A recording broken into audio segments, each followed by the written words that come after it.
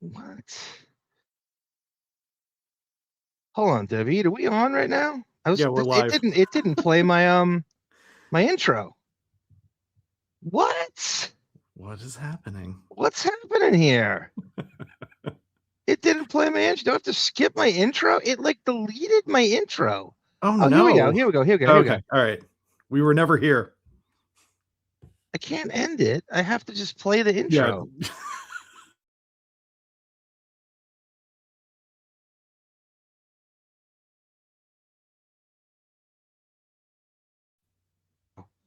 We're still on, right? Yeah.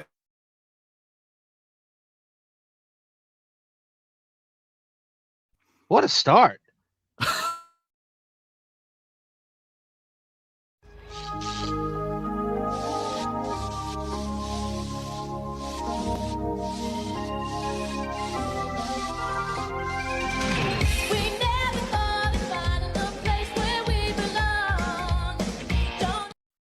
I'm just kidding. It wouldn't play the original one. And I had this whole, let me see if it plays it from the file instead of from the I'll mute myself while it plays. Just curious what the hell happened there. Let's see here. I thought you did some fan fiction thing where like Tom Hansen is representing Leslie Kuhn or something. It is Dr. Curry diagnosis Beth, and that's not it. And where the hell did it go? This is the strangest thing. You could count on some strange new gaffe to happen every time. Let me try this one. With histrionic personality disorder, what you're going to see is extreme discomfort with not being the center of attention, extreme efforts to be the center of attention, and when they feel that they're not the center of attention, you will see some strange things, making up stories to try to get attention, often taking on a victim or princess role, those two roles. Over the news yesterday. What's going I just know everyone's curious, any fans who may have seen that I'm being sued, me and my wife, but every news outlet was calling me yesterday. I didn't realize how famous I still am. I mean, evidently I'm still... Anyway, if you're curious about my situation here, in a nutshell, let me just say this. The lawsuit's completely baseless and desperate, and so we're letting our lawyer handle it. Paranoid about these articles. Okay. Bodyguards everywhere. You think this man is the president of the United States? See? When Mr. Stern leaves, his crew gets much more relaxed. Ooh. Now, first of all, never. Bodyguards where? If I go to a restaurant, it's very rare. And when I go, I don't have any bodyguard. Yeah. There are more articles out now about what a scumbag I am, what a bad guy I am. It generates even this weird energy around me of jealousy, and I'm a douche, and I'm like, oh my God, I almost didn't want to re-sign because they're going to start making this about how much money I make and all this shit. And hold on. Hey now, without mentioning names or anything, I just feel so bad for you when I read these articles and people discussing your money and these angry people, these incompetent drug addicts, people you gave incredible opportunity to. I'm reading the paper today, and as much as I find it distasteful to talk about Chauncey, he's forced me. His goal in life is to get my attention, evidently. Well, again, he's gone after me to get my attention by getting an article planted in the Daily News in the Russia Malloy column, which is absolutely false. The fact of the matter is he calls me an asshole because I didn't go to Gary's father's viewing. Oh, wow. And he says that Beth was at the Bridgehampton polo match and broke her ankle. And that's why I didn't go to the wake. Now, first of all, I'm not going to allow it. I'm not going to be intimidated, and I'm not going to be bullied. Let me tell you what's in his lawsuit that they're going to file. CBS is saying they are suing me because they claim that I entered into a secret agreement with Sirius Satellite Broadcasting. They also say that I entered in for secret compensation. They say that I misused CBS airtime to promote Sirius Satellite Radio. They claim that I misled them into thinking that I was staying at CBS. I was going to stay there. And also that I hurt CBS financially. Hey, I saw this article this weekend, and I wanted to see if you had seen it. It was about your daughter. Of course I saw it. And I just wanted to, I was kind of shocked because you always talk about how, what a great relationship We really do. daughters have with Beth. And Yes. and it had some negative comments, and you scared her off dating. I wanted to know. I know. Emily called me. She goes, Dad, I talked to the New York Post, and I don't know what happened to this article. Right. And I said, how did they get that? I don't know, but my daughter is fantastic. My three daughters are fucking amazing, and I'm very blessed. I have such a great relationship with them, and I really do. And it's fine. I mean, no, my daughter does date men, and very successfully, and she's just a terrific kid. And the article didn't really reflect our relationship, but whatever. It's 2 weeks ago I was telling somebody, my friend, 2 weeks ago they had me in the Post that I'm now the leader of a cult, and I was like, whoa, for Getting Things Done, the that book that I read, David Allen's. And I've met David Allen twice. It's a book on how to organize lists. And I was like, really? That would make a cult? I was.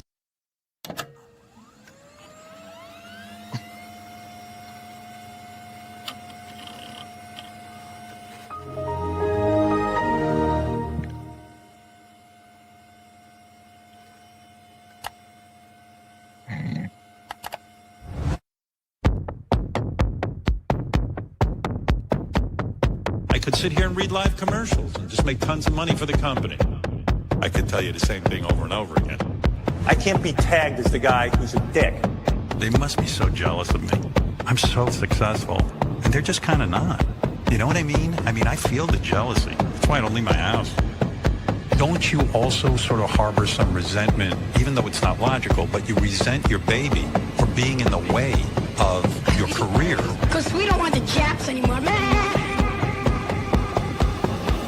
Because I want respect. Some people say our show was the first reality show. I don't think there's one thing I've ever said on the radio that would have been found indecent or obscene. The secret to my show is honesty, reality. That I will say the truth.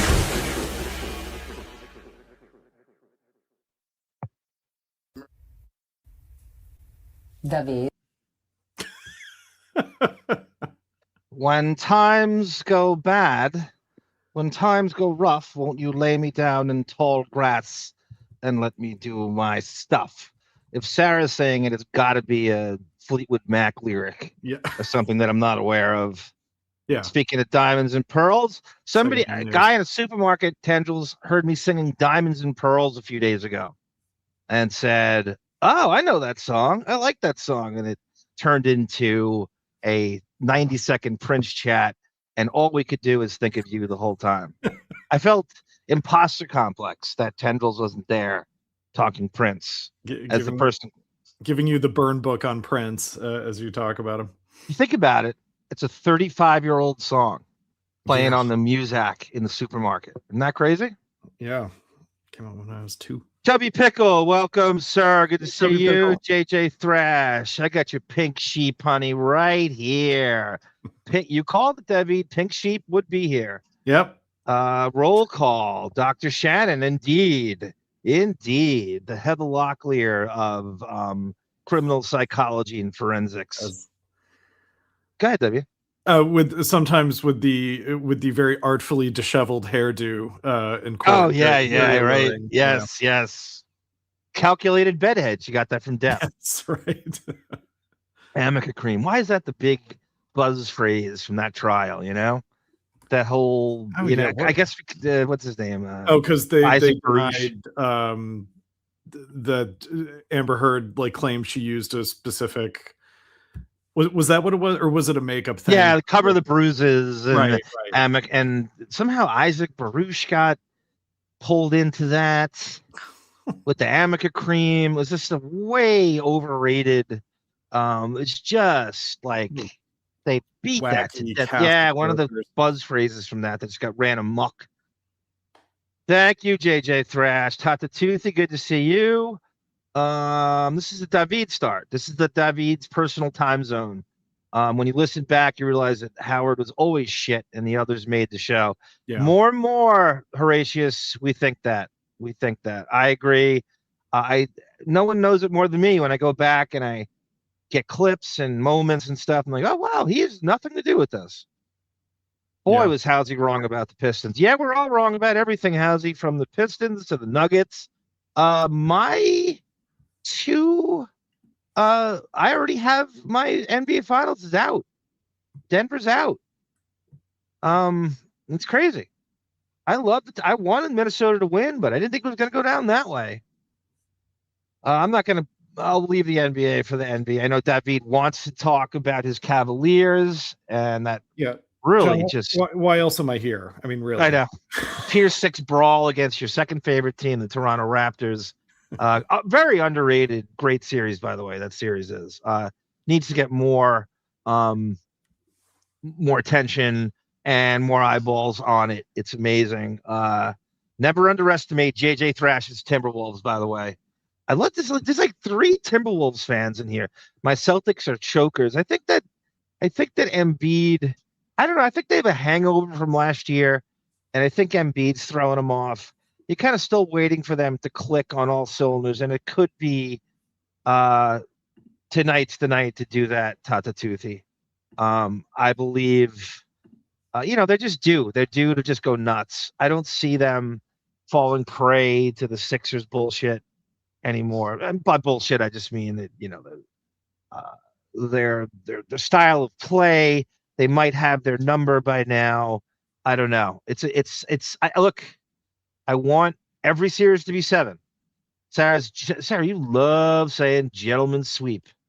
You love saying gentleman sweep at a gentleman. That's all Sarah cares about.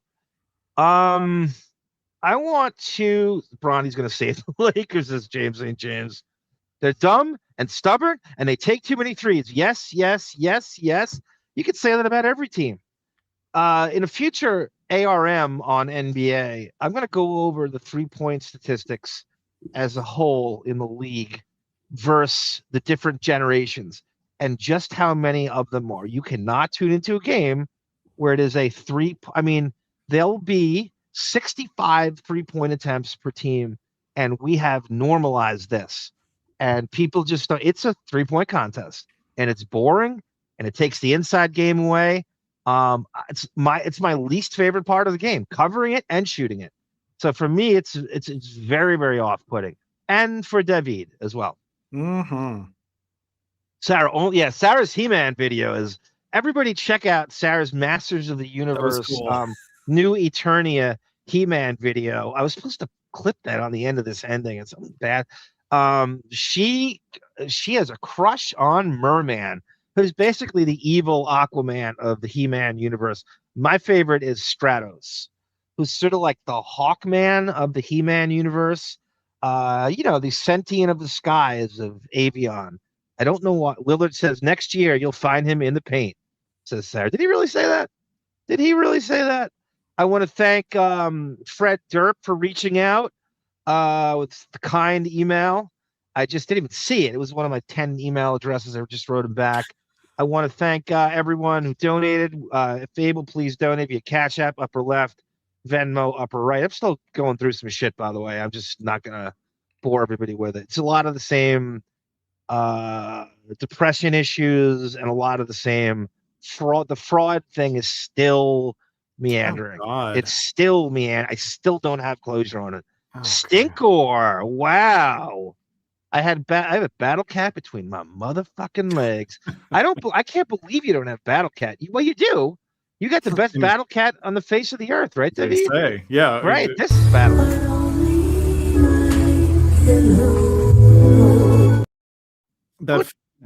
We got Camilla. Yeah, that footage of Camilla trying to fight the other cat on the kitty. You showed that video once. Like Camilla was agility. Yeah. The effortless, I know, the hand-to-hand combat skills. I mean, you could tell she's Panthro's daughter in that. Right. You really can. From the Thundercats. So everybody check out Sarah's Masters of the Universe He-Man. It's called New Eternian. I guess they're considered like the best versions of it. They make the original He-Man figures look like army men. It's so detailed and well crafted. It's like way better than the original. Yeah. I want to start this with, so Leslie Kuhn, our resident hero, is suing Howard and Beth for a hostile work environment. Two people who have never worked a day in their life are going to debate what a hostile work environment is. Got a couple theories on it, but I did this, and I'm going to carry this over no matter what the theory. I'm guessing we'll do this again next time, but even if it goes, I'm going to keep having narration.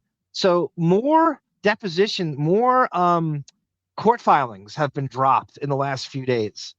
And I went on it. The gentleman, Greg, does great work on Reddit. Corky Romano did like a recap of it, and his was. I wanted the verbatim, so I went to see the document list, and I got the actual documents, and I narrated. I had the AI narrate it, and I made a video of the sort of the openings of the last few days, the new stuff. A lot of people don't realize the trial evidently is going to be in May 21st. They'd said.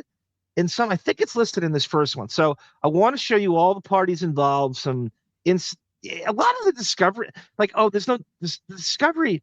There's so many little nuggets that are dropped in here that maybe you don't know, that people don't consider inside information, but I do, because you're sort of listening with a dog whistle and little things. So it's the names of a lot of the people that work for him that you may not know, never mentioned on the air.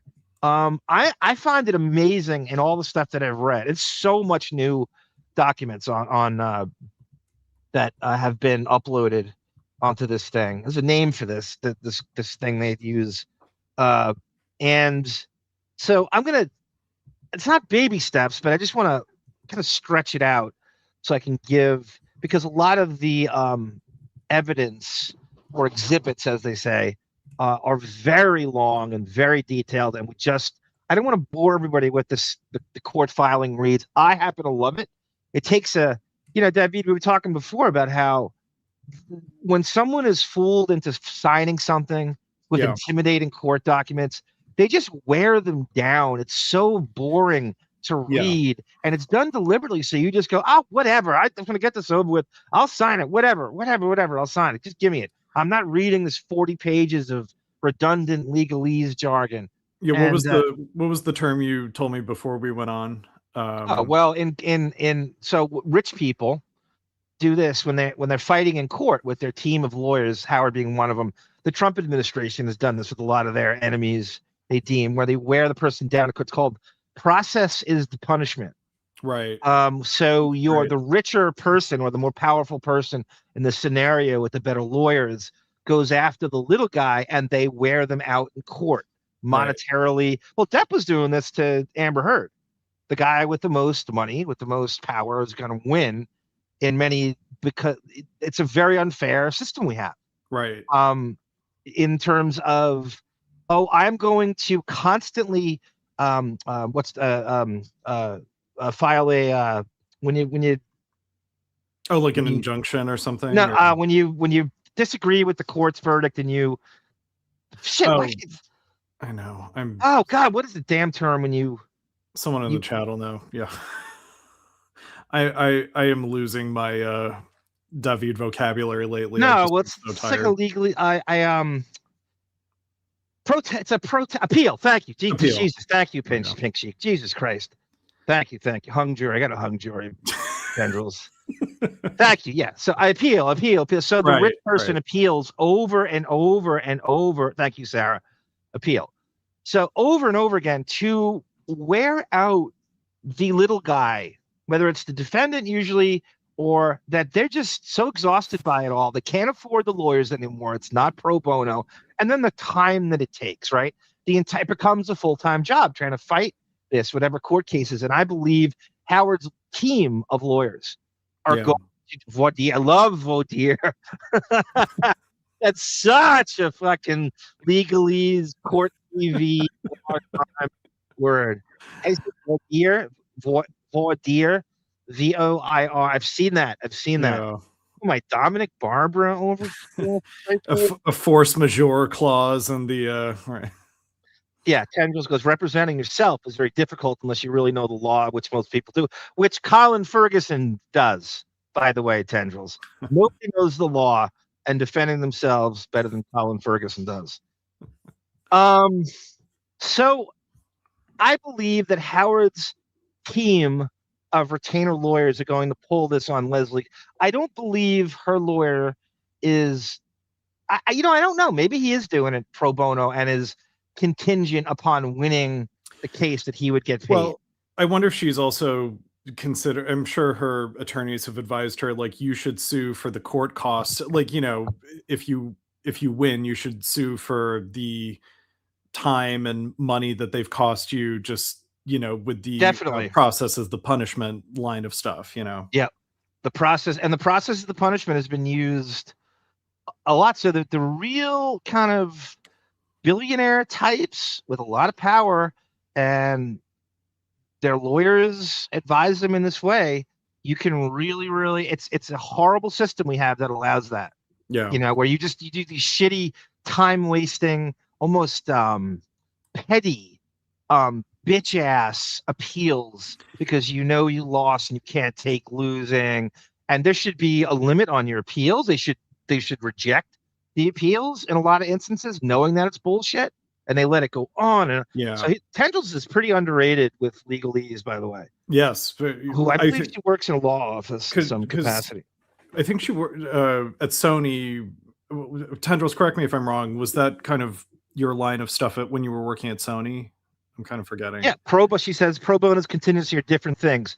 Pro bono is representation for free. Contingency, right, is free representation during the case with payout at the back end if the attorney wins. That's got to be what she's working on.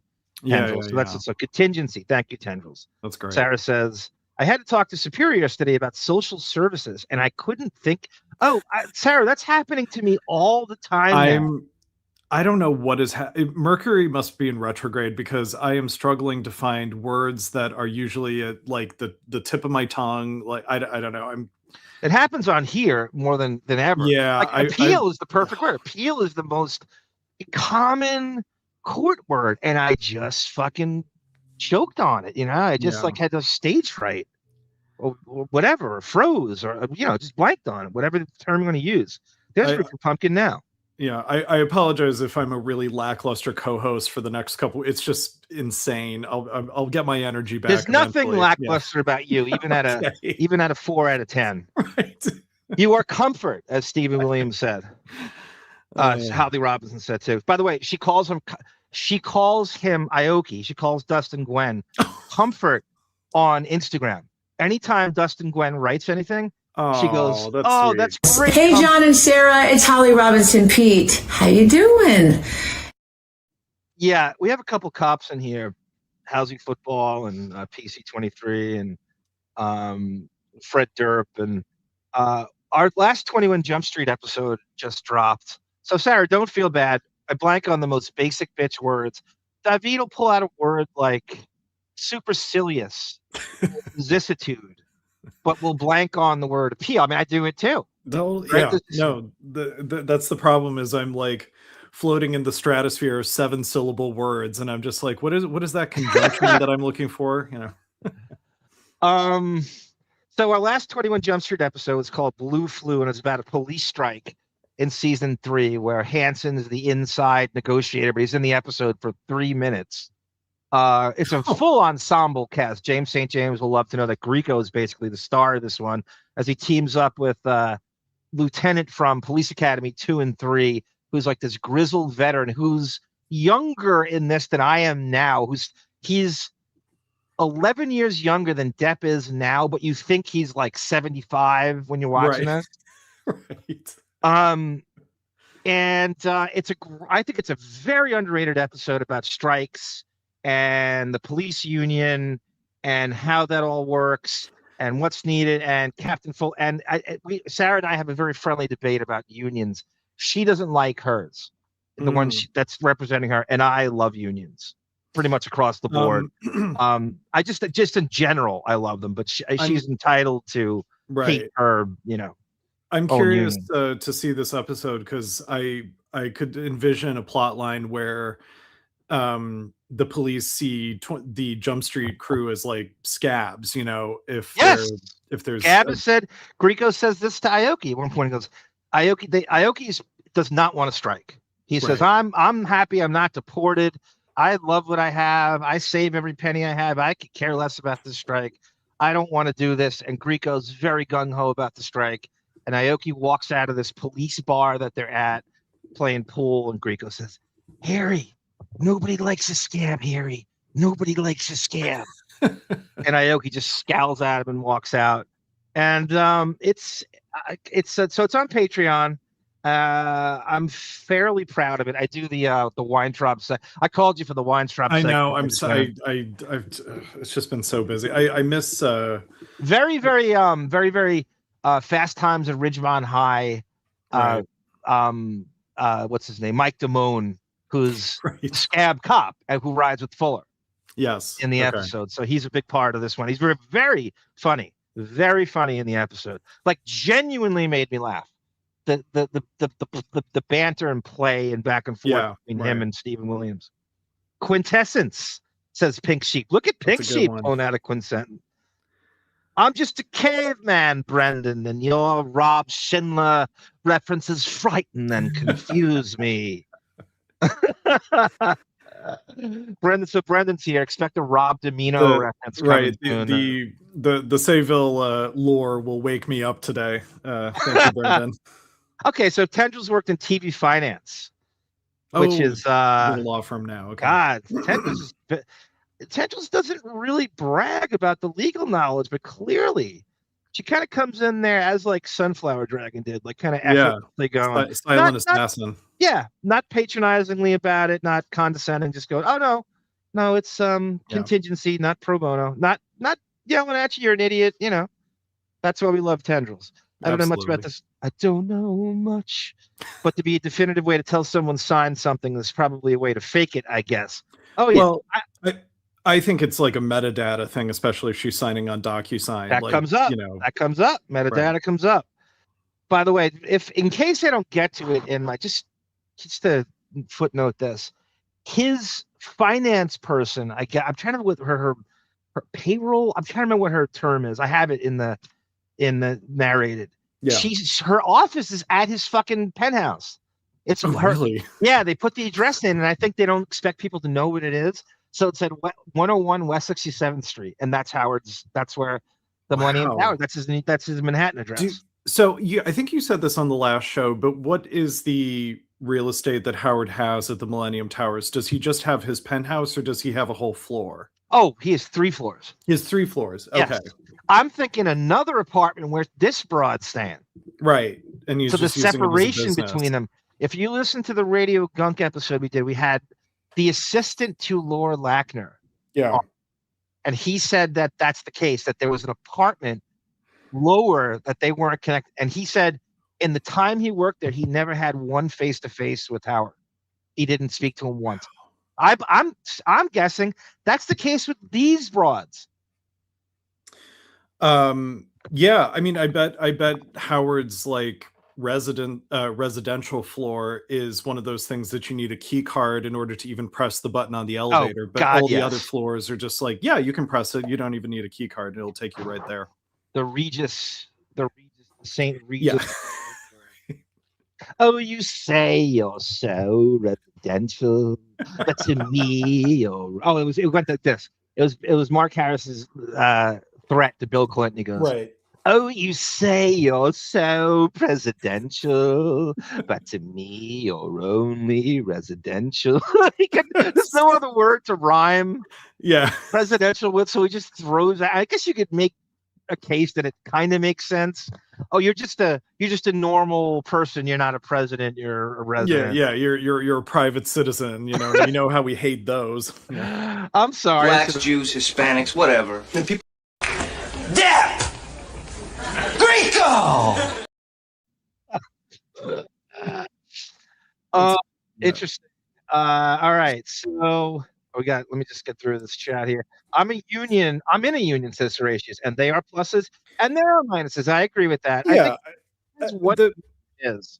Right. The musicians union here in LA has a lot of like capitalistic structures that kind of seeped their way into it. It's not totally controlled by the workers.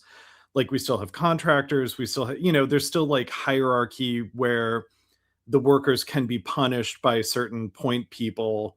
And that's not how it should be working. Like we should be making we should be controlling the means of production. But there's pluses and minuses to them for sure.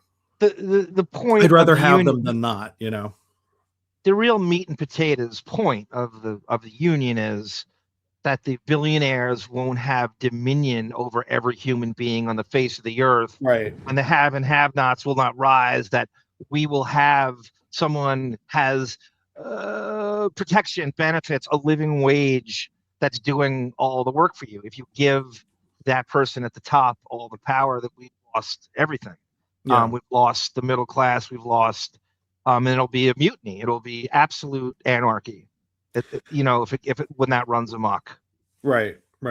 Yeah. And like film composers do not have a union. We're not part of the musicians union. And so that's why people like Hans Zimmer can get away with, employing. Oh, so that's why this motherfucker's on every single soundtrack. Yeah. Well, right. Because he's not writing the score.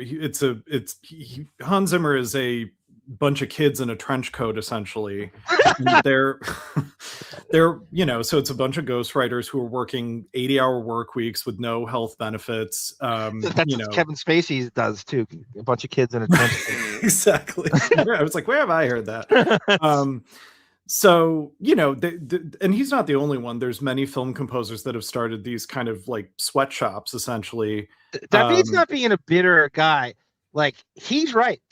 You just have to look at the credits. It's the same 4 fucking names over and over again. Yeah. In every TV show, in every movie. Even before I even met David, you'd go, did they ever have other composers besides these 4 guys? Right. I think that about casting directors, about voiceover people. It's like, it's crazy. This is why, Yeah, there's composers like Brian Tyler who did like he did the new Super Mario movie, and if you go to like the 14th credit block, there's like 25 names of what they call additional music writers, and they're the only music writers because the credited composer oftentimes is just they're the sort of broker of the deal to get the movie, and then they have all the creative work done by a team. And I hate it. I think it's killing the art form.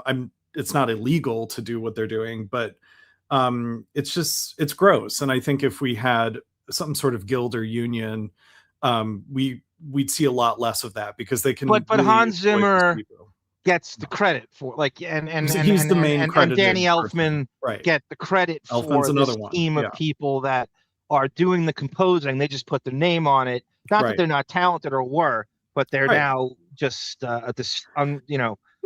glorified figurehead. Zimmer is not devoid of talent. He has a specific, Hans Zimmer doesn't read music. I'll just say that. Like, that makes one of us. Right.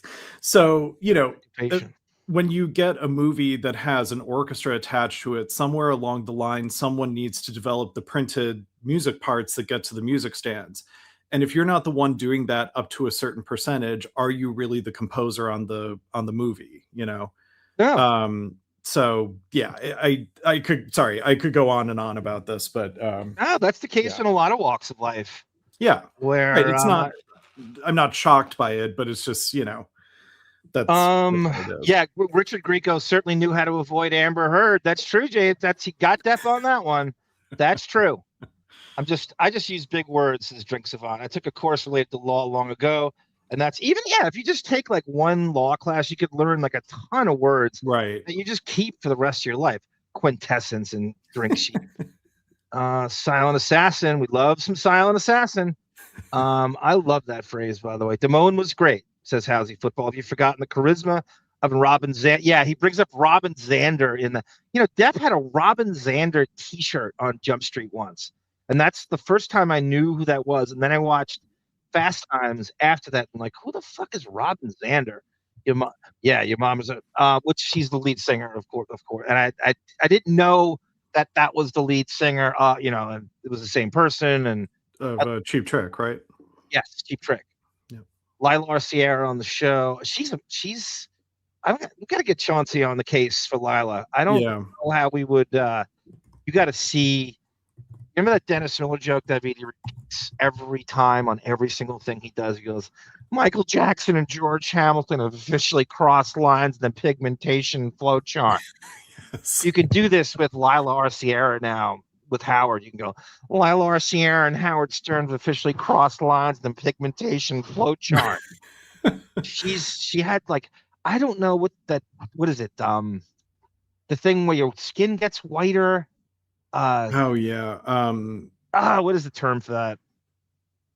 Appeal.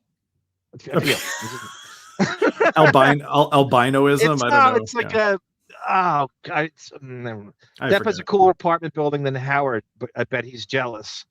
I don't know about that, Johnny Rando. We've got to really see. I'd like to go side by side on that one. That's a great question. Who would you consider? I would think Depp's is cooler, but again, I don't know. It didn't look that great to me going through it. I don't know. I wasn't that blown away by the Eastern Columbia building decor, Debbie. Were you? I mean, I like the old kind of mid-century kind of look to the building, or not. I'm sorry, of not course mid-mod, you do, like Art Deco, because you're from 2 centuries ago. Exactly. The Deco kind of 20s thing of it. Inside the building, I don't really remember. I have to watch that episode where Sarah kind of assembled video. I know she does a great job there in that. I have a friend who lives there now, by the way, so I need to. Tell me that. What's the roll call, David? Besides Depp's, we'll just include him. He's no longer there. It was Stamos, right? Tom Sizemore. Who else? There's some other musicians. Yeah, I'm kind of remembering, or kind of forgetting. Eastern Columbia. I wonder if there's a list. There was. Those are the names that hit me. James St. Yeah, I cannot look at Chuck Schumer without thinking of Mark Harris. It's so funny. They grew up 1 mile apart from each other in kind of the Coney Island, Brighton Beach area, and they're basically the same age. And they have it makes a lot of sense that they would have the same speech cadence and accent and everything. Right. Yeah. I was in a union at the center. My dues were Cadillac Healthcare, dental care, $600 a year. There's no insurance, and a plan with a $600 deductible. David always says, like, what has your union done for you, David? I mean, they, be beyond sort of like a health plan or dental, because I am as an orchestrator, which is different from a composer, I am covered by the union. But that's how I get residuals on the movies that I've worked on. And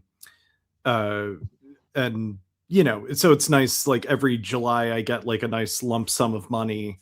You know what's different than your residuals than actors? Your music will actually be taken and used in other things, but what the actor does sort of stays right there. Like, people will take your music and use it for other things, but the actor's work kind of stays where it is. Right. You know what I mean? Like, yours is going to permeate more different walks. Right. Yep. Exactly. Yeah. You got to channel Mr. Feeney, and then any word will come to you. You're so right, James St. James. That's true. That's Mark Snow. Mark Snow. Same 10 guys in LA write all the big pop songs, I heard. You are right, Horatius. And it's getting more thinned down. I don't know how anybody goes into music or anything resembling pop music now thinking you're going to make it. I have no idea. Pop music as a whole. I mean, film music is becoming we're going through a dry, because I think the legacy media, studios, networks, whatever, are sort of their iceberg of influences melting, and there's a Hollywood 2.0 that needs to be built, so that we can sort of reset artistic standards and make it more labor focused and more artist focused too, less star fuckers, you know. Yeah, well, the Nepo babies are always going to march in, right? Every time you're going, oh, Lily Rose Depp has a record deal. Okay, this is how it works. It's either the same people or that's just, I don't know how anybody would even. There's Nepo baby film composers now too. Yeah, like of course Michael, there is. Yeah, you know, Michael Giacchino, the composer on the J.J. Abrams Star Trek, his son is, you know, a film composer now, and you know. Maud Apatow. You got Maud Apatow. Coco Arquette, or you know. Is Depp still friends with? Yeah, that's a great question, Horatius. I have not heard from the Depp Hope friendship in a while. It's been I'm sure they're still friends, but I have not seen them hanging out in a long time. I was thinking about that a couple weeks ago. That's a great question, Horatius. Dance Papers bought Steppin' Out magazine, says James St. James. Yeah, that merger's crazy. That's all over the NASDAQ. CNBC starts every show with that today. Where it's become such a monopoly, right? Dance Papers bought Lou Dobbs wouldn't shut up about it, you know. Dan and Out magazine, they renamed it. Vitiligo. Look at Pink Sheep pulling out. That's the word. Thank you, Pink Sheep and Drink Savant. Oh, yeah. Right. Vitiligo. Okay.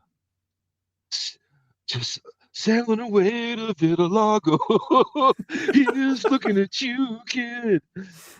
Sammy Sosa has it. That's right, Tata Toothy. Johnny Rando got it. Vitiligo. Beth and Howard are going to. This is why when someone writes something in a comment section, or I'm not talking about this, but like an email, you know, you always look better than you do speaking because you have time to take a beat and think of the perfect word. I am much better in comments, definitely, because I can. Everybody is. You better be. Yeah, right. If you have a beat to think about stuff, and you know, you better be. But was Depp always in long-term relationships? Yeah, a Poona. Horatius. Dan the song parody man. Pretty weird for a guy who all the women want. Yeah, he is, but I think he cheats way more than Bill Belichick does. Way more than anybody wanted to know, and that came out a lot during the trial. He definitely, there's people who cheat more, but he cheats on the DL. He's got a lot of people covering his ass, but he definitely cheats a lot more than the Deptford wives want to ever admit. I can't think of anyone he didn't cheat on, actually. Who was the yoga instructor that he cheated on Amber with? Rochelle Hathaway. Rochelle Hathaway, that's right. Yeah. He cheated on Vanessa with her and Amber Heard, and that's how the Amber Heard stuff started. He cheated on her with Rochelle Hathaway. Yeah, was want to acknowledge that. Was Ellen Barkin an other woman when he was with Kate Moss? She was just an F buddy. She was just an F buddy. Okay. She was just like I don't even know if you call her a MILF. A rebound. Yeah, MILF. rebound. Right. She's in between. She was in between Kate Moss and Vanessa Paradis. Okay. And basically it was a tryst that happened on the set of Fear and Loathing in Las Vegas. Got it. Okay. She plays a waitress in Fear and Loathing. And she's a really good actress, by the way. She's great in Animal Farm. I can't believe how good that show is on TNT. No, I like the show on TNT is that good. That's not Bones. Right. Or Castle. Or that isn't Robin Quivers approved. Right, exactly. People hate J.J. Abrams and Star Wars. I know. Andrew Jenkins, you're right. Rooster Sideburns, welcome. I could never be live and talking. I heard David was in the Zapruder film. You were actually in, and you list that in your credits, David. Yes. I shot Jack Ruby, which very few people know. I had an interaction with, Richard Belzer is obsessed with the Kennedy assassination and all things to it, and it's like the whole personality is. And I tweeted him online. When he was live. I said, "Is it true you named your dog Zapruder, Ruby, and what's the other buzzword from that? Zapruder, Ruby, and book depository. I don't know. Yeah, it was another. There's another name in there. That's a weird name. And he goes, Lee Harvey Oswald, or Oswald. Yeah, Oswald. Ruby and Zabruder, you named your 3 dogs that. Yeah. He writes back, no, you moron, I didn't. That's all he wrote. Like a big bold print letters. No, you moron, didn't name my dog. It was done tastefully. It wasn't done like a dick. He was just going. Oh, okay. That's a weird response from a comedian, but okay. No, you moron.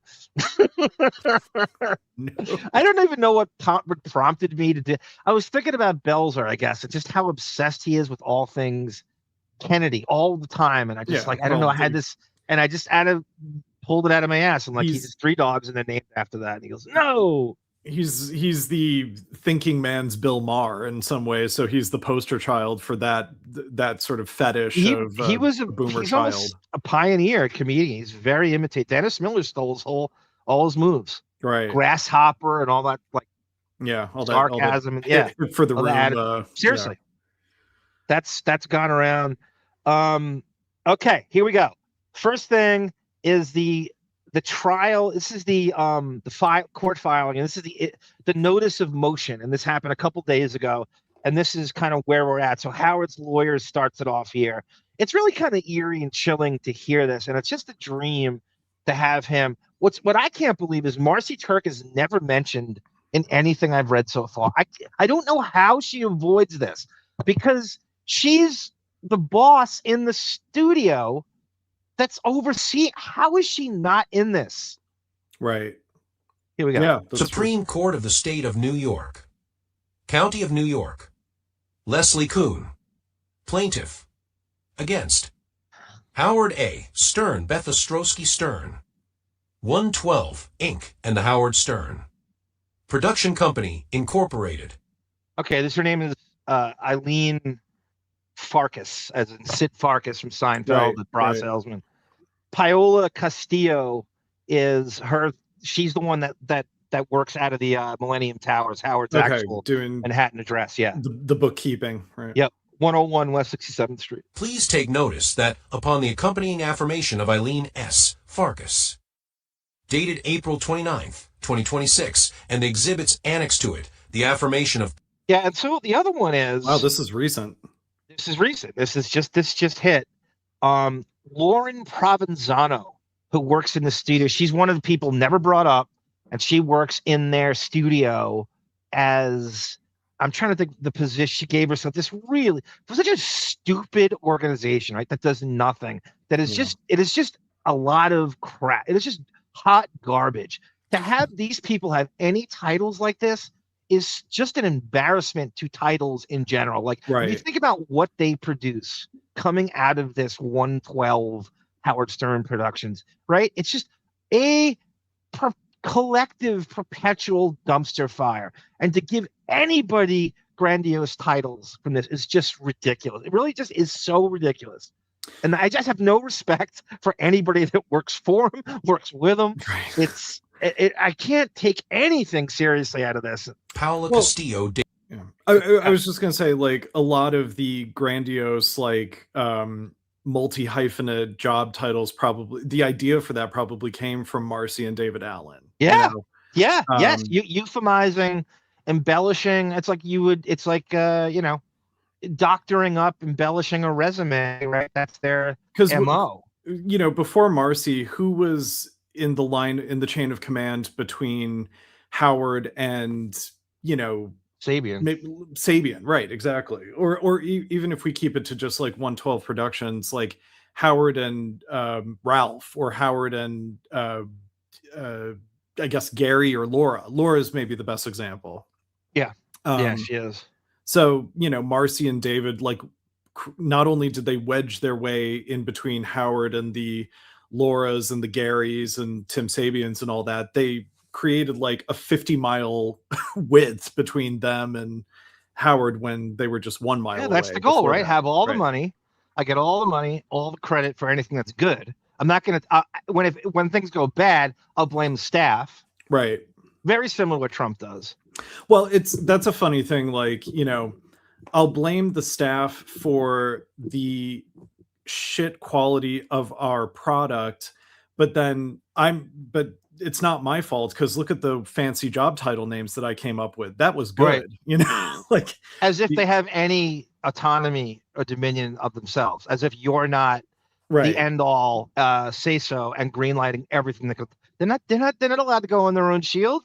We all know that. How stupid do you think we are? Right. But this idea that we should get more credit for our brilliance around the infrastructure of a company as opposed to the brilliance of the products that we actually give the public that they're paying for seems totally in line with a Marcy Turk or a David Allen. So yeah, Todd the Toothy goes, yeah, he really does sound like the Behind the Music VH1 guy. It's not even him. I think it's just a knockoff of him, Todd the Toothy. That does sound like him though. That voice to me is always like a dad in his late 30s who still has like the glory days were college. Like you've got that little sort of college, like young hip surfer dude lilt to it, but you've got the aged vocal cords of like a 38-year-old dad. God, David, so poetic the way you laid that out. Jeez, so specific. I've thought about this a great deal. And his favorite band, of course, is Steely Dan. Right. And Fleetwood Mac. Right. Too many cats, one shite on Howard's hat, says Andrew Jenkins. Tendril says, hey, Arm, Tarsi Murr could be considered part of Howard's production company, Inc., collectively Stern parties, but offstage. Yeah, I know. There's, oh, my God, Danny. There's Danny Provenzano. Is that, I could not stop thinking about him. Danny's a huge, Sarah and Danny Provenzano are huge Fleetwood Mac fans. He had a great post about Fleetwood Mac the other day that, of course, I like. And Danny, are you really, are you actually, and Provenzano is a fairly common name, especially in the tri-state area, but could you possibly be related to Lauren Provenzano? Is that real? That's why I've heard that. Is that a stretch? Okay, when you said the name Lauren Provenzano, I was like, where have I heard that last name before? And then, oh my God. Do not underestimate Danny Provenzano's hand-to-hand combat skills. Right. Don't underestimate it for a second. I want to compliment Pink Sheep on the hacky behind the music quote of, but off stage, things were falling apart. Right? That's so but off stage, funny. Things were falling apart. That's so great. That's everything. They wouldn't do it if they couldn't say that. Yeah, exactly. Yeah, there's no point in making a behind the music about you unless you had debauchery of some kind. Dated April 24, 2026, and the exhibits annexed to it. The affirmation of Lauren Provenzano dated April 28th, 2026, and the exhibits annexed to it. The affirmation of Matt Hansen. Okay, Matt Hansen is the IT. IT stands for Internet Technician. Is that the acronym for that? It's a tech person. What's the I stand for? Is it just internet or? No, I think it's IT information technology. Okay. Yeah. Okay. Because it precedes the internet age, I believe. So after the first couple of doing this, I started to cast the voice. I mean, like, why? I was using the behind the music guy, and I'm like, why don't I try to cast what this person could sound like? And then in the middle of it, I switch voice. Like I try to match it to what I think they might sound like. Right. Dated April 27th, 2026, and the exhibits annexed to it, the accompanying memorandum of law, and upon all prior pleadings and proceedings, defendants Howard A. Stern, Bethstrionic Stern, 112, Inc., and the Howard Stern Production Company, Inc. will move this court in the motion submission. Okay, so here they identify, which seems to be a big secret all the time, right? I assume, now read, like, coming up, this is when the trial is, right? Listen to this. Oh, yeah. It's just done in a legalese way where you kind of blank on it, but this has to be, right? This is... Motion submission part courtroom, room 130 at the court. So everybody in New York City, I want you to gather at the courthouse, 9:30 a.m., May 19th, 2026, Center Street, which is downtown, like right by the Brooklyn Bridge. It's like in the 60 Center Street, and with Leslie Kuhn, pro Leslie Kuhn signs, and put like Zoo and Marcy Turk signs, and then march around the court. I'm gonna DM Mamdani's like Instagram and tell him to have the police block off that block for us so we can do a live Lotus Notes. That's so funny. Everybody gather, Avengers assemble, May 19th, 9:30 a.m., 60 Center Street. This needs to be, I don't know why, like I was reading Reddit and this didn't really come up on there at all. Because he did a really good job highlighting it, but there's some like very nerdy specifics that need to be. This is very important. May 19th, 2026, 9:30 a.m., 60 Center Street. Go there with your Marcy Turk signs and Zoo. Right. Do Howard and Beth have to show up for this? I mean, I know. I guarantee they weasel out of it. They wiggle out of it. I guarantee all civilians have to show up for this shit, right? Right. You know their lawyer is showing up for them. You know that they pulled that shit. Yeah. What Jeff Beck concert are they going to escape to in order to not show up? Hey, Depp showed up to most of his. Right. That's true. Yeah. They're all my marbles. All mine. You can't have my marbles. Get away. It's my house Aggie. located at 60 Center Street. New York, 10007 on May 19th, 2026 at 9:30 a.m. or as soon thereafter as council may. Be heard for an order. Danny, were you on the Kimmel show? In your avatar, it shows you with Jimmy Kimmel. Did he have you on there for some reason? Or is that something older than that? Is that Kimmel in your avatar? Pursuant to CPLR 3001, CPLR 3211, CPLR 3211, and CPLR 3211.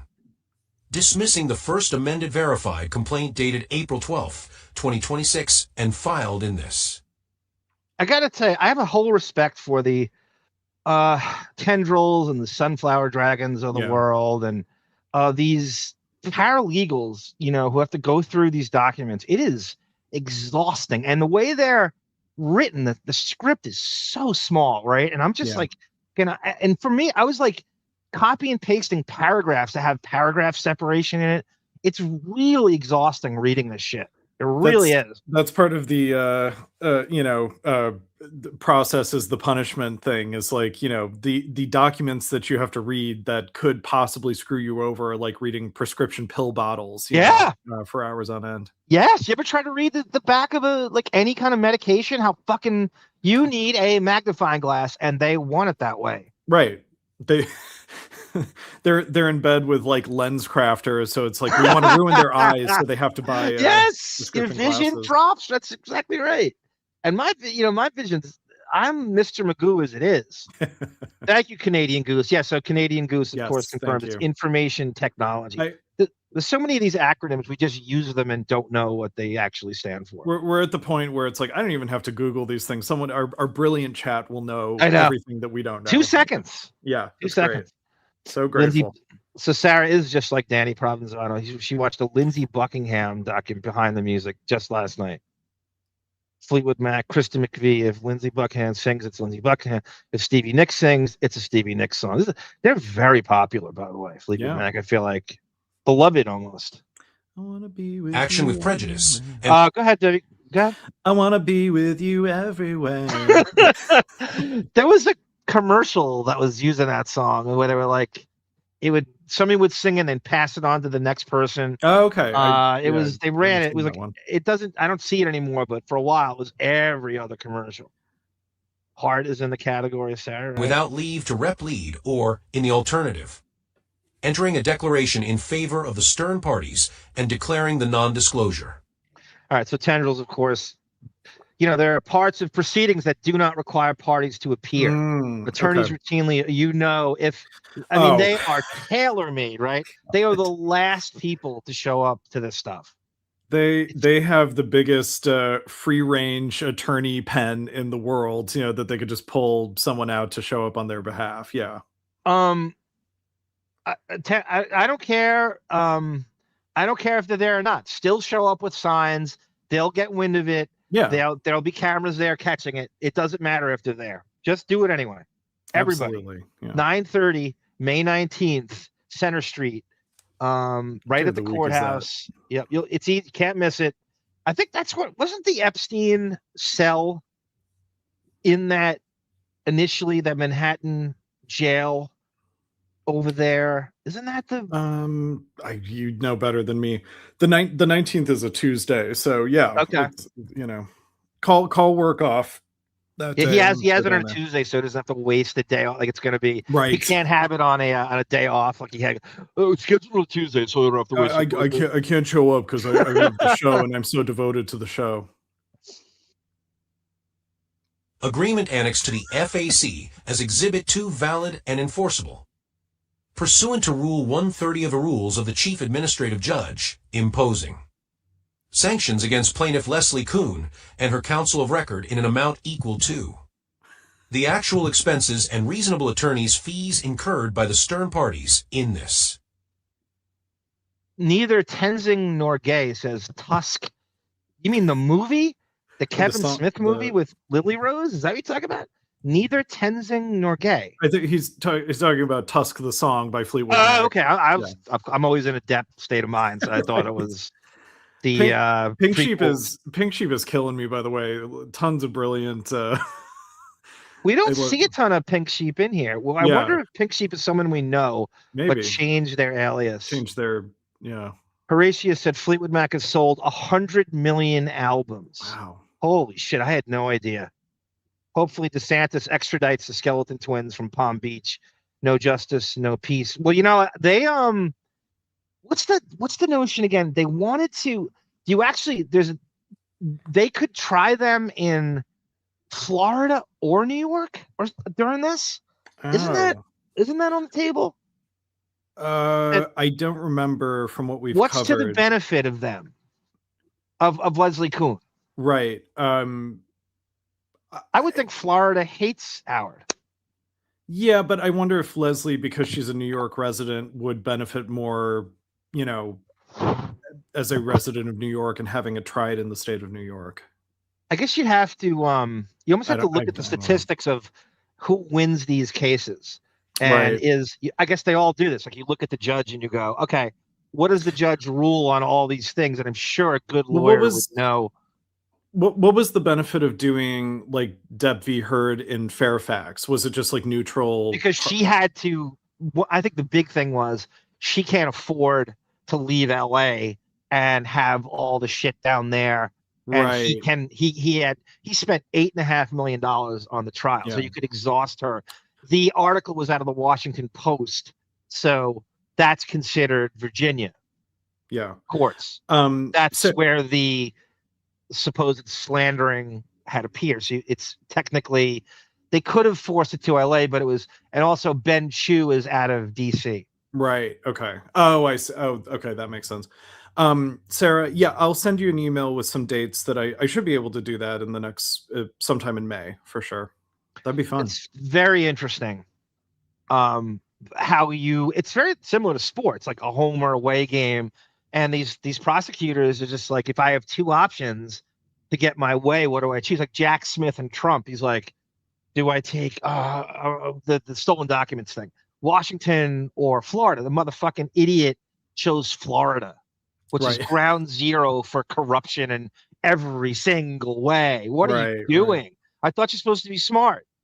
Why would you choose Florida if you could choose Maryland? That's what you do. Right. But that's so you plot where if you get your druthers. Action and resulting from the frivolous conduct of Kuhn and her counsel with the amount of such expenses and reasonable attorney's fees to be awarded to the Stern parties to be determined at an inquest, and awarding the Stern parties such other and further relief which the court deems just and proper. Oh, so they're playing it too, where they're saying they're intimidating her that she'll have to pay for their court costs, right? Yeah. That's got to be super intimidating to someone like Leslie Kuhn, right?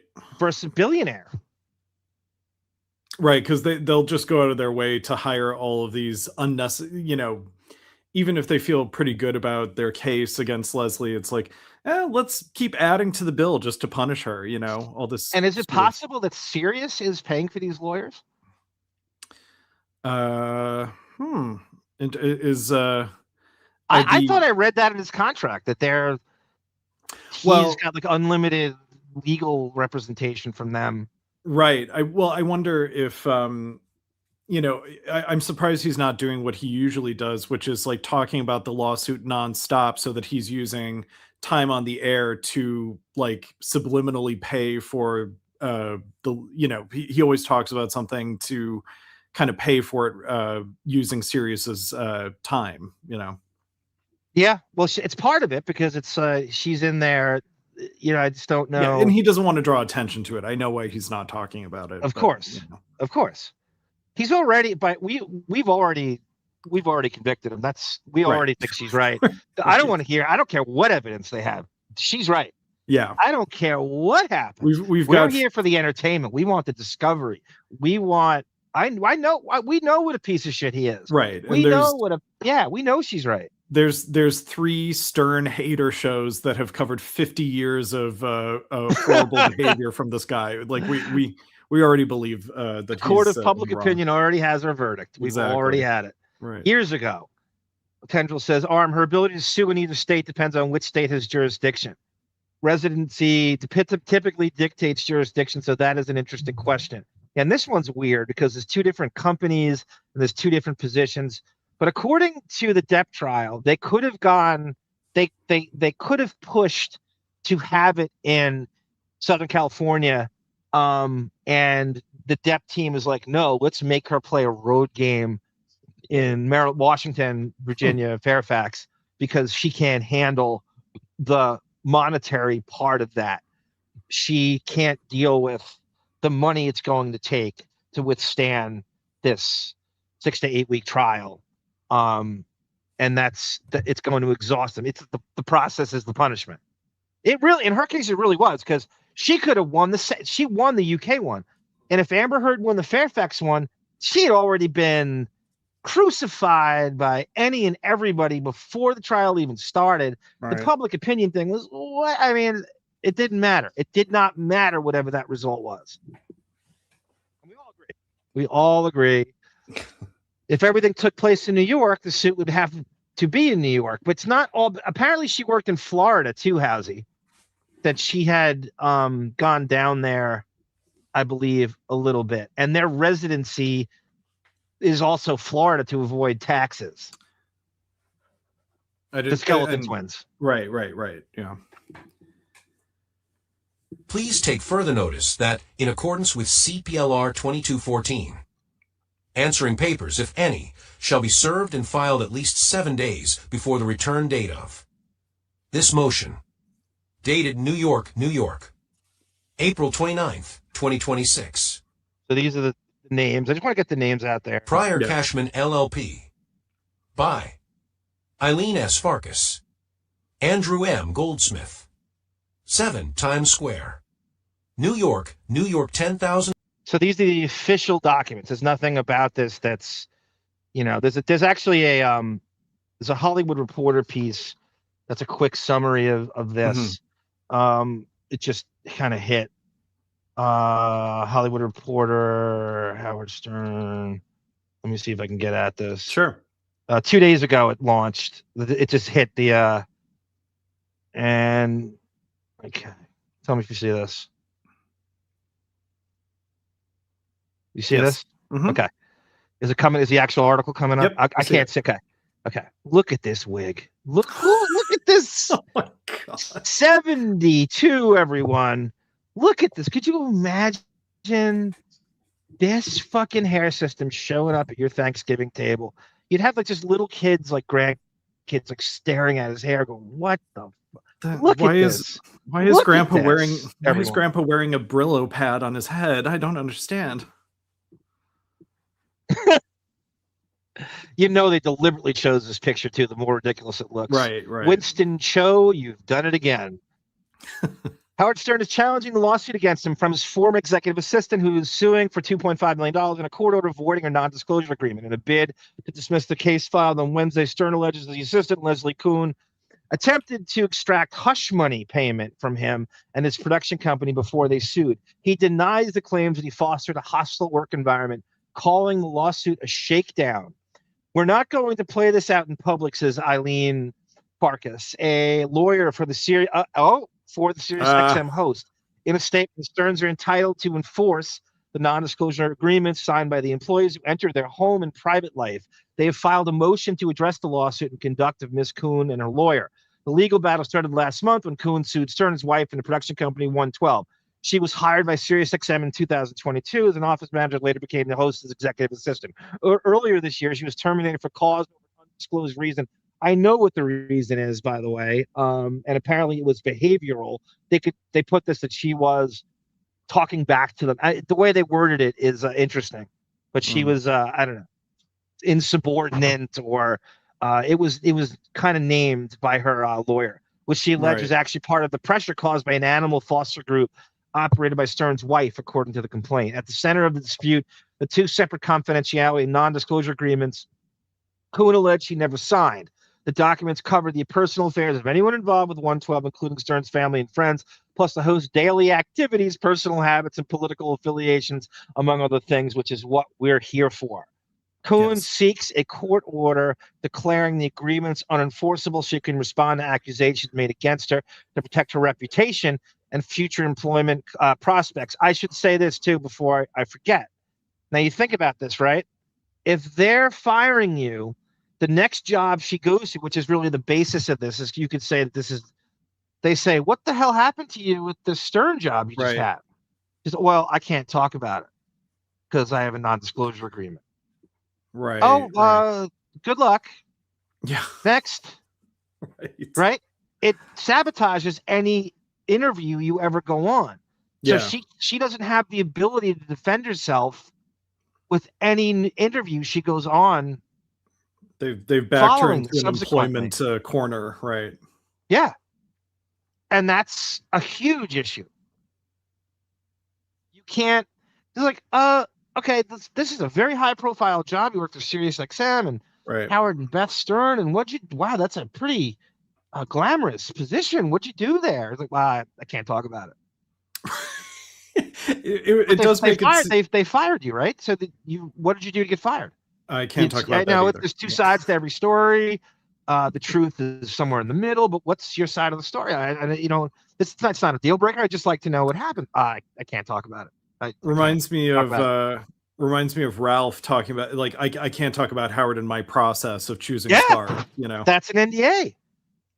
That's when I read through these documents, and again, there's so much more that I have to show you that in the coming shows down the road. She has foisted an NDA every other paragraph by someone new. It is insane. It is like I don't even know. It's like a duck hunting season of like a skeet shooting of NDAs, just sitting there with a double-barreled rifle and NDA. Oh, did you get the NDA? Did you get the NDA? It is just the entire. It's all he cares. It's all Howard cares about. It's all these people. They are just foisting one NDA on her after the next by different people. You can't even keep up with it. Yeah, so someone else on staff at the Millennium Towers brings her a sandwich from Blimpies along with an NDA. Like, you will not tell people that we get sandwiches from Blimpies. Yeah, isn't the point of the NDA? If you admit you have an NDA, do you breach the NDA by saying you have an NDA? It's an admission of guilt. Like, if you say someone's holding me to this, everything in their life is embarrassing, and they can't have it out there. Right. Just admitting you have an NDA, is that violating the NDA? Is saying that you have one. Right. And that would make her looking for a new job even worse, where it's like her employer asks, like, what was it like working for the Sterns, or what did you do? And it's like, oh, I can't talk about it. And they're like, oh, do you have an NDA? I can't talk about it. I can't talk about it. You just look crazy. Like, you invented You'd this. never get hired. Right, exactly. You're only really as good as your last job in a lot of ways, right? Mm-hmm. They're not going to give a recommendation. That's for damn sure. Who are you going to ask? Marcy? Right. Laura Lackner? Who would you possibly, right? You'd have to change your line of work, Yeah. Yeah. Her life is kind of ruined in a way. If you want to stay in that, you're not going to, unless some weird thing happens and even somebody hires you as a friend. Right. Even having this loss, maybe that's part of the thinking behind suing them, is like, I want this out there that you have tried to silence me at the very least. And so that even if I lose and I have to stay silent about what I saw, future employers know, like there's a record in the Hollywood Reporter that, I did actually work for you, Yeah. Yeah. They could easily look at, right. You could just put her name in and look it up easily. And all these articles will come up. I don't know if she looks worse or he looks worse when you do that. Jeremy Spoke called Howard's nickname from his grandkids a Zoompa instead of Grandpa. Well, that's that's an interesting thing too. Is like we're we're the proletariat on her side, of course, because we want her to stick it to the man. But if she's going to interview for a job in a similar capacity, are they going to be on the side of like management and be like, well, we don't like that you tried to sue the Sterns, Yeah, right. Lawsuit happy thing. You'll never get high. Once people peg you as an ambulance chaser or so litigious, you'll especially in a workplace, you'll never get hired again. That's why there's a lot riding on her on this to actually win it, even though apparently that fee she charged she was forced to charge that $2.5 million fee because that was the and lowest by the way, you could go to have it. Can we put that 2.5 million in context? How many hours of radio is that for Howard? It's 2 shows. Okay. It's a little over 2 shows. Yeah. When he was 3 days a week. Right. God damn. Can't even do that. Elaine Bredehoff. I'm impressed, Pig Sheep. You know that name. Apparently, Judge Askarati did a farewell trial that was televised, and I still have to watch it. Sarah alerted me to that. I kind of want to see it. Yeah, she looked very tired. She looked very like the Depp Heard trial took so much out of her. It's like I'm done. It's exhausting to have Cecily Strong play you on SNL. Looks worse than Phil Spector with the Shirley Temple wigs as Tata Toothy and Horatius. Okay, well, I'm just going to wrap up this article. In Wednesday's filing, Stern says he never intended to discuss Kuhn's termination. You don't discuss anything. Oh my you God. Don't discuss any. What good would, even if you did? Yeah. Defend yourself. So we talk about our lives, right? Nope, you don't. And therein lies how shitty the show, and plan to provide a neutral reference if asked. Yeah, right. Sure you would. He cites evidence indicate he's not citing anything. He cites evidence that indicating that she knowingly signed the documents pointing to an exchange in 2022 in which she sent Howard Stern show production manager confidentiality agreement with her signature. And when asked to review the non-disclosure agreement in 2000, she wrote, "Signed NDA attached according to the complaint." The filing alleges Stern notified Kuhn and her lawyer, John Leonard. This is the guy. For some reason, I picture him as being, I don't know if he's got to be a black guy, right? John Leonard. He's got to be a black guy. So that's the vision I have him, and that's the voice I gave him on the thing of evidence. That's how you cast him. I so want him to be a black guy. Of evidence showing that she signed the documents before she sued. She seeks court order sanctioning them for allegedly weaponizing the legal process and lying to the court. Of course they lied. It's Howard. Of course, it's all he does. Of course he lied. The reason Kuhn filed the lawsuit was to pressure the Stearns parties into making an outlandish payment to make her go away. The filing reads, and the sole reason Kuhn's termination has become a matter of public record is because Kuhn and her counsel chose to publicize it by filing this lawsuit and seeking to leverage the press. Keep leveraging. Keep seeking. Yeah. How about this? If shit doesn't go her way, just retribution wise and revenge wise, what is to stop her from leaking gossip to all the rags, whether it's Crazy Days and Nights, TMZ, the way Whitney Hurd did? Definitely. What is to stop her from doing that? Little gossip blurbs, you don't know where it came from, pass it on to someone else, pass it on to me, I'll send it to them, send it to Adam Levy at the Daily Mail. What is to stop her from leaking stuff? Yeah, leaking blind items. Oh, I would just honestly, just a barrage of make a living off blind items for the rest of your life. Because she's got the arsenal. She's gonna supersede Corky Romano on Reddit there at some point. Johnny Randigo, Eileen Farkas sounds like a Billy West case. Sure does. A Billy West character. Okay, so the next thing is, in the court filings, we have the affirmation of, speak of the devil, Billy West as Eileen Farkas. And just to see, I don't know how much of this I'm gonna jump around. Yeah. Just to get a feel for who the players are in this. Sure. Hun Melissa A. Crane. Moat. That's the judge, by the way. Yep. Missy Crane. The Honorable Missy, we'll call her, Yep. A. Crane. And we call her Mac in the New York legalese. Mac can throw him back. At the Missy Elliott, judge. Seek 001. Affirmation of I, Eileen S. Farkas, an attorney admitted to practice law before the courts of the state of New York, affirms under penalty of perjury. 1. I am a member of Pryor Cashman LLP, counsel for defendants. Howard A. Stern.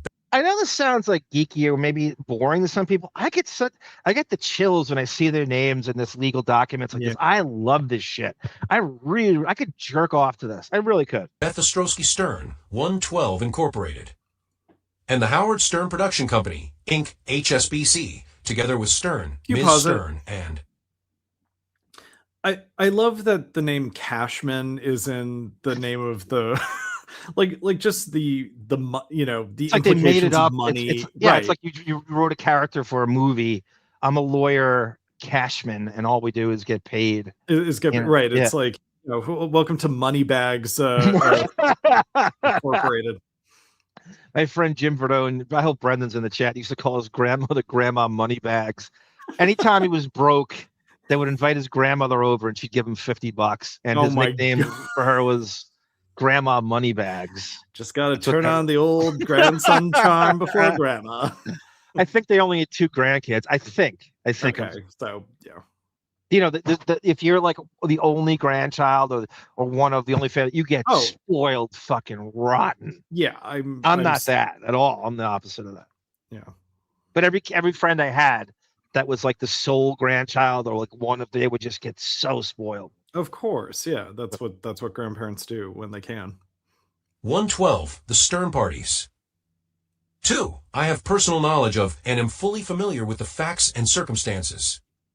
Somebody goes, I don't know if it was us or like, they go, what does the 112 stand for? It's Howard, the narcissism of his birthday, right? I go, it's the actual amount of follicles in his real head of hair.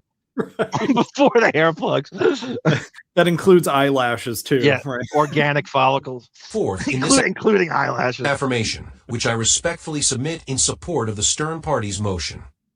For an order dismissing the first amended verified complaint dated April 12th, 2026, and filed.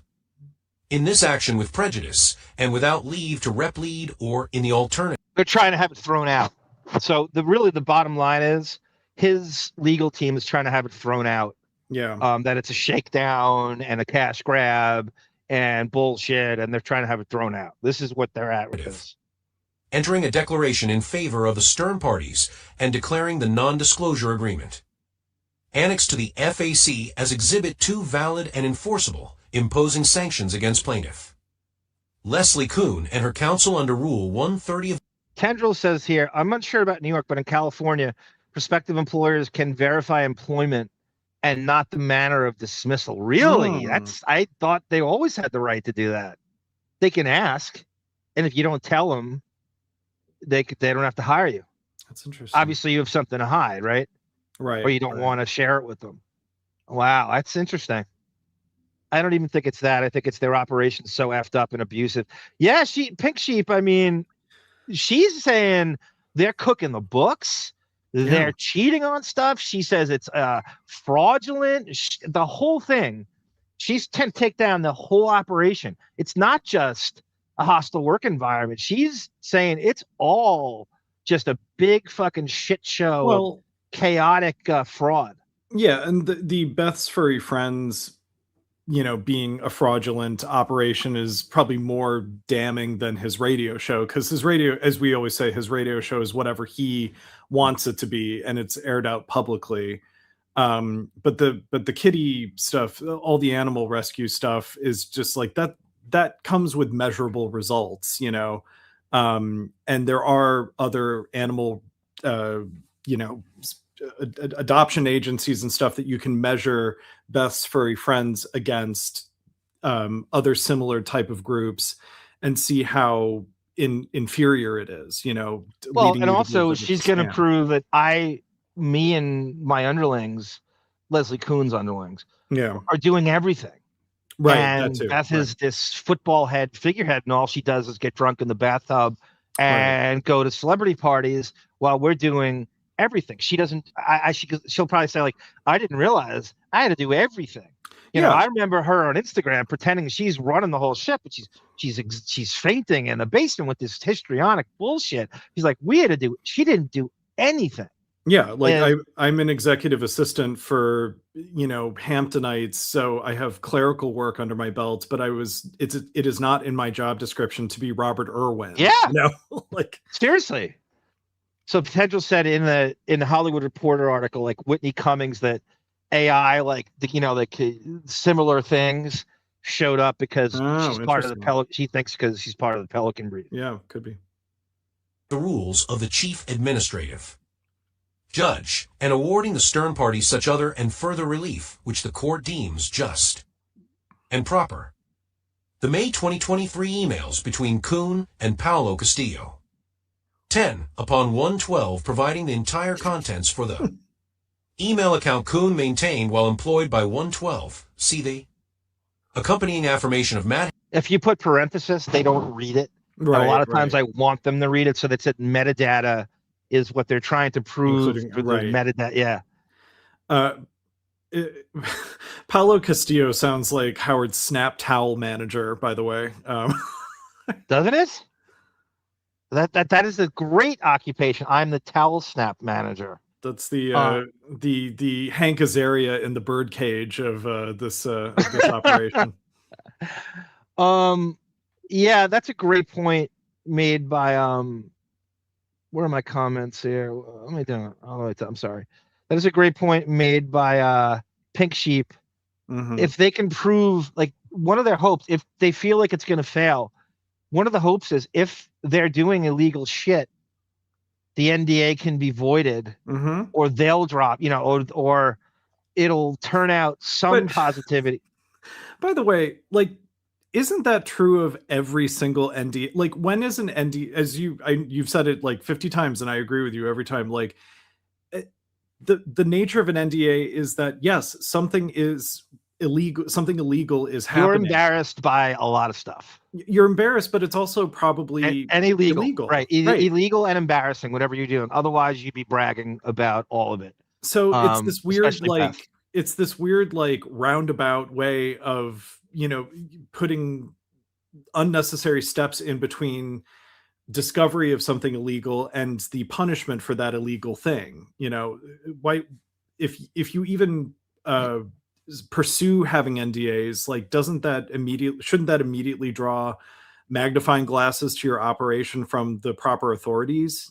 You know? Of course. And I don't care who wins or loses this. I want discovery. Right. We know Leslie Kuhn's in the right.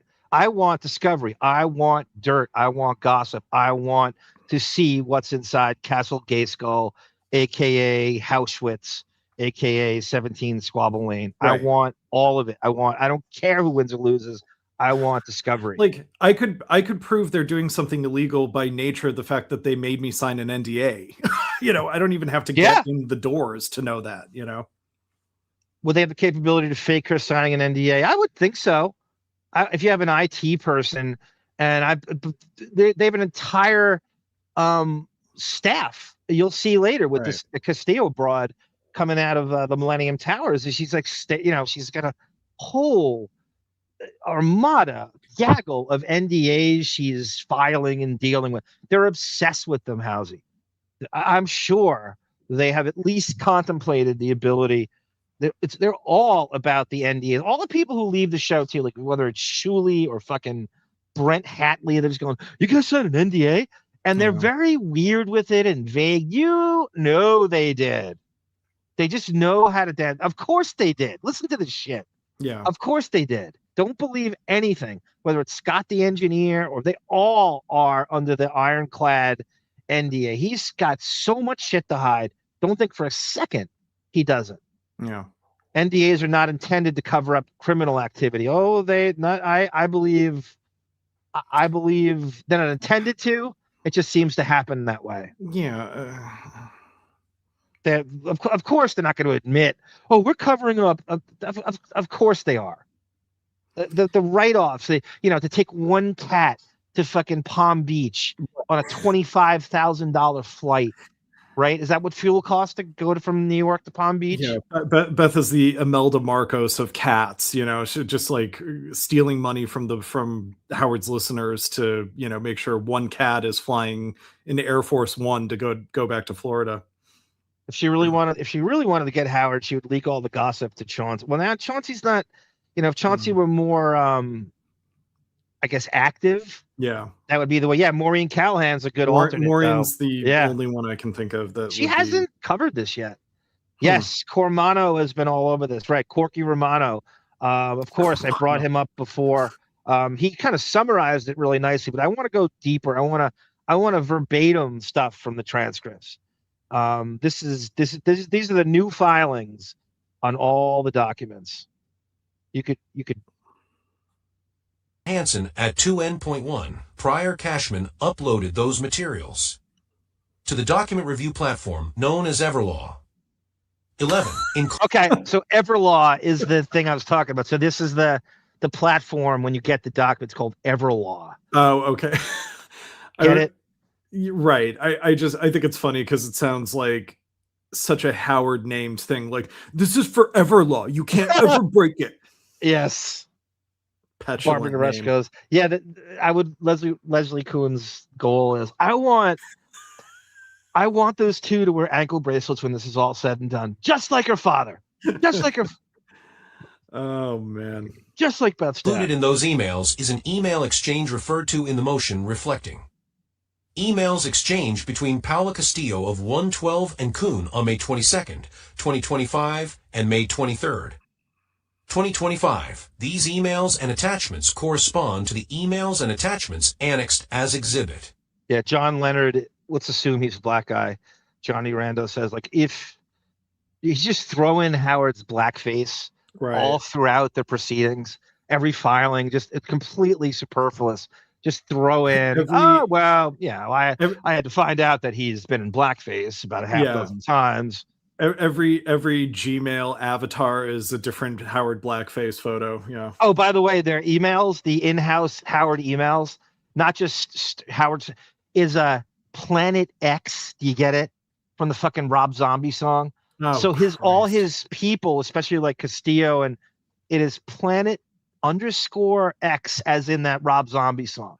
The stupid ass, corny. They still play deep down, right? So that's the fucking email. Is it host? The last part of it, is that the the serve? I don't know if it's a server or service. So it's like Castillo, P Castillo at planet/x.com or something. You'll see it. I think it's in here. Yeah. 7 and Exhibit 9 to the accompanying affirmation of Paula Castillo. 12. True and correct screenshots from Everlaw of these two emails and attachments. From a Kuhn account, which display the corresponding email and attachment metadata in a column on the right side of the screen, are annexed as Exhibit 6. 13. The first screenshot is the email from... That's good, Johnny. The combined IQ between Howard and Beth is actually 112. That's funny. That would be very accurate, actually. Yeah, that's not bad. Is it Paulo or Paula Castillo? Because I've seen both in this article. So whatever. Right. I guess it doesn't matter. I'm just curious. I don't know if I've ever heard it pronounced. Paola. Well, it would be Paulo or Paula, and I'm just wondering if it's a man or a woman. It's a broad. It's got to be. It's a woman. That's okay, broad. okay. Yeah. Fair enough.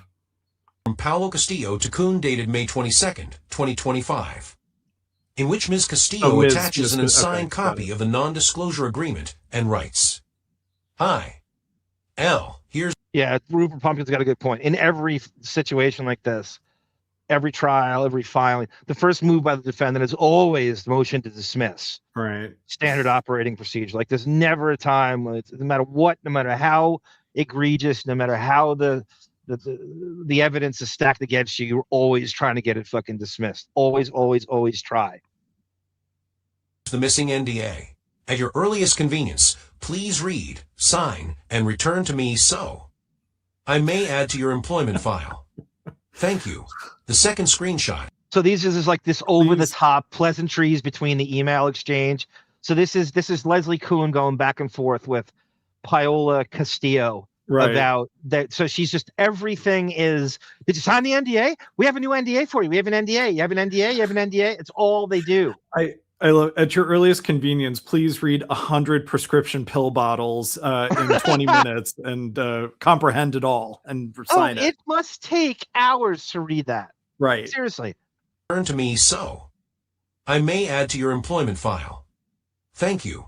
Yeah, Tatatouthi, hopefully that's where all this is going, as the IRS comes after Beth and the North Shore Animal League. At the very least, she should drag that into it. Even if she comes up losing the thing, I would completely make sure that's a fantastic, if you want to call it blackmail, but whatever. If Leslie's gonna free fall down an elevator shaft, she might as well take North Shore Animal League down with her. You know. The second screenshot is the first page of the unsigned copy of the non-disclosure agreement attached to the aforementioned email.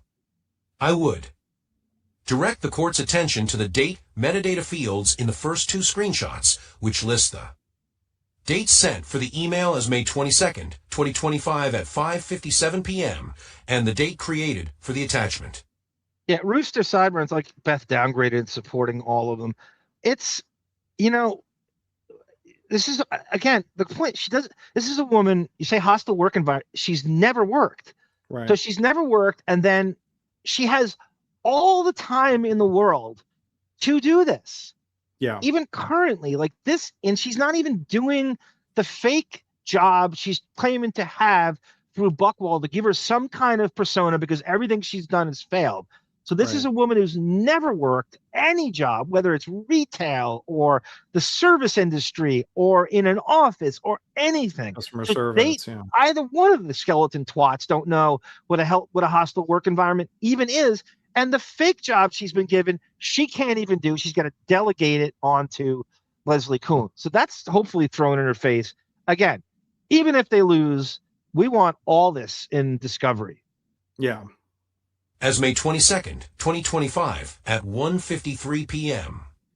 14. The third screenshot is the email from Kuhn to Ms. Castillo dated May 23rd, 2025, in which Ms. Kuhn attaches an executed copy of the non-disclosure agreement and writes, "Hi. P. Signed NDA attached. Good weekend, LK." Yeah, I start to hate. I've started to read this. I start to hate. I'm going to have to stop saying have a good weekend, because now I am so platituded out by it. This fake, you know, this she's trying to act elated that I got a new job. Have a great weekend. Right. You know, okay. This fake pleasantries between the two, and you see where this is going, right? And she's trying to, you know, and it's still, she's got to be thinking, what is with this NDA shit over and over again? Everyone I speak to in this, just crowbarring NDAs into, no matter what hey, here's the invite to the holiday party and the NDA with it about the holiday. They must like attach an NDA to everything they do with the whole staff, like all day long. That'd be funny if the emails became more contentious. Like, I hope your family drowns. Have a good weekend. You know, like they still have to sign off with the pleasantries. Canadian Goose goes, I believe the most common real reason for the NDA is to protect trades. That's written, Canadian Goose, in the final document. I actually highlighted that. And one of the things that along with trade secrets, it writes, you are not to speak about subscribers, basically ratings. Like they have that completely shut down. So in the NDA, you are not allowed to talk about subscriber numbers or ratings. That's why you'll never hear of it. Yeah. They're terrified. You don't do that because how low it is, right? How embarrassingly because you'd brag about it otherwise. So they have that locked down because his fucking, deal with the devil contract he signed way back in the fall of 2004 is so not, the money he makes and the subscribers and and listeners he has is embarrassingly low. So we're like, how does this guy making between 80 and $100 million, whatever the number is, $4,000 a minute, only have 65,000 people listening on any given day? Totally. So they got to shut that down. That's like the first thing. I believe there are whistleblower protections in place for breaking an NDA, says Johnny Rando. I learned the term whistleblower mightily in the last 10 years. I didn't really know. I really thought of it as like a sports term, just sports. And no, it's like a real thing, and just sort of politics or snitch. It's a glorified snitch. The whistleblower. The fourth screenshot is the final page of the executed copy of the non-disclosure agreement attached to the aforementioned email. I would direct the court's attention to the date metadata fields in the third and fourth screenshots, which list the date sent for the email as May 23rd, 2025 at 11:40 a.m., the date created for the attachment as May 23rd, 2025 at 11:38 a.m., and the date modified for the attachment as May 23rd, 2020. Well, that's the other thing, Son of Sam, and welcome. Howard, they're bragging about like constantly grifting for donations, right? Right. Why would Howard have to give any money if all these people, if your charity is so successful and you're running all these, charity concerts and parties for it, if Howard has to give you money, what are you doing? Right. No one's donating to any of it. So you're not even, your attempts at grifting isn't even working because Howard's covering everything to make it look like this is a successful charity. Well, it's almost like buying his own book, right? I was just about to bring all that you had up. to do is buy. Oh, you do it then. I don't want to interrupt. Well, no. I mean, I think either with Comes Again or especially with Beth's Yoda book. If he just buys a few thousand, it bumps it up because no one's buying books anymore, right? Except Johnny Rando. Yeah, and it's like the Mariah Carey Glitter album. I accused her of you remember that? I accused her of buying her own album, and she responded me on her website and blocked me. And with glitter, because honestly, she was so wealthy that she could buy her own album and just have it look like it was successful. If she could buy 800,000 of her own albums, it would put her right in the top 3 on Billboard. Yeah, right. It's like I'll do this boomerang move with my income. The money just comes back to me. Yeah, that's very possible.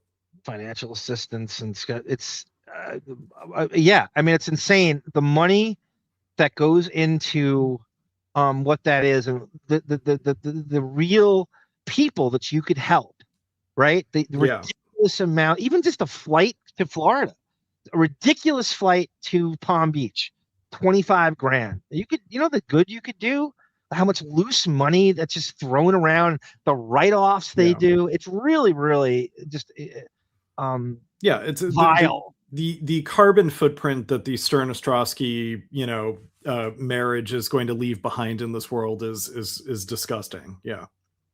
Tata, to the part of the yes, it gets even more bizarre. Pink sheep.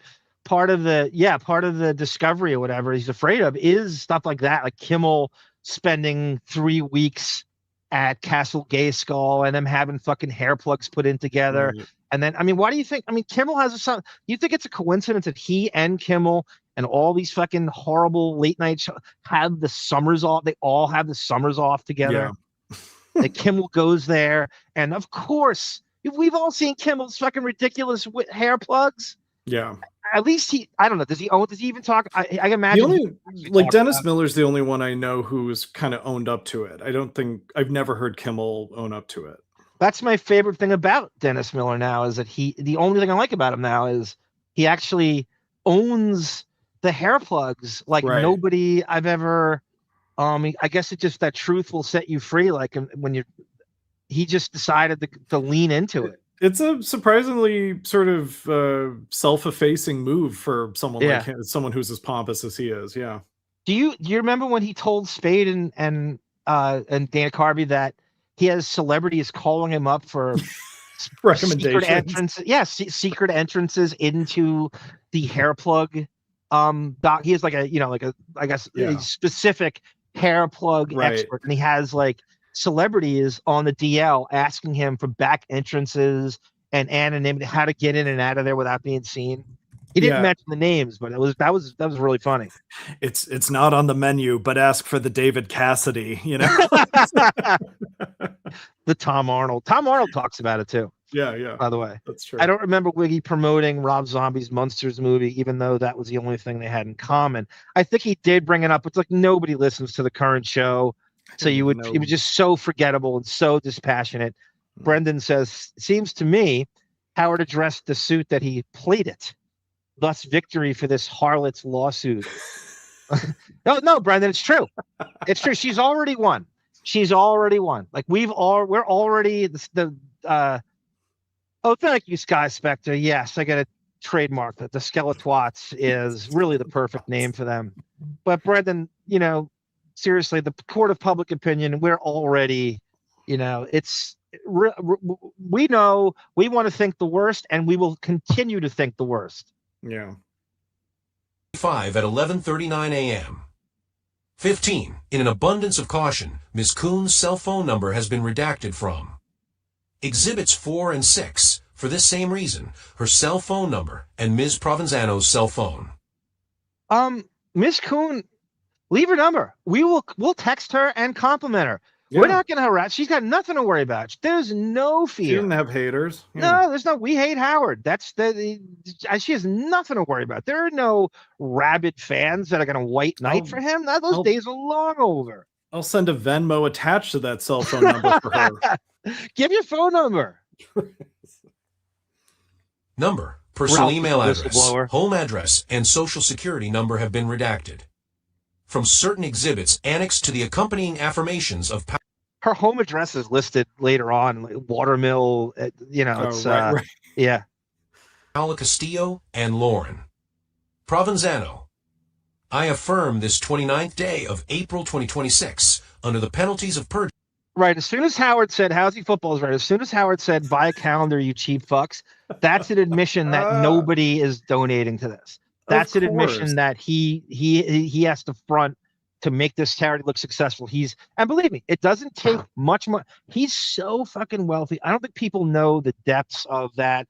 It would take absolutely nothing to make this charity look somewhat self-sufficient. I wonder if Howard bought out like whole theaters for a day for private parts, Oh God, yeah.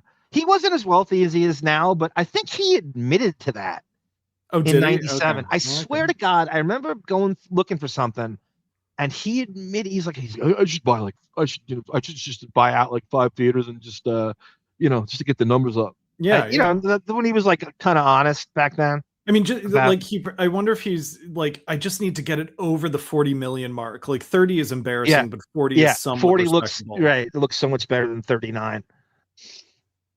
Johnny Rando, I was right. Johnny Rando goes, "You're right. You are correct. I still buy books." Good for you, Johnny.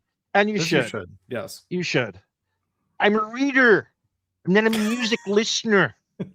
Mariah had enough lambs to not have to buy the books herself. No, the lambs were on the lamb back then. Tendrils. That was the Tommy Mottola sabotage when he turned all his attention to Jennifer Lopez. Oh, that's right. Right. Yeah, we talked about that.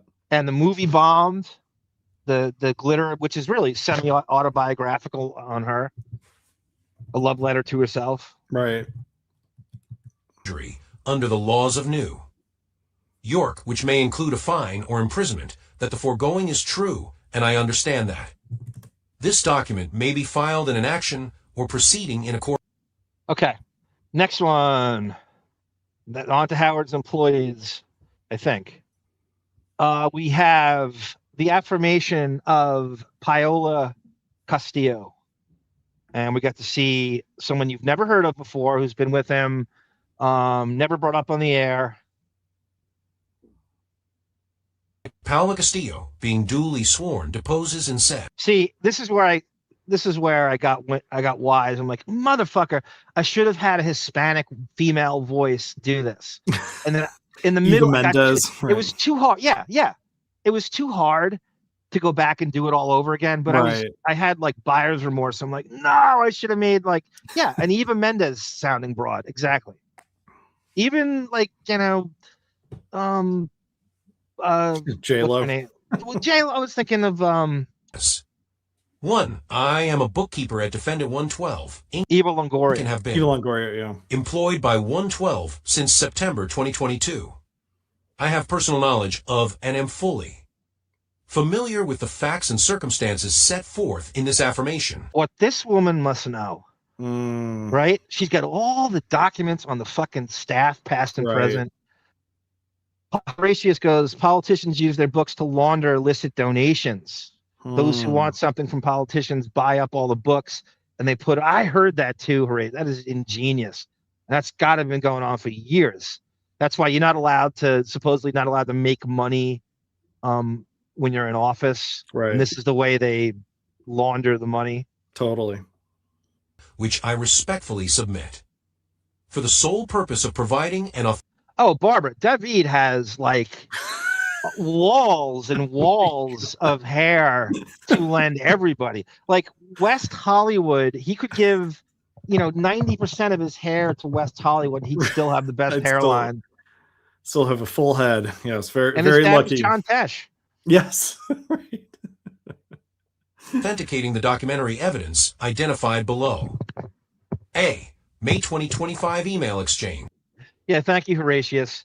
Do a side by side of Jimmy Kimmel in 2026 versus Jimmy Kimmel in 2003. Yeah, and it'll blow your mind. The hairline. 2 on May. There might even be something online, David, as you click away over there. Side by side of him. I'm doing it now. 2025 at approximately 5:57 p.m. I sent an email to Leslie Kuhn and attached a non-disclosure agreement for her signature. A true. Let me go back for a minute. I want to see something here. Forth in this affirmation, which I respectfully submit. For the sole. Her title is bookkeeper. Okay. Leslie's is. Yeah, Leslie's, and she her office is at Howard's penthouse in Manhattan, where they live. The Skeleton Twins lived. West 67th Street, 101 West 67th Street, adjacent to, across from ABC and Lincoln Center, Lincoln Square. And you can't miss it. Really little strip in between Broadway and Columbus. And purpose of providing and authenticating the documentary evidence identified below. A. May 2025 email exchange. 2. On May 22nd, 2025, at approximately 5:57 p.m., I sent an email to Leslie Kuhn and attached a non-disclosure agreement for her signature. A true and correct copy of that email. An attachment are annexed as Exhibit 7. A true and correct screenshot of the properties for. That email is annexed as Exhibit 8. Because the full properties for this email cannot be captured. In a single. David's on the spot here. Let me show you something. So David shows me an article with Jimmy Kimmel. It's from Variety. And what year is this? Is this current? It's pretty current. We don't have to read it. It's from 3 years ago. Before and after. So this is when he started his talk show to now. Yeah, the article's from 2023, but current enough, How does his hair go from that to this?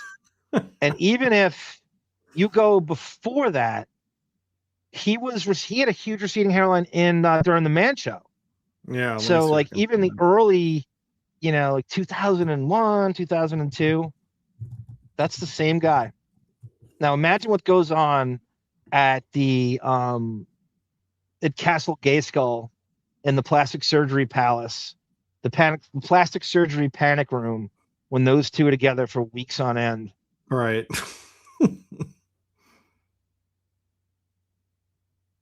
Hold on a second. Let me put this back. Yeah. The full text included in the Internet headers portion of the properties. From Paula Castillo to Leslie Kuhn. Subject NDA. Okay, there it is, guys. You see Planet X?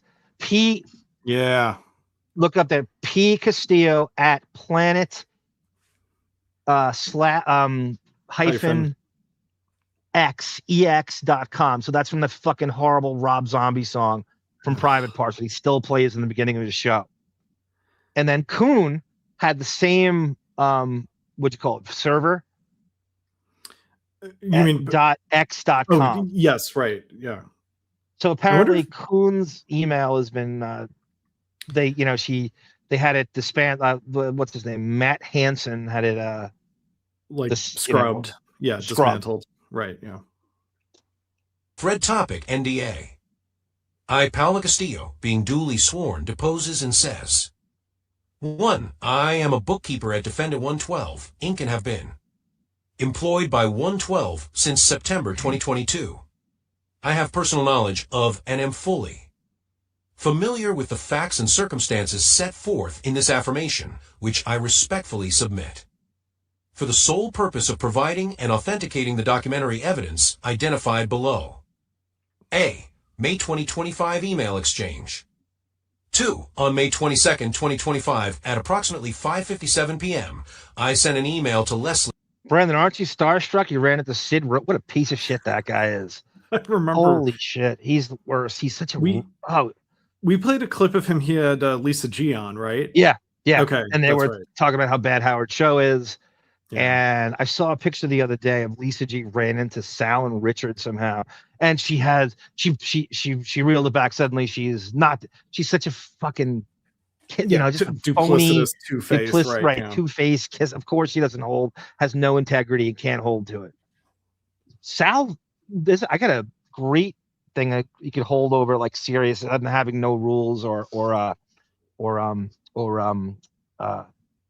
HR or something. HR, yes, human resources.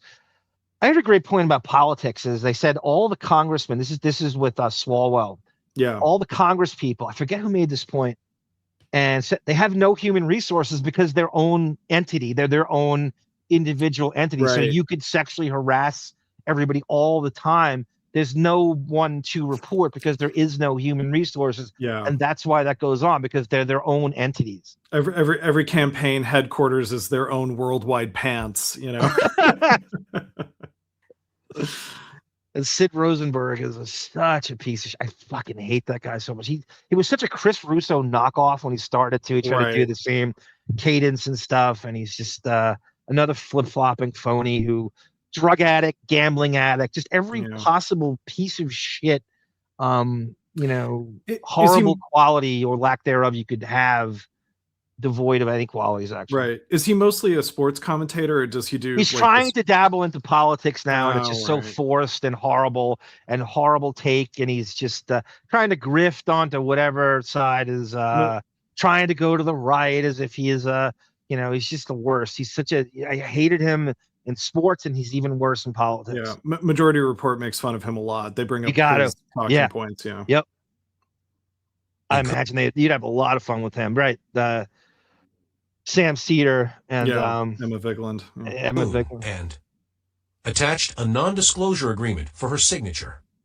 A true and correct copy of that email. Racist too, Debbie. Huge racist. An attachment are annexed as Exhibit 7. Legitimate racist. A true and correct screenshot of the properties for.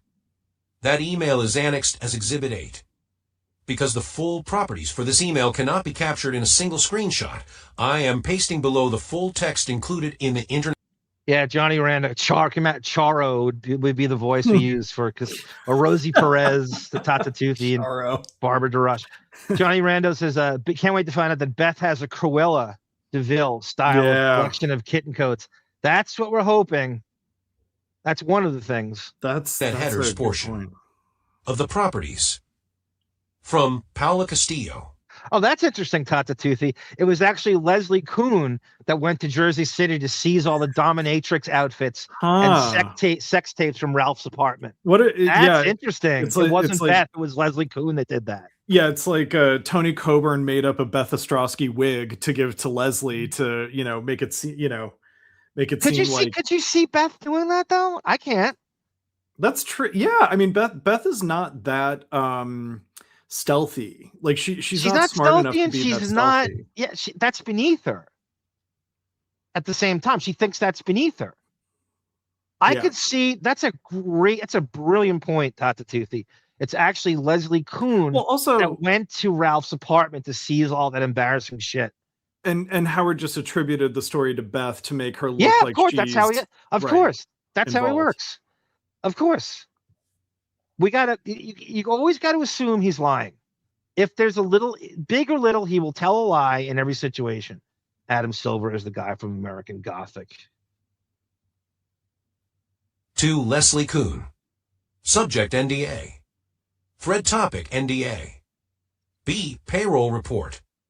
For in my capacity as a bookkeeper at 112, I am familiar with 112s. Payroll and record-keeping practices. In the regular course of its business operations, 112. Uses iSolved HCM, a cloud-based software and service provider to maintain its payroll records.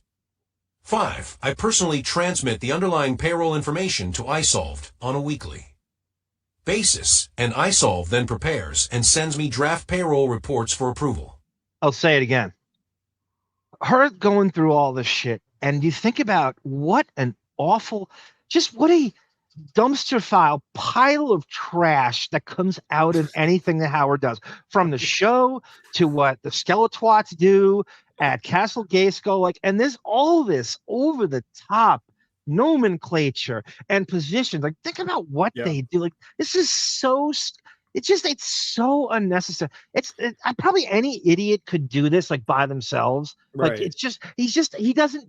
It's because they can't do anything on their own. They are so unable to execute anything civilians do. Yeah. Well, and on top of that, even just as a product in the entertainment industry, Howard has burned bridges with Fox, with NBC, with CBS, and I don't think ABC. ABC was just he lives across the street from them. Interestingly enough, he had deals. Remember fucking Lloyd Braun? Yes, he's a lawyer. He was Howard's lawyer, by the way. Did I tell you that? I think I knew that, but yeah, that Seinfeld name or whatever. He became TV executive, but originally he was Howard's lawyer. And then that, I don't know if he didn't practice anymore, but that's how they had. So he got Howard that fucking deal. Remember, he was going to do the one-on-one the interview Barbara show Walters at ABC. thing. Yeah. Right. That's from Lloyd Braun. So yeah, but my point is, like, the major television networks in this country know not to do business with Howard at some point. Like, he either, like, whether it's the Fox pilot or the horrible CBS Saturday Night Show, or him pulling down the ratings on America's Got Talent, they all sort of have to go through the ritual of, like, being told don't touch the hot plate, and then it's like, well, let me just see how hot it really is, and then they burn their fingers. Well, not only it was also going to sue you. So in addition to him destroying your show, killing the ratings, being a high maintenance, total pain in the ass, he's going to have, in AGT's case, move the show to New York. He's going to kill your ratings, and then he's going to be so bitter and so just like delusional that he's going to sue you. This quixotic bullshit he has about himself and this awful whatever brand he thinks he has, which he at the end he's going to feel slighted or cheated, or you didn't pay him enough, whether it's Sirius or NBC. He's going to sue everybody, that's why you never go into business with him.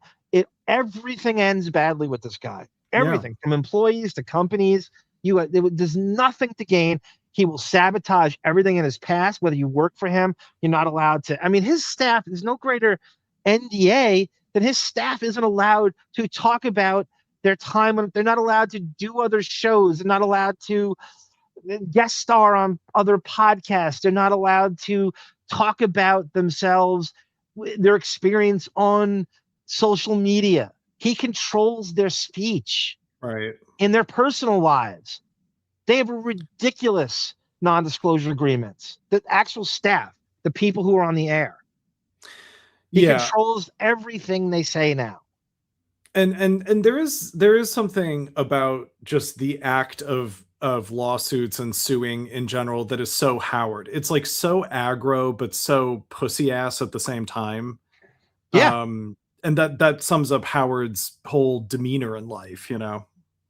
The word with Howard is lazy. Right. Yes, that too. Well, right. I thought about this the other day. It's just, you can attach it to any part of his life.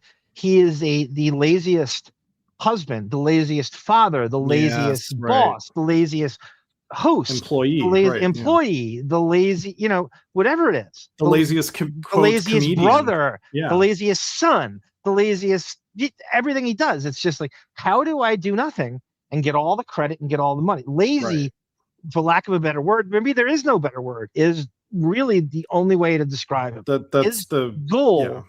When he got to Sirius was, how do I not work and get paid all the money and get all the credit? Right. How do I take as many days off as possible while I take your money and you buy all this equipment? Yes, and now he has, the insane decadence that you all enabled by paying the lifetime subscriptions and all the equipment and making his bonuses that Artie, was able to do for him. Mm-hmm. Once I review and confirm the accuracy of the draft payroll reports, I respond to iSolve with approval for payments to run for the scheduled pay date.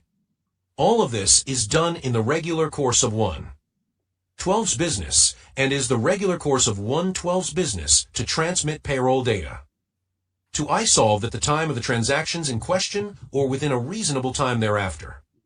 In addition, as noted, I personally transmit the payroll information to iSolve, and I have personal. Yeah, James St. James, it's so true. The Saturday night Pink Sheep is killing it, Sky Spectre. I agree. We need more Pink Sheep in our life. Absolutely. From show to show. Very amused. The Saturday night Howard Stern show on CBS was the original brain rot slop. That really encapsulates what he is at his core and what he brings to a network and left. And he could have done anything he wanted with that time.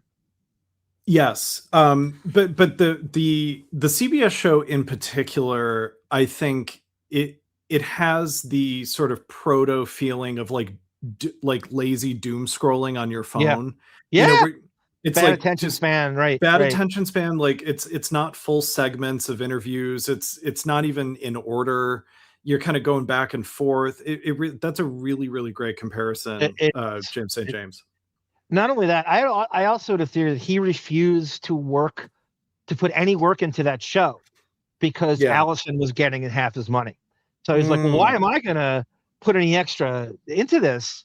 If Allison's getting half my money, I might as well just copy and paste this ramshackle bullshit, short attention span bullshit and pass it off, and my fans will watch it just enough to keep it on the air for a few years, and I'll reap all the benefits from it. But I'm not going to work hard when Allison's getting half my money. That was my theory, is that he just was so bitter that she was getting half his money, and he was refused to put any extra time in. Yeah, same with Son of the Beach. I mean, he's not gonna be flying out to LA to really super. I mean, first of all, he can't. He doesn't have the comedic talents to really be a showrunner in that way, but on top of that, Allison was going to get money from that. Yeah, that's the beginning of it. I mean, that show starts in 99, right, and went to 2001. So that's the beginning of her getting half his money. Mm-hmm. Howard's the business version of a parent that keeps their children chained to the basement. Rupert, that's good. Yeah. Knowledge of the recorded transactions. B. Payroll report.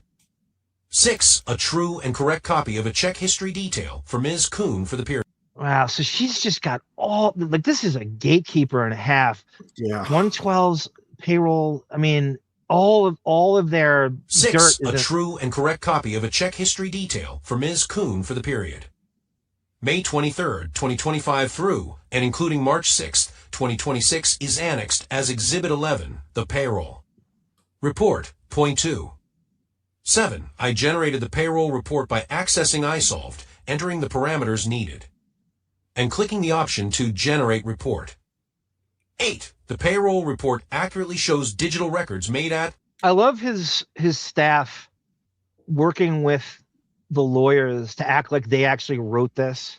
Yes. You know, that their lawyers are obviously training them to speak in this like perfect legalese for or these near things. the time of the transactions recorded, or within a reasonable time thereafter. I personally transmitted the digital. Welcome, Holden. Good to see you in there. Yeah. Yeah, we love the hookies. Look, I'm the Ricky Henderson of hooky. Records reflected in the payroll report to iSolved at or near the time of the transactions recorded, or within a reasonable time thereafter, and have personal knowledge of their accuracy, the digital. Records reflected in the payroll report were made and maintained in the regular course of 1/12's business. Okay, here we go. Here's a nice number at the end of this. They say that her earnings, ready for it, is $192,519. Like, and I'll give it to you here. And it was the regular course of 1/12's business to make and maintain such records at the time of the transactions recorded, or within a reasonable time thereafter. 9. The payroll report confirms that for the period May 23rd, 2025 through and including March 6th, 2026, Ms. Kuhn had total earnings from 1/12 of $192,519.63. That's to say, oh, she's well compensated for, and even this what was the salary she was about to? They claim they were offering her. Was it $265,000? Yeah, I forget what the jump was, but yeah, there was a promise of a raise. Yeah. And they did everything on the up and up, and she signed everything gleefully and what we told her to sign. But I can't. So here is. If you can't believe in iSolved, what can you believe in? You know. Here's Danny Provenzano's niece, Lauren Provenzano, another weird name that is. I mean, this is kind of discovery in itself, right? You get to learn all these names, doing all this shit for him that you never hear about. Yeah, I know this guy. I have these people doing stuff for me, and. Lauren Provenzano. Okay, here's where I got wise and I started to match. I started to cast the name with the voices that AI provided me. Okay. Lauren Provenzano, being duly sworn, deposes and says, 1. I am the Senior Director of Production at the Howard Stern Show and Channel. Okay, that title really pissed me off. That's so annoying. Knowing what this show is, the dumpster fire, the nothing they give you. It is the shittiest thing on the face. They give you nothing. They don't entertain. They don't make you think. They don't make you laugh. And she is the Senior Director of Production of this dumpster fire that is the Howard Stern Show and Channel. Could you imagine giving a title to this? Yeah, so she's the MacArthur Genius Grant winner who decided to leave all the 7-second pauses in of dead air in the show. Land have been employed by SiriusXM since March 2014. I am familiar. Oh, okay, so she starts. That's the Marcy Turkey era. So she's someone who is brought in the Marcy Turkey. That's a big year. That's a year when the show gets really shitty. That's the turning point. It was bad for it still, you know, when Artie left it in between from like 2010 to that, it was getting horrible every year. But that it really takes a turn for the bad. They neuter the wrap-up show. They get rid of all the Howard 101 shows, and then Howard TV is killed. So this is I'm sorry, this is like a year after the Pelican Brief, March 2020. This is what's been brought in to, you know, dilettante. That's a great word, Pink Sheet. Yeah. I remember someone who was an expert in narcissistic personality disorder. That is really rare for someone with every trait of disorder to be successful, to be that lazy. I know. He had just enough to sign that deal. And Buchwald doing all the heavy lifting for him. That's what I was going to say was like, I think that it's really the success of Howard Stern is is because of, at the end monetarily. of the day, monetarily, right, is that Howard at the end of the day is a company man. He's not a rebel. No, he can't do stuff. No, that's why he'll never break off. He could have easily said, I don't need a company. My fans will follow me and I'll do what Rogan did. Right. But he needs a company. I know. He needs a company to. He's too lazy to do that. Exactly. And I also think that, the puppeteering of Don Buchwald and Mel Karmazin is really what got him over the edge to that kind of untouchable wealth status in their own way. And, we always talk about how, like, Howard would rather side with the management, and the fact that he was friends with people like Brad Gray, and Brad Gray, who fucked over Gary Shandling, and when Howard went on Letterman, Lloyd Braun and all these people. So he's not an artist. He is not going to be on the right side of the people who are entertainers or broadcasters. That's exactly right. That's a great point. He really actually is more he's a partner. He just is too lazy to own it. Apparently last week he was bragging that they offered him, I wanted a board position. You are on the board. We just don't know about it. You make all the decisions. We just don't hear about it. You get anything you want. You get people fired. You are on the board. You are a firm partner. There's no question. Yeah, right. With SiriusXM's files and record-keeping practices as they pertain to, among other things, confidentiality agreements, non-disclosure agreements, and releases that are executed in connection with the Howard Stern Show and channel. I have personal knowledge of and am fully familiar with the facts and circumstances.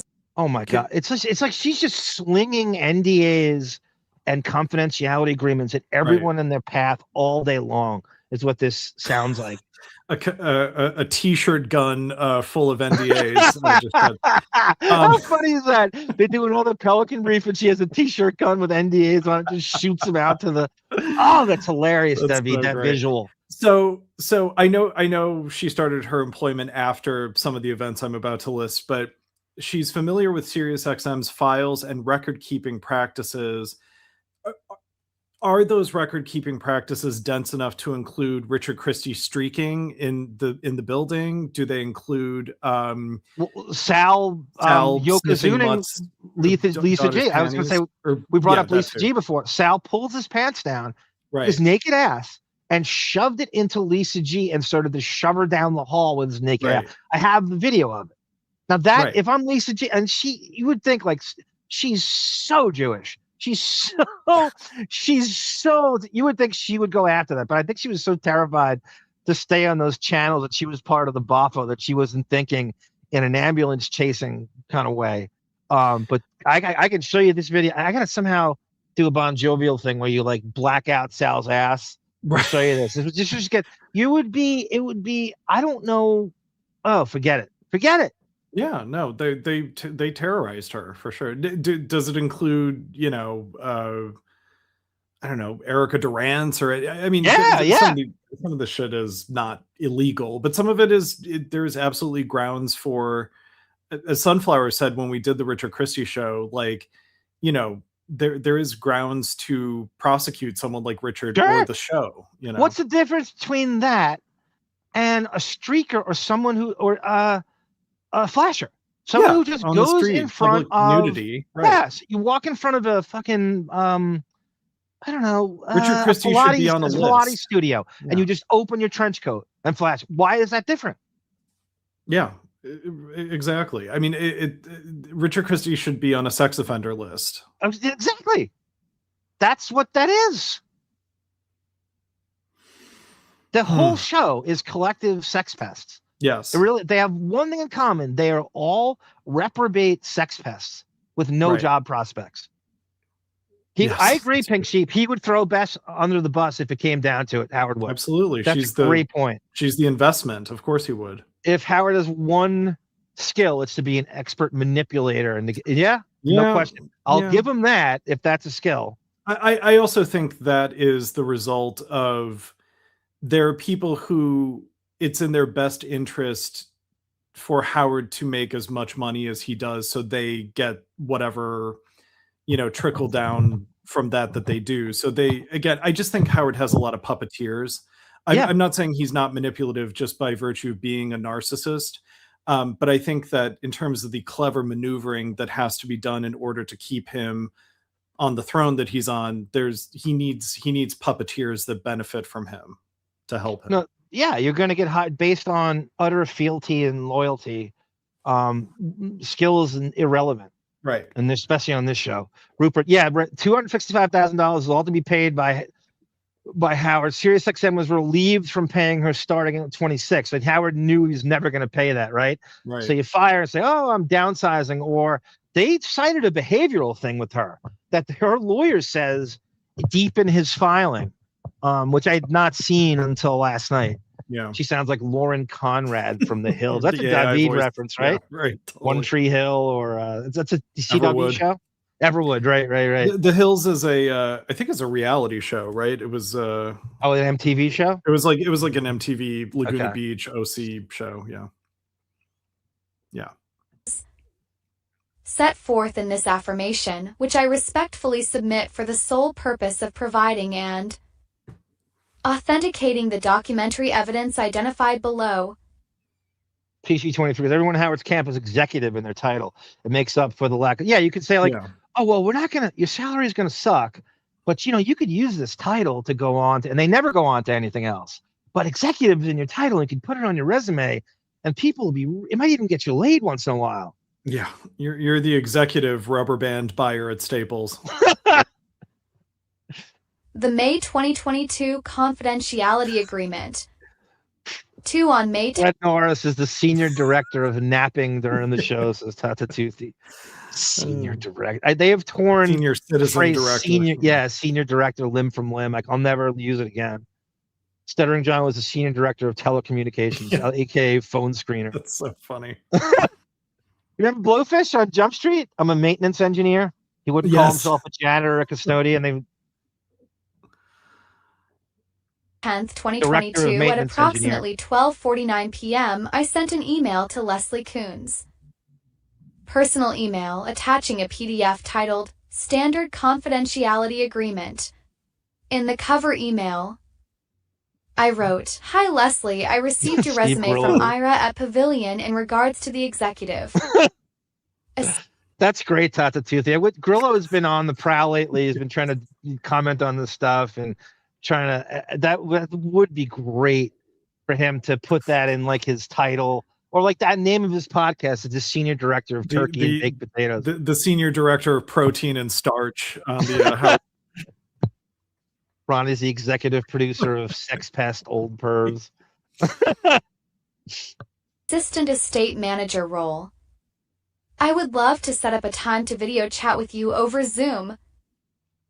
Yeah, Barbara DeRush is right. Like, this is like Howard is for Howard. End of sentence. There is anybody that knows him will tell you that. Anyone who's his children, no longer his speaking. First wife, his second wife, his parents. Yeah.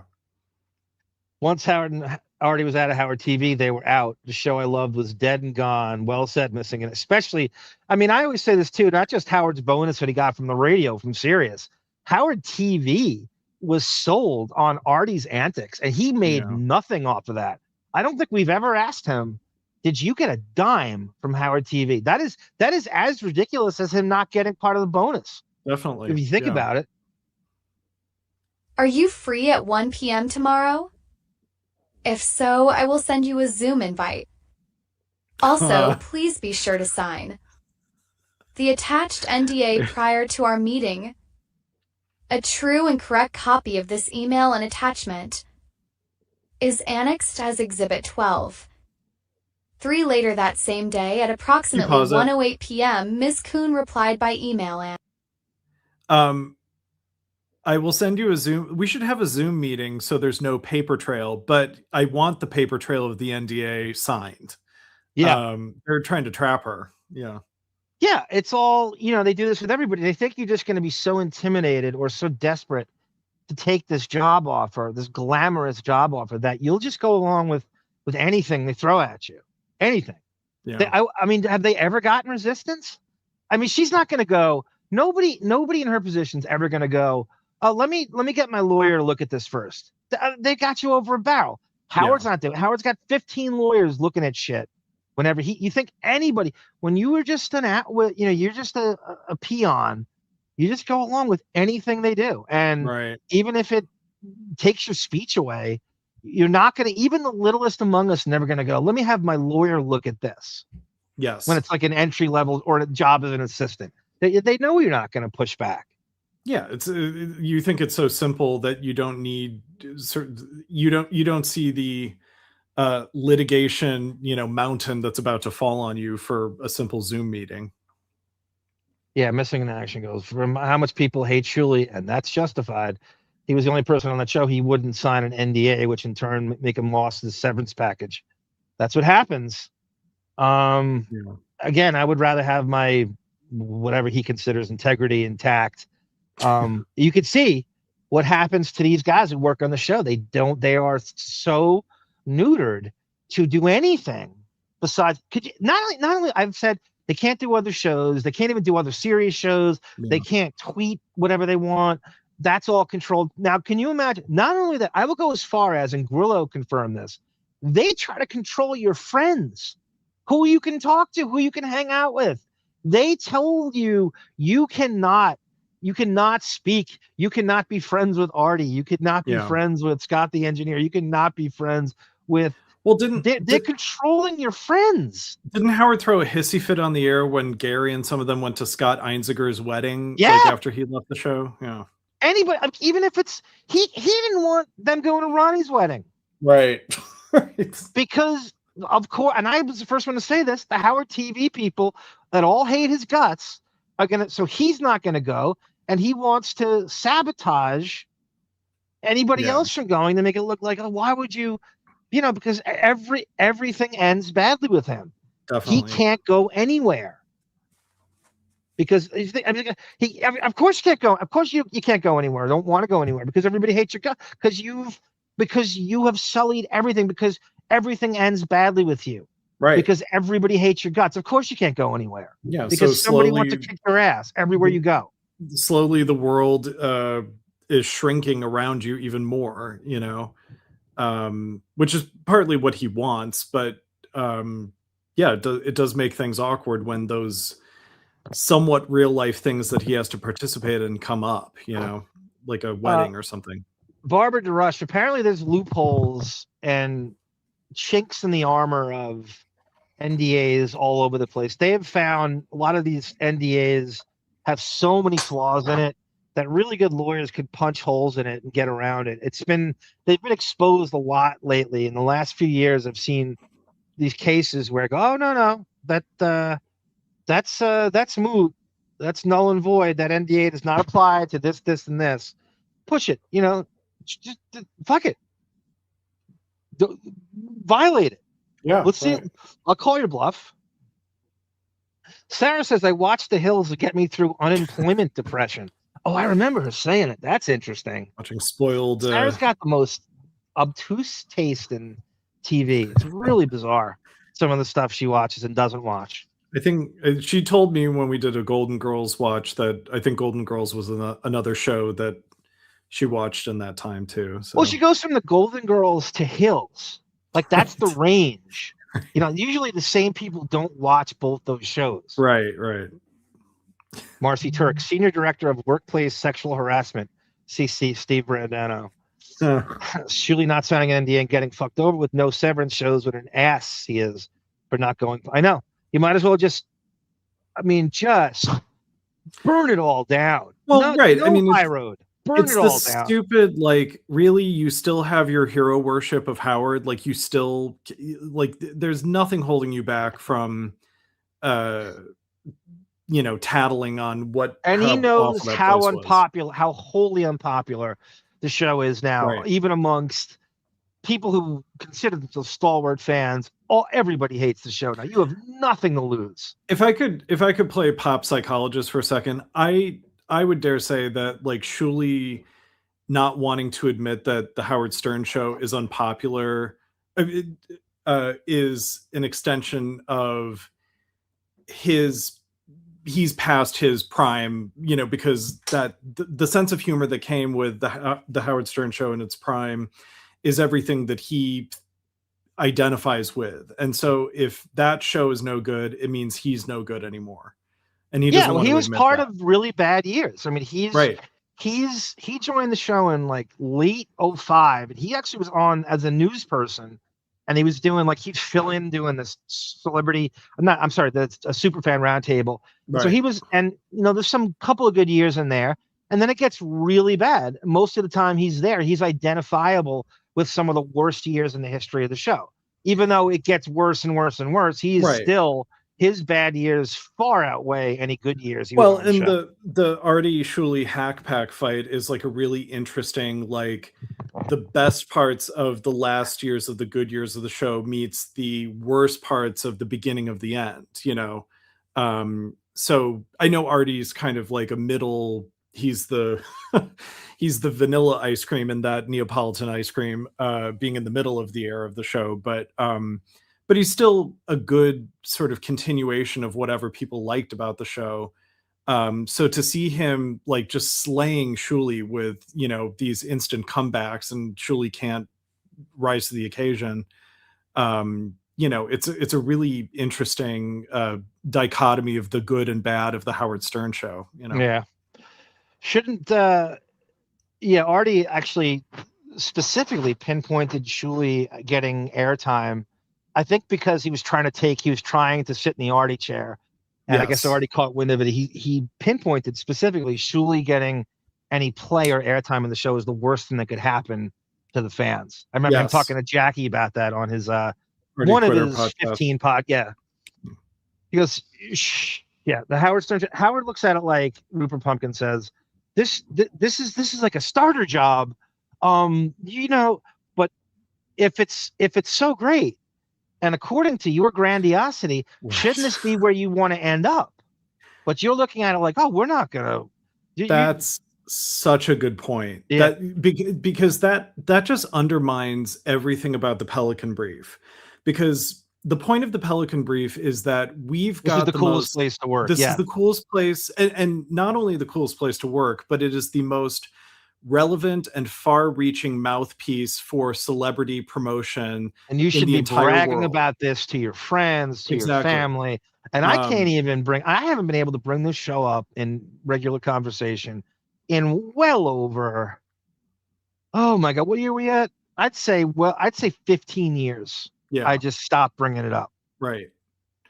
Yeah. I mean, the notion that like, Kathy Griffin was nowhere before she did our show, or like, all the people he lists that should be grateful, Jon Stewart, Jerry Seinfeld, whatever it is.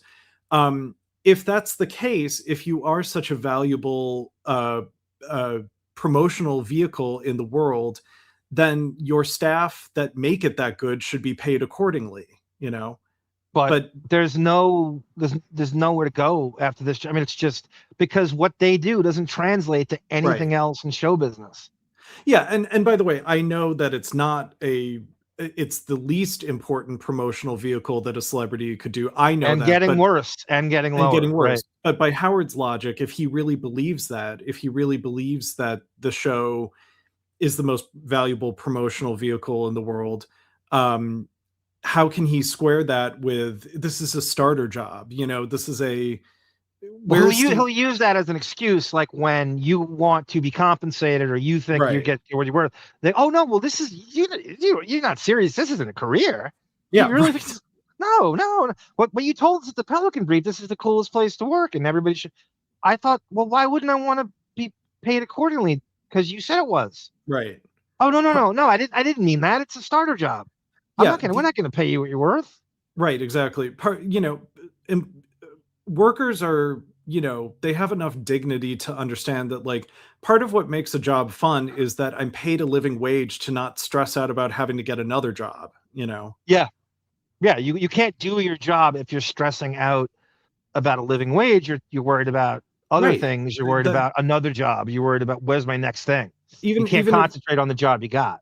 Exactly. Like just because I may, be breathing the same air as like David Spade or Andy Cohen, in studio, that doesn't make up for the fact that I have to maybe get like a job at night to make ends meet. You know, that makes it I less remember fun. I was refereeing more, and I was really hustling. I mean, like one game to the next, like running from one site to the next. I mean, I'd be in the middle of a game, and I'd be thinking about my next game instead of concentrating on the job, and I'm just completely in another world. And occasionally obviously I did a brilliant job, and that's no question. But we all agree. My head was like, and I'm going, I gotta get on the Southern State Parkway. I gotta get off at exit, blah, blah, blah. I gotta get over here. I'm gonna make it on time. And I'm sitting there and I'm like, I would get annoyed at the calling fouls because it was delaying the game and I needed to get out of there. So I couldn't, but I needed that next gig. If the current game I was reffing paid that much more money, I wouldn't be thinking about the next thing, but my mind was completely on the next thing because I needed to get there on time. And it wasn't even about the game. It was about traveling and getting out of there and getting there on time because I needed the money and I couldn't concentrate on what I was doing. Right. No, that's very true. I mean, it's all the time. An employee an employer needs to pay for the peace of mind that comes with not having to think about where is other money going to come from, you know? Even if it's like commuting, right? Like for some people, I know there's people in the chat, like Chubby Pickles, there's a key. Your commute is worse than the job. There's a lot of people where you in LA must go through that all the time. Oh, like God. Where the traffic and the commuting is worse than the actual job, and that's the only thing you think about. Absolutely, yeah. And if you could stymie that, if you could live close to where you work, or you could just like work from home, it eliminates insane stress. Yes, absolutely. Sal gave Lisa G a Rakashi stink face in the hallway, says Chubby Pickle. Speaking of which, everyone, please, if you can, donate Cash App. We have lost monetization. Upper left, Venmo, upper right, buy me a coffee, Arm Fund in the middle. Please hit like and subscribe right now. I love you all. Thank you. Schneider, one day at a time. Hey, I'm by the way, I'm going to take my senior executive restroom break right now, so I'll be right back. John Roberts, thank you, sir. Oh, Speak of the devil, we owe John Roberts this at least. Sweet.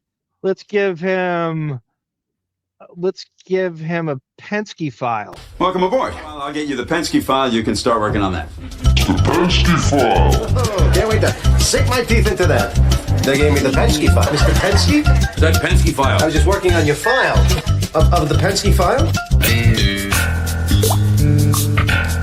Give me my file. You, I, you, I,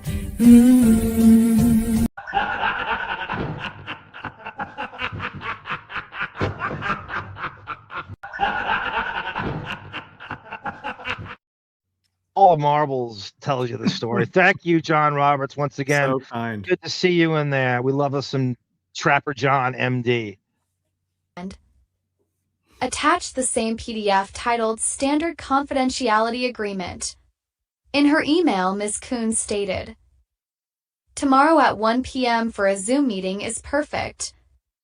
I will sign and send the NDA in advance of our meeting. I look..." I want, I say we learn a lot on this. I'm here to make everybody enhance your lives.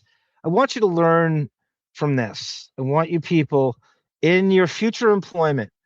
I want you to do not blindly sign an NDA. I want you to read every single language of contract that you sign in your future. I don't care what kind of job it is. Don't let anybody hold freedom of fucking speech over you like this. Nobody deserves that power. So please do yourself and me a favor and don't let anybody have this power over you in this life. It's very short.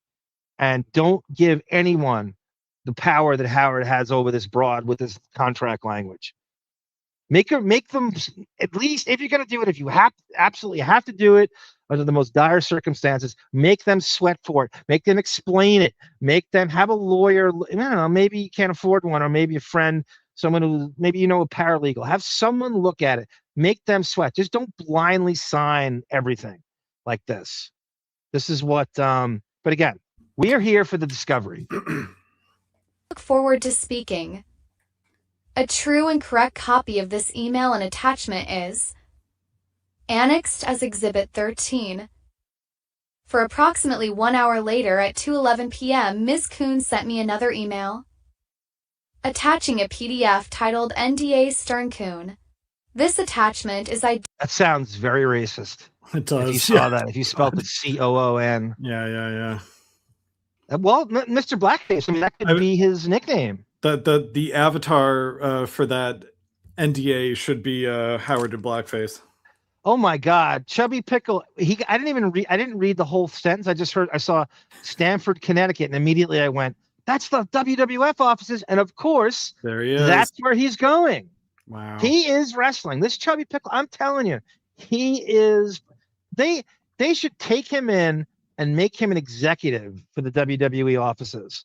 They probably thought he was a wrestler when he walked in. Sarah, where is our wrestling thing I was looking for? The guy you had me upload, I forget his name.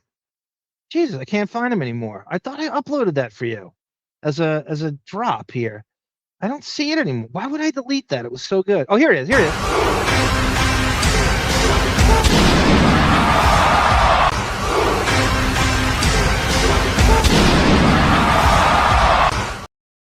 Yeah, that's Chubby Pickle walking into the WWE office.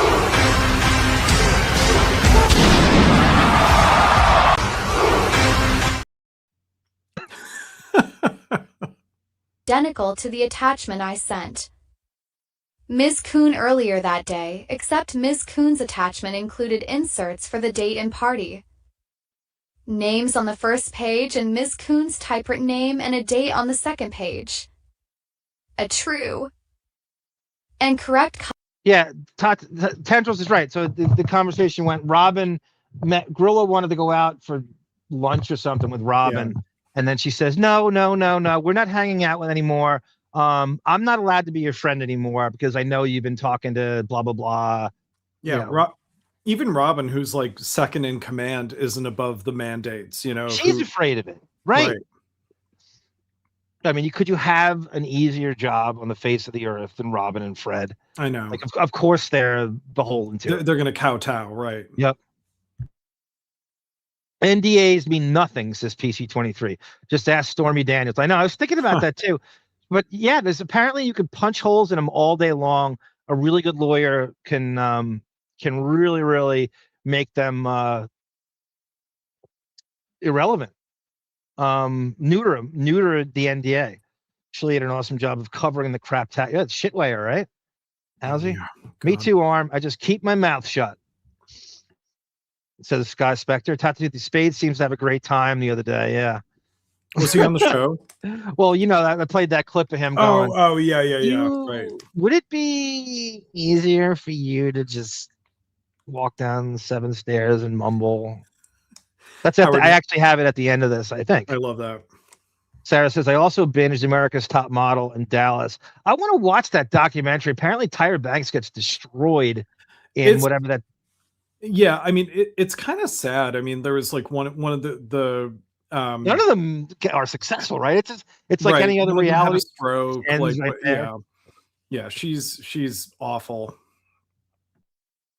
Copy of this email and attachment is annexed as Exhibit 14. 5. A true and correct copy of a Zoom invitation for a meeting I held with Ms. Kuhn on May 11, 2022 at approximately 1 p.m. with subject line Executive Assistant Estate Manager. Interview is annexed as Exhibit 15. The September 2022 Confidentiality Agreement. So she's trying to reference all the. I mean, there's been 5 NDAs and confidentiality agreements already. My head is spinning. Right. She's probably just like, I don't know, whatever. And then it's like, did I sign? If she did sign, she's like, which one? There's 50 of them.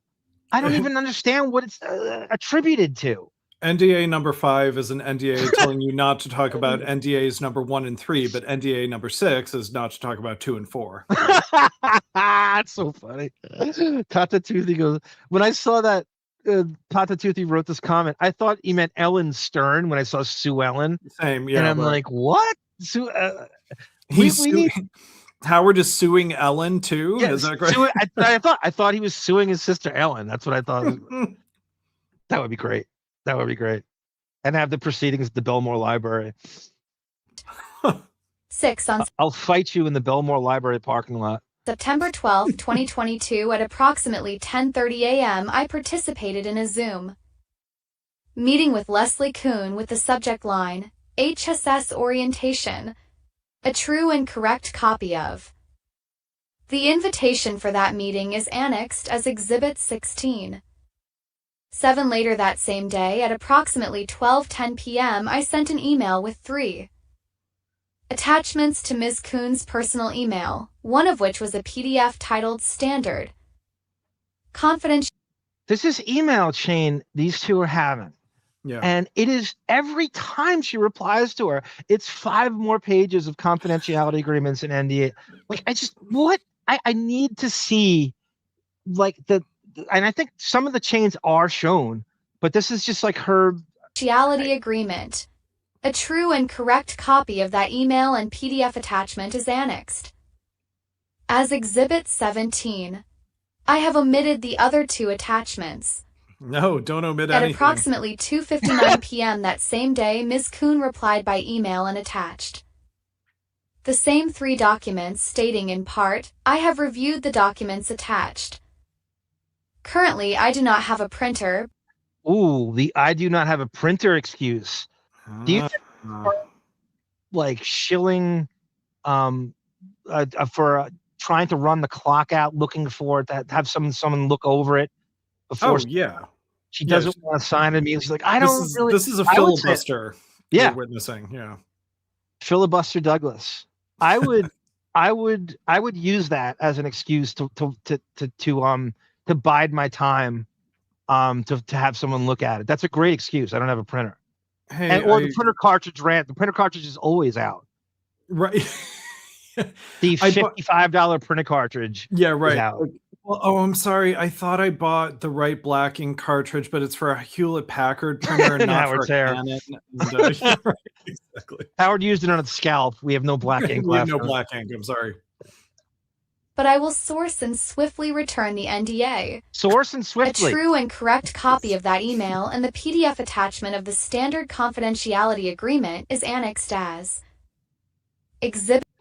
I saw this comment here in the thing, and I thought it was a male that had to write it, but it's actually Sarah and that fucking potty mouth. Pam and Kristen bumping mounds by the pool. That's a female. That is a classy female, supposedly, that wrote that. Oh God! Bumping mounts. Sorry, I do not have a printer. We only have a 3D printer for Howard's wigs, and all the black ink 3D. Obi Femi, thank you, Sarah. That's right, Obi Femi. Vince McMahon is trying to get Chubby Pickle to pee on an intern as we speak. I know, where's the Vince McMahon scandal at? That just vanished, huh? Yeah, we heard about nothing about that for weeks and weeks and weeks. Then just nothing. Now it's I felt like there were opening remarks about it, and then I didn't hear the journey that it went on. Oh, my Howard Finkel over here. Bit 18. Again, I have omitted the other 2 attachments. 9. In the course of my professional duties, I searched and reviewed SiriusXM's hard copy records relating to confidentiality agreements, non-disclosure agreements, and releases that were executed in 2022. SiriusXM maintains those documents in the ordinary course of its business. During the course of that search, I located a confidentiality agreement effective as of September 12, 2022, between Howard Stern and Leslie Kuhn, which includes a handwritten signature. A true and correct copy of that document is annexed as Exhibit 19. 10 personal email addresses and cell phone numbers have been redacted from exhibits. So she claims, and this metadata she has, that she signed one of the 50 NDAs she Right. has. And so next one, it's a very short affirmation of their IT guy, Matt Hansen. And I tried to cast his voice as some like let me say. I, Matt Hansen. Yeah, this is my I think I got it. He okay, I'm Piper. To catch an NDA violator with Matt Hansen.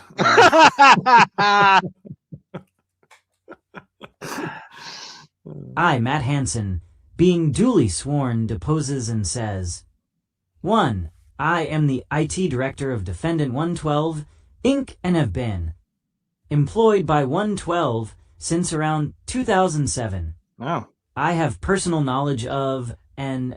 Okay, so this is basically the year after Sirius starts, they have them.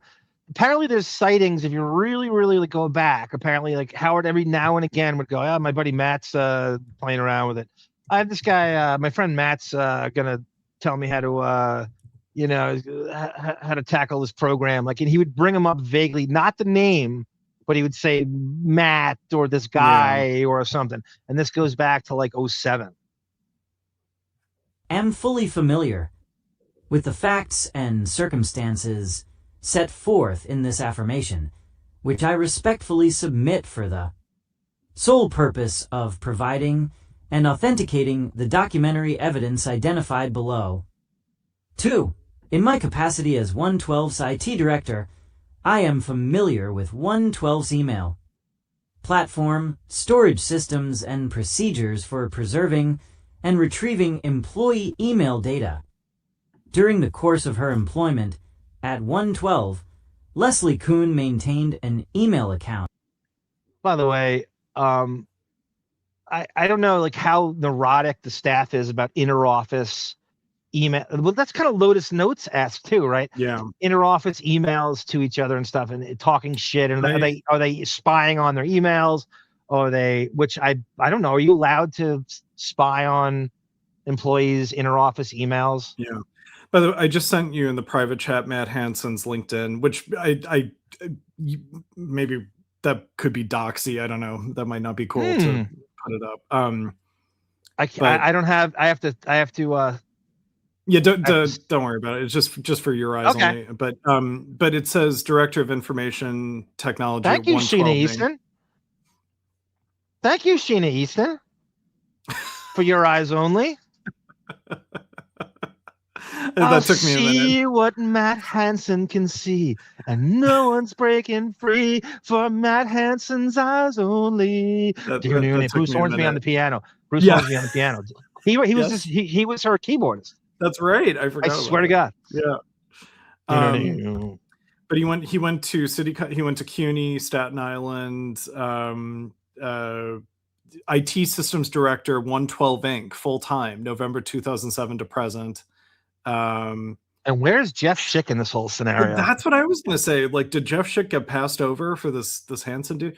He was a systems administrator at Stephen Barry's University Sportswear from 2005 to 2007. Oh, over all systems administration focus on Lotus Notes software. CA so products. he's Jeff Schick's protege. Yes. Okay. Well, yeah. Oh, and licenses and certifications. IBM Certified Systems Administrator. And who's still using IBM anymore for anything? That's Even my crazy. dad was like, "I'm out of here." Oh my! So again, what was he doing just before? So he was systems administrator at Steve and Barry's University Sportswear. Oh, you remember that? I was in the mall. Remember that? It was a cheap. It was a huge, like, kind of casual, almost like a Modell's kind of thing. And it was in the malls at the time. It was this big ass casual sportswear store in most of the malls, and it was cheap. The shit in there was really cheap.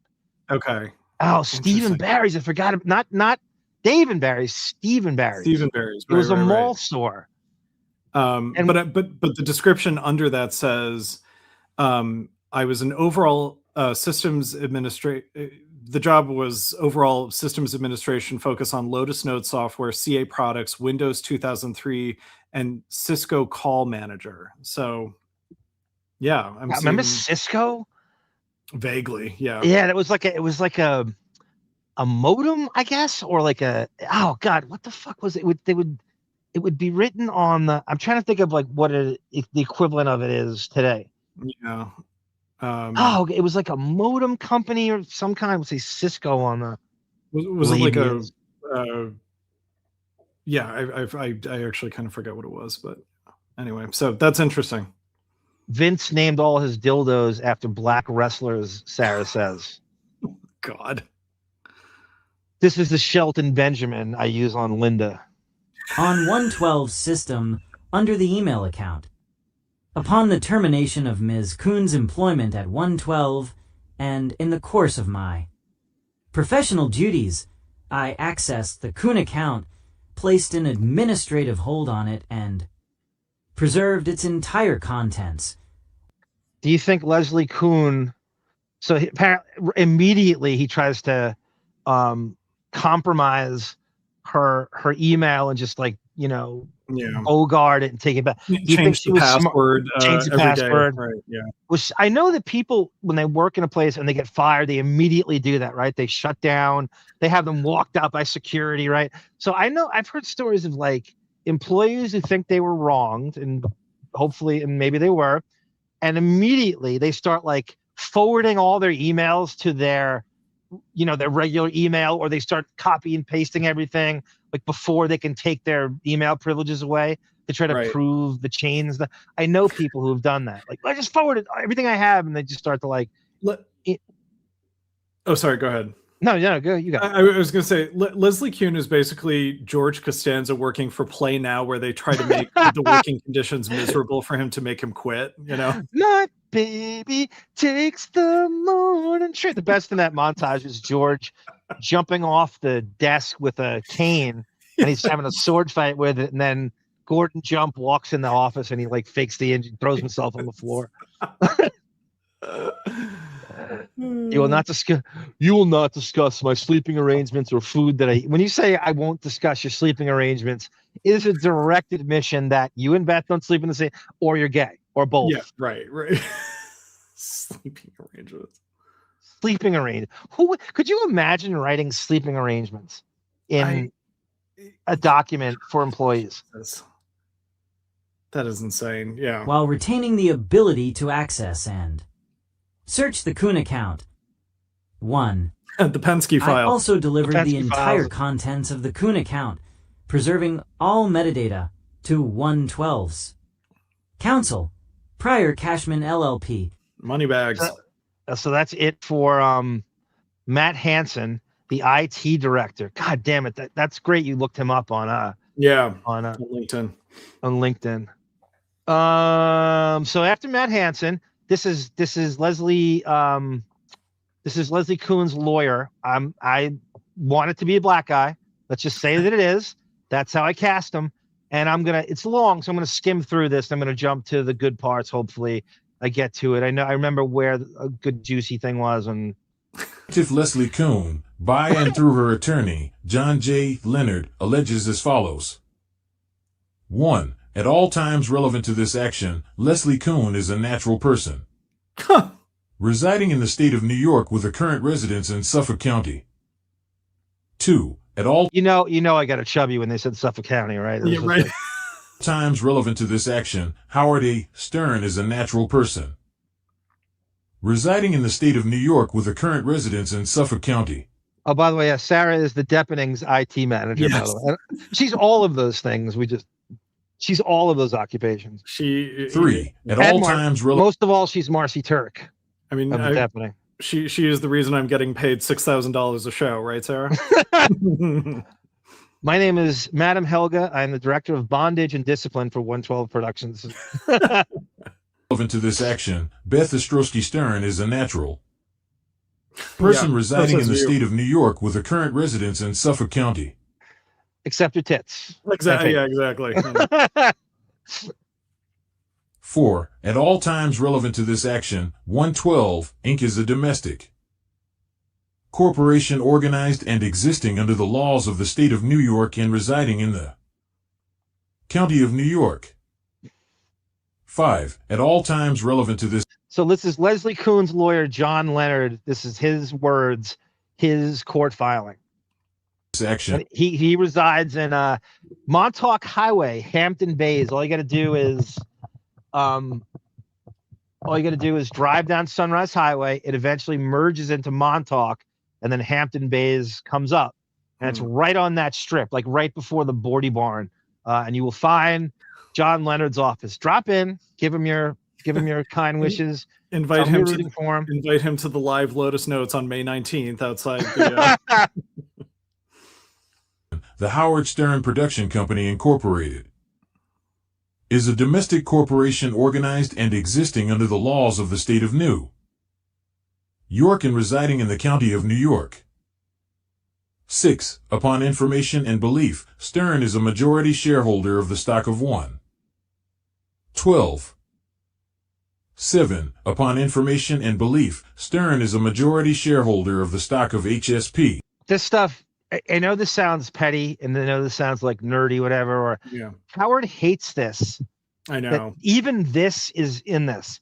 He cannot take any of this shit. As simple as this is, as obvious as this should be, he cannot handle this in black and white. Her lawyer just writing this. Yeah. I'm the director of 112. I'm the shareholder. He cannot deal with civilians. Not again. I mean, it is public knowledge, but I have to you gotta dig for it. I'm not everyone's also, looking at Can you this. imagine being angry that I don't want anyone to know that I, Howard Stern, am the majority shareholder in my of own the company that bears my name. Right. Exactly. Thank you, Tendrils and Ed Rush. Cisco is the networking hardware. Okay. That's it. I don't see it anymore.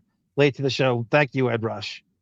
Ed Rush, I have I got a video of Armin Gilliam having a very, very short fight with Derek Coleman as he posts up against him. Derek Coleman shoves him.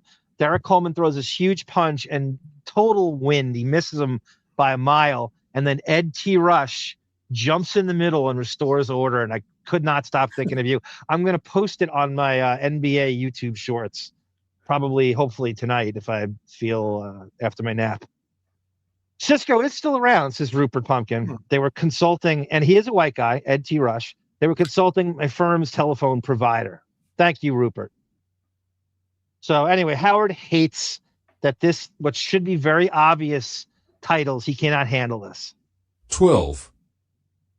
7. Upon information and belief, Stern is a majority shareholder of the stock of HSP.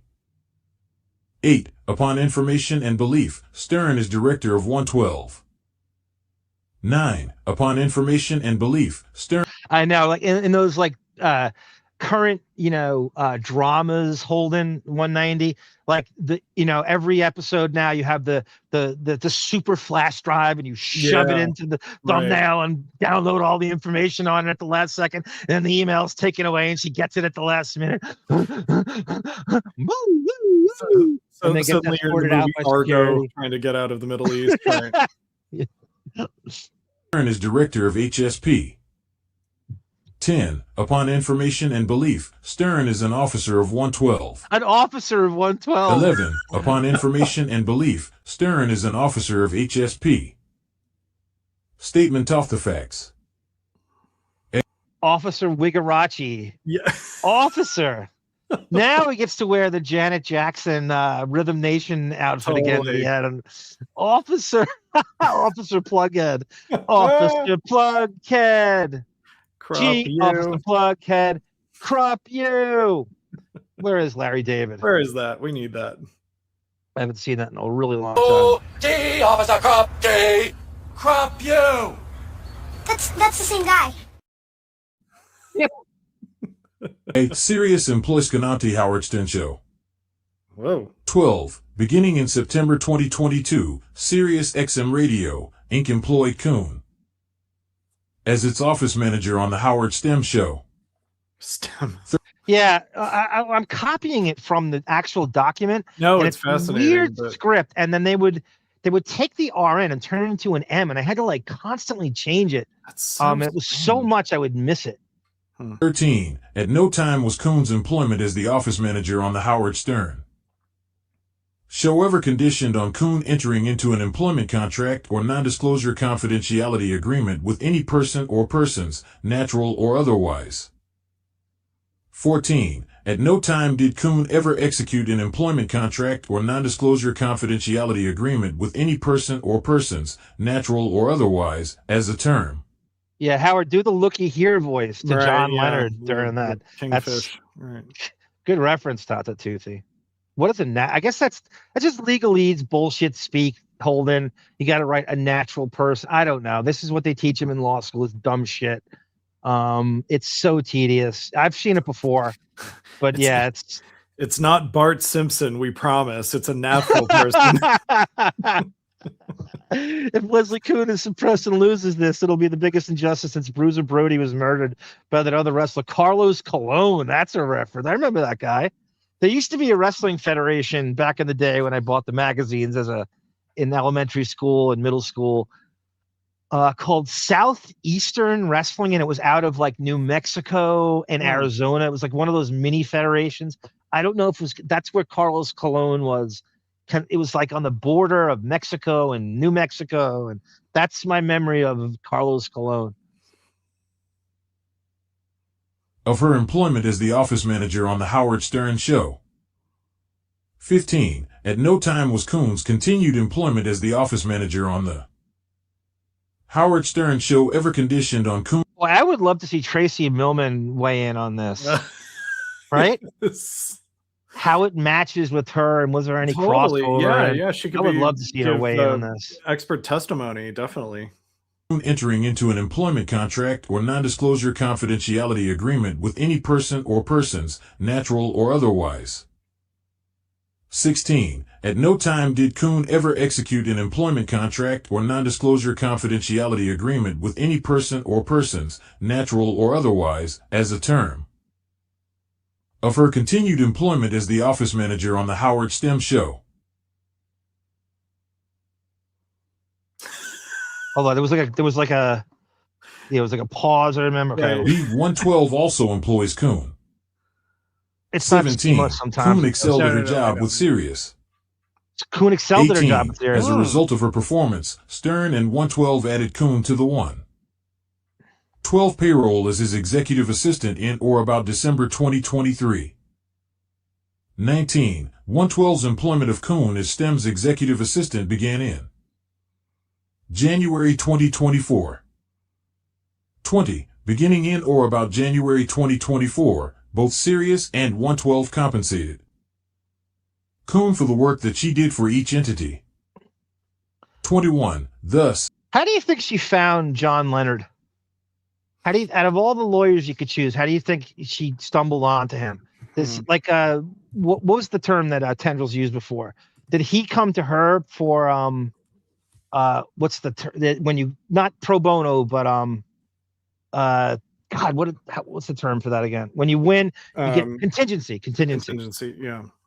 That he said, I think I can get a contingency payment out of this. In addition to the annual salary. You think? How do you think he found her? Did we see his middle initial? Was it J? John J. Leonard? Yeah. Okay, I found him. He's a white guy, unfortunately. Oh, he's white. Shit, that shatters my whole.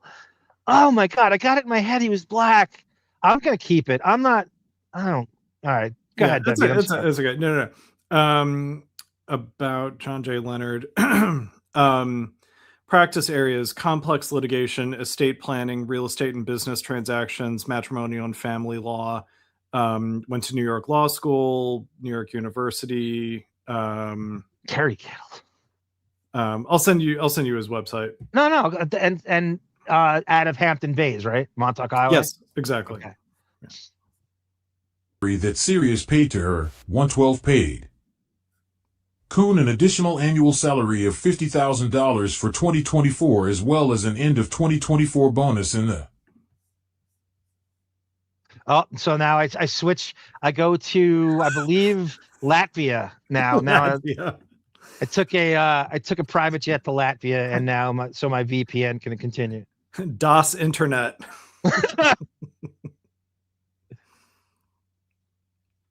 22. At no time was Kuhn's employment as STEM's executive assistant ever conditioned on Kuhn entering into an employment contract or non-disclosure confidentiality agreement with any person or persons, natural or otherwise.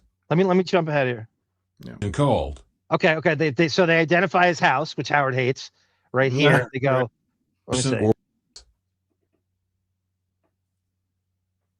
23. At no time did Kuhn ever execute an employment contract or non-disclosure confidentiality agreement with any person or persons, natural or otherwise, as a term.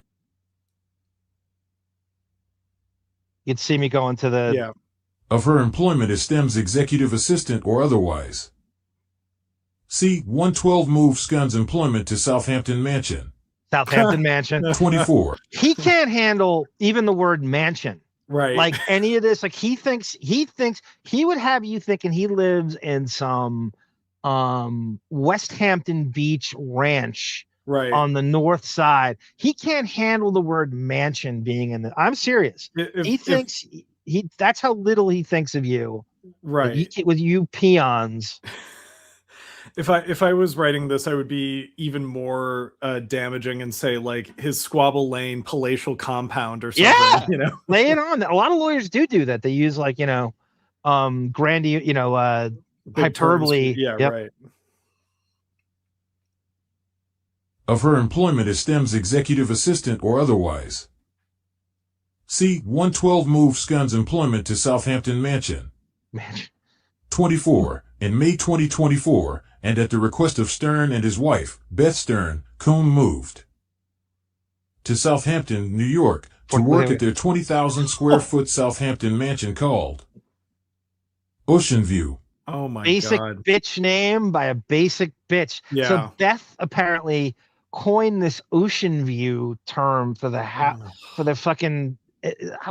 You talk about basic bitch. That is the personification. And that's the cheap ass golf course that I can smell the septic tanks at name right there. Yeah, if Ocean View were a name of a golf course, you would think, oh, that's just so unoriginal. Yeah. Ocean View, that's so that is, and I don't know how did she trademark this shit? Why is this in quotes? And where do you see this? Oh, God. 25. Specifically, Beth Stem told Kuhn that, in addition to assisting Stern, Beth Stem.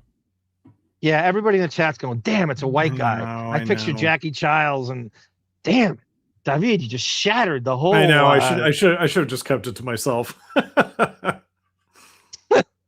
Tendrils is right. Either way, an attorney worth their weight would not go up against Howard's team if they didn't believe that they could win. Yeah, again, Tendrils, win or lose, we're here for the discovery. Yeah. We're here for the dirt. Needed assistance with such things as managing the staff of the mansion, setting staffing schedules, completing staff payroll, and managing general household operations, including Beth Stern's extensive at-home feline. That's important, what she just said. Yeah. All right. Specifically, Beth said, assisting Stern, implying that she doesn't do anything. Right. Needing assistance with such things as managing the staff of the mansion, setting staffing schedules, completing staff payroll, and managing general household. The keyword there is general. Household operations. We can make her do whatever we want. We can make her do whatever. Right under that, yes, we can make her do whatever we want, including Beth Stern's extensive at-home feline rescue fostering operation. To work at their 20,000 square. If it's an extensive at-home operation, what do we need the North Shore Animal League Kitty Center for? What do we need any of those eyesore buildings for that Monique gave us a tour of many years ago? You know, I went there too. Right, that's right. I went there too when they were building it, and yeah, it's completely It's just because they have to make it. It's part of the grift. It's part of the scam. It's part of. To make it look like it's a much bigger operation than it is. Yeah. It's a front. 500-foot Southampton mansion called Ocean View. 25. Specifically, Beth Stern told Kuhn that, in addition to assisting Stern, Beth Stern needed assistance with such things as managing the staff of the mansion, setting staffing schedules, completing staff payroll, and managing general household operations, including Beth Stern's extensive at-home feline rescue and fostering operations. 26. Upon information and belief, Beth Stern wanted Kuhn's help, notwithstanding that Ocean View was largely managed by Atlantic State Advisors, a third-party management. What? So why do they even need her then? Right. So they have I never even heard. This is rich people shit. This is the 1%er stuff that we've been pining to hear about all this time. He has something called an Atlantic State Advisors, a third-party management company for their house. Oh, do you want to hear the overview of their LinkedIn? Yeah, yes. Okay, so Atlantic State Advisors, property management and owners representation. They're located in Sunny Isles Beach, Florida. ASA specializes in owners representation and project management services for luxury residential properties and construction projects. ASA works with contractors and design teams to ensure that clients' properties are completed and maintained to the highest possible standards. Wow, we have offices. Job, David. We have offices in Pound Ridge, New York, and Miami, Florida. So, you remember when we would always speculate on going back years on Radio Gunk, what happens to these places all through the year? And yeah, that's right. They're in Florida. It seemed like in the early days, like they were in Florida like 10% of the year and stuff. Like, who's taking care? There you go. There's a fucking firm that handles this. This is like a bit. Imagine starting a business like this. Like, who even aspires to do this shit? So this is how these ridiculous mega mansions, 20,000 plus feet, get handled throughout the year. Management, right? Exactly. Jesus Christ, castle management. Company. 27. Kuhn's employment and compensation by Sirius as an office manager and by 112 as Stern's executive assistant did not change when Kuhn moved to Southampton to assist Stern and Beth Stern at Ocean View. 28. Only the nature and location of Kuhn's work changed when she moved to Southampton. 29. At no time was Kuhn's continued employment as STEM's executive assistant at Ocean View beginning in May 2024 ever conditioned on Kuhn entering into an employment contract or non-disclosure confidentiality agreement. So she's saying that anything she did at Castle Gayskull is game on. She's allowed to talk about it. Right. If there was a confidentiality agreement, it's only at Sirius. Yeah, like someone said earlier, it's like, okay, maybe there's an NDA to obscure any sort of like trading that's going on, but an NDA to work at someone's house, beyond like, I don't know. It's so bizarre. It's so bizarre. Also, when she had to move, did they give her a raise so she can afford the higher property taxes, or? How many guest houses do you have to? I have a clip. Or maybe they moved. She moved into the house. Lying. I'll probably listen to it after this of them lying about. So the whole bowling thing, when they were lying that Howard didn't have a bowling alley. Howard was making. You know how many rooms they have in this house. He was making it seem like they were sleeping on sleeping bags on the floor at a ranch house. This is the extent that they'll lie about it. When you hear this. 33. At no time was Kuhn's continued employment as STEM's executive assistant at. Hold on, I was just looking for the money. Yeah. Right here. Paid exclusively through 112 effective January 1st. Right here. By letter. Thanking her on STEM's behalf for her hard work in 2025 and informing her that she would be paid exclusively through 112 effective January 1st, 2026. and then she gets 32. fired The letter also immediately. informed Kuhn that she would be given a raise in 2026 to $265,000 and that her 2025 bonus would be $80,000. So what's the move? You give her a fake raise and a fake salary, and then fire her immediately. And that covers you, that you're this good guy with every intention of covering her for. You made a good showing that you are someone who gives raises, but then you fire the woman before you actually have to act on it. And they plan that immediately. Right. $. 33. At no time was Kuhn's continued employment as STEM's executive assistant at Marble Manor, Ocean View during 2026 ever conditioned on Kuhn entering into an employment contract or non-disclosure confidentiality agreement with any person or persons, natural or otherwise. Benjamin goes, "You met my attorney, right? Her name is Sidney Jewett Stein Hebrewberg." 34. At no time did Kuhn ever execute an employment contract or non-disclosure agreement any person or persons, natural or otherwise, as a term of her continued employment. As STEM, there's a termination thing coming up here. STEM's executive assistant at Ocean View during 2026.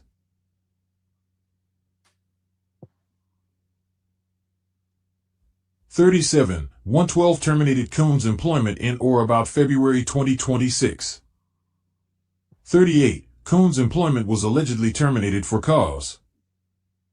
D. And what's the cause? Yeah. So let's see what. I'm looking for the D. The separation and confidentiality agreements. 39. On or about February 26, 2026, Prior Cashman LLP, a new York-based law firm representing 112 and finalizing Kuhn's termination, presented Kuhn with a separation agreement for her execution. 40. The separation agreement contained non-disclosure and confidentiality provision. Hold on. Yeah. 39. On or about February 26, 2026, Prior Cashman LLP, a new termination, presented Kuhn. 40. The separation agreement contained non-disclosure and confidentiality provisions protecting persons, natural or otherwise, including, but not limited to, Stern, Beth. So in this particular one, is interesting is he it lumps in everyone they know in their immediate circle, which prohibits you from talking about like Ross Zapin or fucking Pat Menachia, or you choose whatever shady character, Marcy Turk, in their life. They don't want you. So you can't talk about anybody they know. Kimmel, Stephanopoulos, Seinfeld. Anyone you met when you were working for us, you can't talk about. Stern, Beth.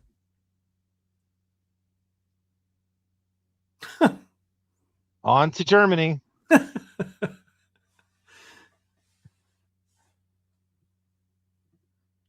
Where in the world is Arm? Otherwise, including, but not limited to, Stern, Beth. Stern, Sirius, 112, HSP, as well as Stern's friends and relatives and Beth Stern's charitable organizations and endeavors. No. 41. The non-disclosure and confidentiality provisions contained in the separation agreement protected from disclosure by Kuhn all manner of information identified as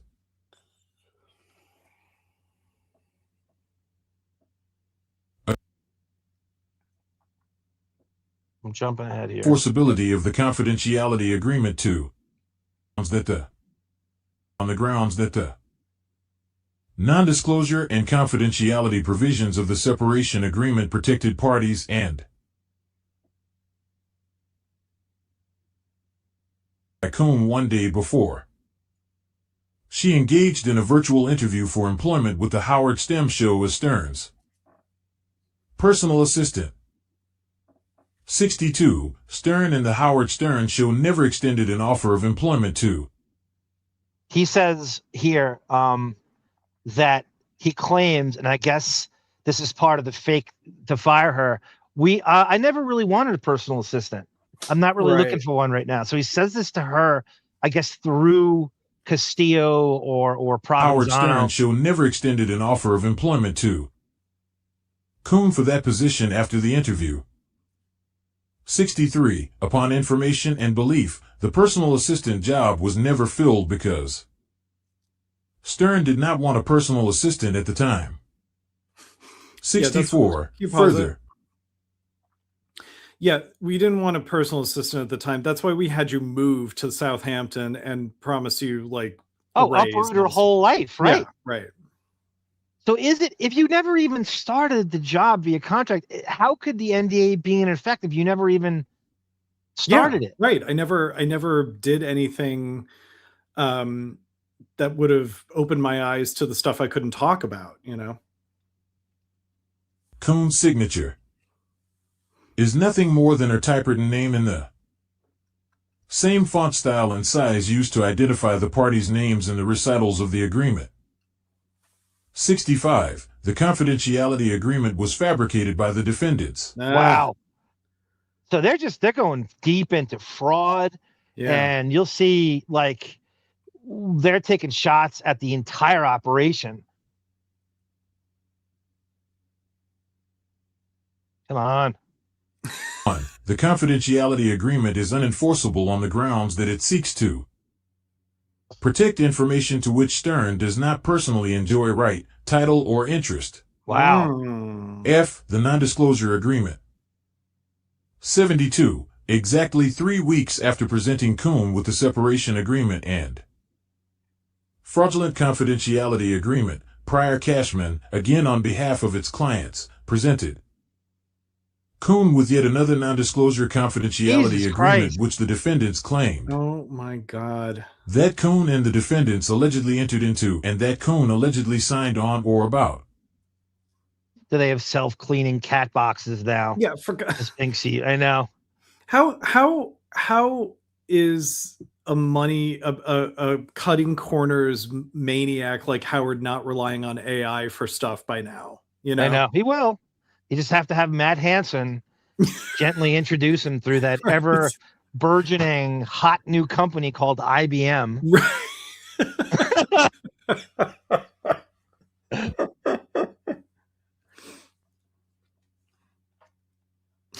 Okay. 79. Further, the subsequently 79. Howard's non-disclosure IQ. agreement differs markedly from the originally proffered confidentiality. Okay, I'm not going to tell you where, but I doctored up a little bit, took some liberties in his filing, and I put a couple of my own editorial in there. Okay, See if you can spot it. Okay. Agreement in that it protects a vast trove of personal information nowhere mentioned in the confidentiality agreement, including the personal affairs of individuals in any way associated with the company, including but not limited to information respecting their family members and friends, daily activities, and personal habits. Oh, wait a minute. Come on. Moving over to Mongolia in now. any way associated with the company, including but not limited to information respecting their family members and friends, daily activities, and personal habits. Again, it's getting prickly. It was getting really tough. Yeah. It's catching up with you. To information respecting their family members and friends, daily activities, and personal habits. Food preferences, sleeping habits, hobbies, plastic surgery and panic rooms, wig hair system arsenal, and closeted homosexual antics by Mr. Stern and his ladyboys' use of consumer products, choice of restaurants, hotels, or other establishments, entertainment preference, the location or contents. Wow. So he's, to recap, and we've seen this list, but to see this written in the court filing is personal habits is the first thing he references. Terrified of any of this stuff. Food preferences, terrified of it. Sleeping habits. Who's terrified of sleeping habits? What could that possibly mean? But you know what? Hobbies. So all this stuff is fake. He doesn't actually play chess. He doesn't actually play guitar. Right. He doesn't actually. Why would you? Don't you share that with us? What are you afraid of? I don't want people to know that I sleep in a racing car bed. Oh my goodness. Sleeping habits, hobbies, plastic surgery and panic rooms, wig hair system arsenal, and closeted homosexual antics by Mr. Stern and his ladyboys' use of consumer products, choice of restaurants, hotels, or other establishments, entertainment preference, the location or contents. Wow. Of residences and other properties, travel arrangements, location or methods, political. It's virtually everything. So there's nothing in there. And that's funny. They don't actually say hair. I mean, I added that, right? Yeah, right. It doesn't actually go, all right, well, in keeping with this, I'll just talk about his group. We'll talk about his hair. We'll talk about his hair the whole time. It's probably all like under the umbrella of personal habits, like the personal habit of like, putting netting on your scalp, Yeah. Personal habits covers everything. You're right. All the vanity and all the plastic surgery and all that does cover that. You're right. And any other matters affecting or relating to the company and its business and the personal and business affairs of the company. Okay, so he goes into her termination. That guy Mark Garton fired her supposedly in the Chubby says, how did you get this information? Very juicy. It's in the court filings, Chubby. A lot of people don't realize it's public information, but it just seems like it shouldn't be.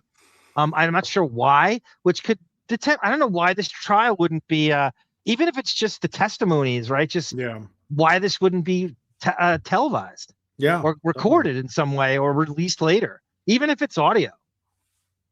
Even if it's just the Supreme Court, they do audio. Do you know that they do like a Supreme Court hearing, it's in fucking audio, which is better than nothing. Yeah, no, for sure. And even there's no cameras in the courtroom. Then show it later. Then, since release something. Yeah. Justiciable controversy exists. 96. Mark D. Garton, 112's Vice President of Finance, informed Kuhn of her termination and the reason therefor. 97. Termination due to downsizing or the elimination of a position would not necessarily affect one's future employment prospects, but termination for cause certainly would. So he's saying now she can't work after this. Right. Because she's not allowed to talk about any of this stuff according to this NDA. If you're telling her she's terminated because we're downsizing and just eliminating the position, that's fine. But you're saying there is a behavioral reason, and you're not saying, but she can't talk about any of it. So she literally can't work after this. Yeah. No one's going to hire her. And then now you got the lawsuit on top of that. You're not going to hire someone who's who's pegged as an ambulance chaser. That's going to sue any company she works for. 98. Garton accused Kuhn of alleged misconduct of a nature that would be detrimental to one's reputation, such that disclosure would have a chilling effect on Kuhn's future. So Garton is accusing Kuhn of misconduct of a nature that would be detrimental to one's reputation, that such disclosure would have a chilling effect on Kuhn's future. Then I think she should apply to be a job as a whack packer on the show. Because isn't misconduct the hallmark of the Stern Show at its peak? Exactly. Right? Don't you love misconduct? Isn't the show built on misconduct? Isn't that how you pay Great your bills? point, David. Employment prospects. 99. Kuhn denies in whole and in part the reasoning given to her by Garton for 1. 12's termination of her employment. 100. Further, Kuhn claims that the reasons for the termination of her employment, like The confidentiality agreement and the non-disclosure agreement were manufactured by the defendants in general and Beth Stem in particular. So she's calling Beth a liar. This next paragraph is great. We know the whole title of this podcast is Bethstrionic personality disorder. Right. That is her. If I was Kuhn, I would use that diagnosis of her. Her whole personality hinges on professional victimization and lying and having histrionic lies, fantastical stories, as Dr. Curry highlights. I was going to say we should get Leslie in touch with Shannon Curry to Shannon basically Curry, give the same definitely dissertation in court. They have no credibility. She's an absolute serial fabulist, and they need to use that. We got to get in touch with Leonard's team. Yeah. Good friend of mine. 101. Rather, Kuhn contends that her termination was the result of... Now listen to this, everyone. This is huge. He's basically saying this whole thing is a fraud, and I am going to expose it. This whole operation is a fraud. 101. Rather, Kuhn contends that her termination was the result of, among other things, a hostile work environment and enablement of that hostile work environment, immense pressures on the household created by irresponsible and untenable animal rescue and fostering. Chaos. Operations occurring on site and massively disorganized and questionable business operations. Questionable business operations. That right there stings in a way. I mean, you could take out the whole thing. I think that is leverage in a half. Yeah. And that's, I don't know, there's a lot of things they're worried about. That might be number one. Did you know you were trying to write off Bianca's private plane, Beth? Are you sure that's legal? She needs to, in the discovery or whatever else, if she wants revenge and shit doesn't go her way, just drop little fucking gossip nuggets to all the, Adam Levy at the Daily Mail and, anonymously, and she could just destroy them. And like a real, slow burn or what's the term? A death by what's the water death torch by 1,000 cuts? Yeah, that 1,000 cuts, right? And accounting practices. 102. As such, Kuhn fully intends to disclose details concerning the facts surrounding her employment by. I repeat, Kuhn fully intends to disclose all details concerning the facts surrounding her employment. Oh, she is dead set on exposing this. She needs to just never waver on this. I know it's easy for me to say. I know, but yeah, Beth Stern is going to have to actually change her name to Beth Stem at some point. Oh, there's Tamara Francois. How great is she? She comes in. Wait, this is real? They also have homosexual activities. How great is that? She comes in, she tunes in right when I made up that part. Right. Tamara in the house. What a great entrance by Tam Fran. Look at the love she gets. Look at this. They're going nuts. She's the and best. Massively disorganized and questionable business operation. She's like the guest that comes out during the Saturday Night Live monologue. Right. Yeah. You have no idea it's coming up. Right. And they just go nuts when she comes out. And accounting practices. 102. As such, Kuhn fully intends to disclose details concerning the facts surrounding her employment by STEM, Beth Stem, Sirius, and 112 and termination of that employment is necessary to address the accusations made against her and to protect her reputation and future employment prospects. Yep. You can't work after this. They have to take it to the wall. Yeah. You can never work again. You have to. That's ballsy of the Garten guy to accuse her of something, sort of misconduct. Reputation. Yeah, misconduct. That's if you say misconduct and you don't specify what it is, people immediately think never it's work something, again. Yeah, it's some sort of assault. Yeah, and then tack on you're suing them at the same time. No one's ever going to hire you. Next thing. So I promised I would show you. This is what goes on. This is how they lie about Castle Gayskull and Auschwitz. Yeah. This is what's called. Artie just leaves the show. Okay. This is 2010. Somehow he invites. It's almost like rubbing it in on Artie. He invites a gaggle of people to Castle Gayskull, but is lying about all of it. He claims about the bowling alley. They went out. Listen to this. Okay. But anyway, I decided to have a couple of guys over and like.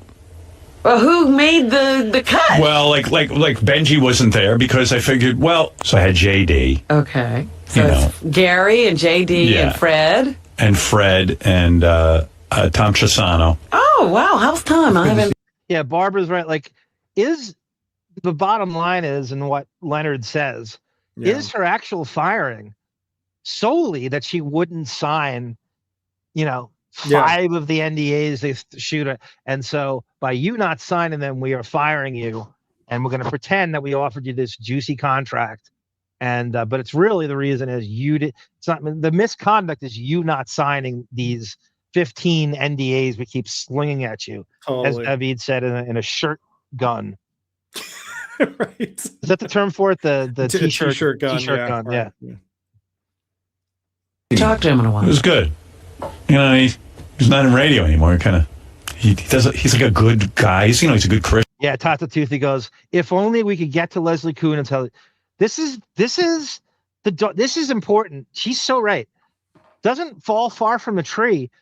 We have the daughter of a convicted Medicaid fraud felon, Bob Ostrowski, aka the ankle bracelet. She learned from the best. She learned from the best. I think they need to bring that up. Cancer patients. Yeah, I know he's doing that. I heard. Ross came over, but he couldn't stay for the evening. We had a barbecue. Richie Notar, my friend, from. I think the settle it days are over, A. Smith. I think that ship sailed if there ever was. There's so much past it now. I think they're never gonna. I think that settle's not gonna happen, and I don't want it to happen. Nobody does. Use the calipers to monitor the depth of best clavicles. Wow, there's a lot of alliteration there. Pink sheep. No boo. And Jeff Schick I had out. I hadn't hung out with Jeff in a long time, and they had Tim. So that proves if Jeff Schick is there, then Matt Hansen is there, but he won't say his name. So these are the names you'll never hear about. Tim Sabian and Doug Goodstein. Oh, okay.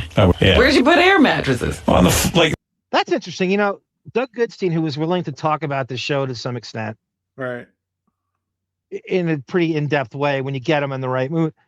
Goodstein will give you like a play-by-play of the house. No one ever asked him about that. I forgot he's at this thing. This is 2010. Goodstein could tell you the stuff they won't talk about. Definitely, yeah. I had these big, comfortable air mattresses. I didn't have enough room. I have comfortable air mattresses. How many rooms in the house again, guys? 10? I think there's. I don't have enough room. We've seen the house. I don't have enough room. He mentioned 8 people. I have to get air mattresses out. This shit's on a script. Oh, God. 20,000 square feet. I'm getting air mattresses out. Right. Each of those people could get a bedroom and an additional room that has like a fainting couch in it.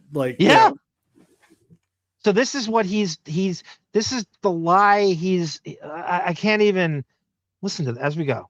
I had these big, comfortable air mattresses. I didn't have enough room because, the guys stayed over. It was a big slumber party. Just him saying, I don't have enough room is ridiculous. Thinking we don't know what this is. I know. Party. We hung out. We had a nice time, right, Fred? Absolutely. It was a terrific night. Great night of bowling, by the way. Yeah, we went out to a bowling alley. Yeah. And Oh, this is where that clip's from. Yeah. So Fred, in on the lie, we went out to a bowling alley. Look up, Debbie. Look up Southampton bowling. See if you could find any lanes. And they went. We all know. We've all seen the bowling alley. We all know it's in his basement. We went out to a bowling alley, and they're all in on the lie. They were told, probably through an NDA, probably their own. He probably had an NDA at this get together. He probably gave them. I am going to lie. You are not to talk about the bowling alley in my basement. We went out to a bowling alley. I'm not even sure there is a bowling alley anywhere near them in 50 miles. And I've been out there a few times, as you know. Hang on, I'm looking. Southampton Lanes, Hampton Bays, East Hampton. Let's see. 174. Caesar's Palace has fewer beds than Castle Gayskull. Air mattresses, Horatio's Lap. This is so ridiculous. It's really. I know, Pink Sheep. I can't hear the word Hanson and not think of Jump Street either, but it's spelled differently. Theirs is H-S-E-N and Tom Hanson is S-O-N. Go ahead, Debbie. I'm sorry. It's hard to say. There's the clubhouse in East Hampton. Absolutely not. East Hampton's very far from Southampton, believe it or not. It's like a decent ride. There's no way in hell they're going there. Right. That's out. I'm just, hang on. Bowling. If there's nothing, there's nothing. I believe there's probably nothing. It's too trashy for the Hamptons. Bowling is too trashy. Here's what comes up in Google searches is the clubhouse. Shirley Bowling Alley. the trashiest town in maybe all of Long Island is Mastic Shirley. And there's actually a bowling alley on William Floyd Parkway. Okay. But go ahead. I'm sorry. There's 3 places that come up when you do bowling Southampton. The Clubhouse, which is in East Hampton, the All-Star, which is in Riverhead, New York. No, they're not going there. And then I love this one, Canal Bowling Lanes in Southampton, Massachusetts. Like, you have to go to Massachusetts. Yeah, that's so it's boldface. I mean, we knew it's a lie anyway, but I just wanted to prove that we looked just to have a sort of a bibliography, some kind of cat to prove. Just I don't need the proof. I don't need, but just for that, just to make it look worse than it is. There is no bowling alley in the immediate area, not even close. Bold. We had a fun time. Bowling can be fun sometimes. Yeah. You don't think of it as being fun? Now he's condescendingly laughing. Oh, this stupid lie my dumb fans believe. Right. Listen to that. Yeah, he's you don't think of it as being fun, but if you get drafted into it, it can be fun. And it was fun. When guys get together, they're brutal. He shared well, first of all, some of the guys had to double up in the bedrooms.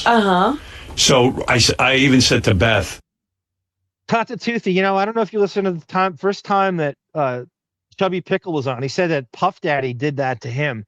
He did make a delivery to a white party that Puff Daddy had. And they basically blindfolded him, and they drove to the house. Didn't want to he didn't want him to know what the location was. That actually happened to Chubby Pickle, and Howard was at this party with Ralph. Yeah, whoever the top manufacturer of blindfolds is should also produce a list of their biggest paying clients, to the authorities at some point. Yep. How Scott the engineer comes up a little bit later in this. Tata Toothy. It's interesting to say that. I know Gary's going to want to be with John Hine because those two are like a lover. They're like married couple. Yeah, and sure enough, I said to Gary, "Would you mind bunking with one of the guys?" And he goes, "As long as it's John Hine." Wow. Yeah, they're in love. That's not what happened to bunking. So we're sharing a bed now in this 20,000-foot mansion that we've all seen. We're sharing a bed. Listen, there's an historic submarine off the coast down the road from my mansion that you can get some bunks at and sleep there. And there is, I think, 2 guest houses, by the way. So he can't even say guest house. We've all seen even by that point, I think the pictures of the house had been somewhat had been out there, and most people had seen. I think it was just, again, this is 16 years ago. So you could see there is at least 2 guest houses on the side. It's insane.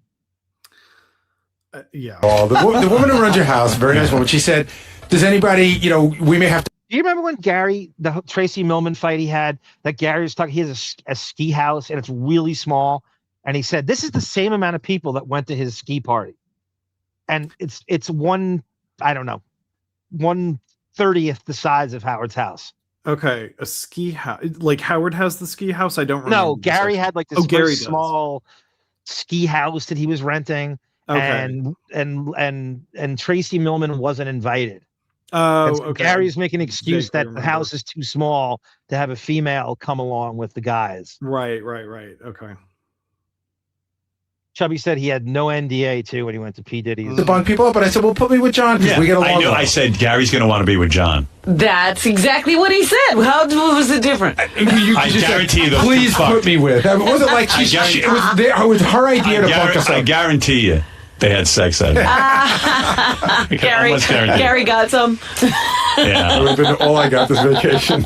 And although I was thinking of putting Tom Chisano with John Hine because neither one of them masturbate. That would have been a I'm not safe doing call. anything. How about you? Yeah, so like if Gary needed to masturbate. Without Scott. No, it would have been nice to go to that bowling. Okay, so I cut to that, right? And now this is the wrap-up show. So I went and I fetched the wrap-up show from 2010 thinking it would carry over to it, and it does. And this is them continuing the lie about it, but you get to hear without Howard controlling the narrative. I don't know who made this picture of Howard on the right. I don't know if I tried to do it on AI, or Sarah might have done it. Yeah. But this is the bowling alley. This is Howard's bowling alley on the left. 2 lanes. There's the bowling rack, and there's the electronic scoring thing. Barbara's comment here. Gary just said the woman who runs your house is. I assume Gary's saying that because Howard's mandate, like Gary knows what her name is, but he's not saying it on the air and refers to her as the woman who runs your house, as opposed because that's the mandate. The proper names are right, definitely. Yeah, so like if Gary needed to masturbate. Without Scott. No, it would have been nice to go to that bowling alley and hang out because everybody knows that I bowl. So that's true. It would have been nice to bowl with all these guys. Maybe that was it. Maybe you're too good. Maybe it was scary. So Scott's bringing up the bowling alley, right? He has no idea. I don't know if Scott's going because Scott's not there. He's never going to be there. He really thinks they went out, right? But he's lying to Scott, who's like a 300 bowler, that they actually went out to lanes. But Scott's probably like, where was this? Right. But he thinks they actually went out. So they're lying to Scott that they actually went out and this isn't in Howard's basement. Listen to all this dialogue, how it never comes up. Yeah, Doug was saying he was like, I had a bowl to 148 and I beat everybody or something like that. That's right. And I'm like, that's my third frame. So, Are you still that good? Yeah. Matt in Montreal wrap-up show. Yeah, hey guys. Scott, that bowling story is exactly why you'll never be at Howard's house. Exactly why. No, come on. I mean, they all know I bowl, so I mean, it's fair enough. Another question: who won in bowling? And Gary, did you throw the ball into the right lane? I think Gary. I won. Doug won the first game, and I won the second game. But we need to talk about something that we forgot to talk about. JD. So that was beautiful. JD is the first guy to bowl. He's the first person that's going to bowl. And I understood later, people told me that JD was sort of saying, not bragging, but saying that he was a pretty decent bowler. No, JD was, when we found out we were going, JD was talking about, we're going to go out bowling, and he was all about. So John Hine, in on the lie, he says, JD was saying, we're going to go out bowling. Yeah. So now he has been programmed to continue this. Do not mention he has an alley in his basement. It's just like the helipad. It's just like the helicopter. We're going to rearrange the sentence structure and say, oh, we went out. So Hine is in on it too. Listen to the way he frames this. About bowling, and he was all about the bowling. They didn't care about, he was about bowling. JD was, when we found out we were going, JD was talking about, we're going to go out bowling. We're going to go out he bowling. Was all about the bowling. They didn't care about the meal, didn't care about swimming, any of that stuff. He just wanted to bowl. And bowling, like any other sport, if you haven't done it in a long time, your form and everything like that. So JD picks a ball. He gets up just like Fred.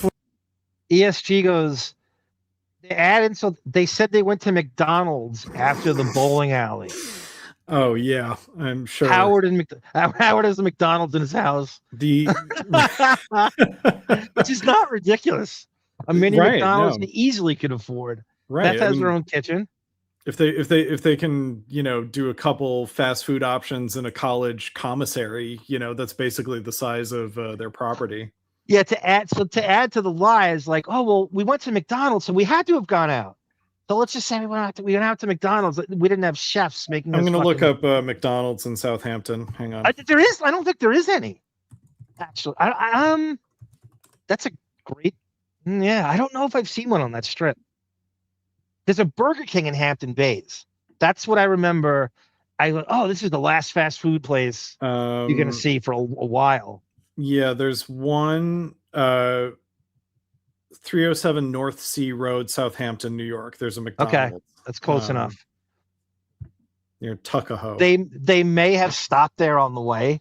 Yeah. Because of John Hahn, but there's no way in hell they went there ever, ever, ever. Plus, Artie got in trouble for mentioning how great the chef's staff was. I remember that, Sky Spectre. So he's standing there, and he goes to lane, and when he goes to throw the ball got stuck in his thumb. It went up about, it almost hit the ceiling. It had an arc like. I'm sorry. I just think, I don't know why I find this funny. I zoomed in. The McDonald's in Southampton is near the Southampton African American Museum.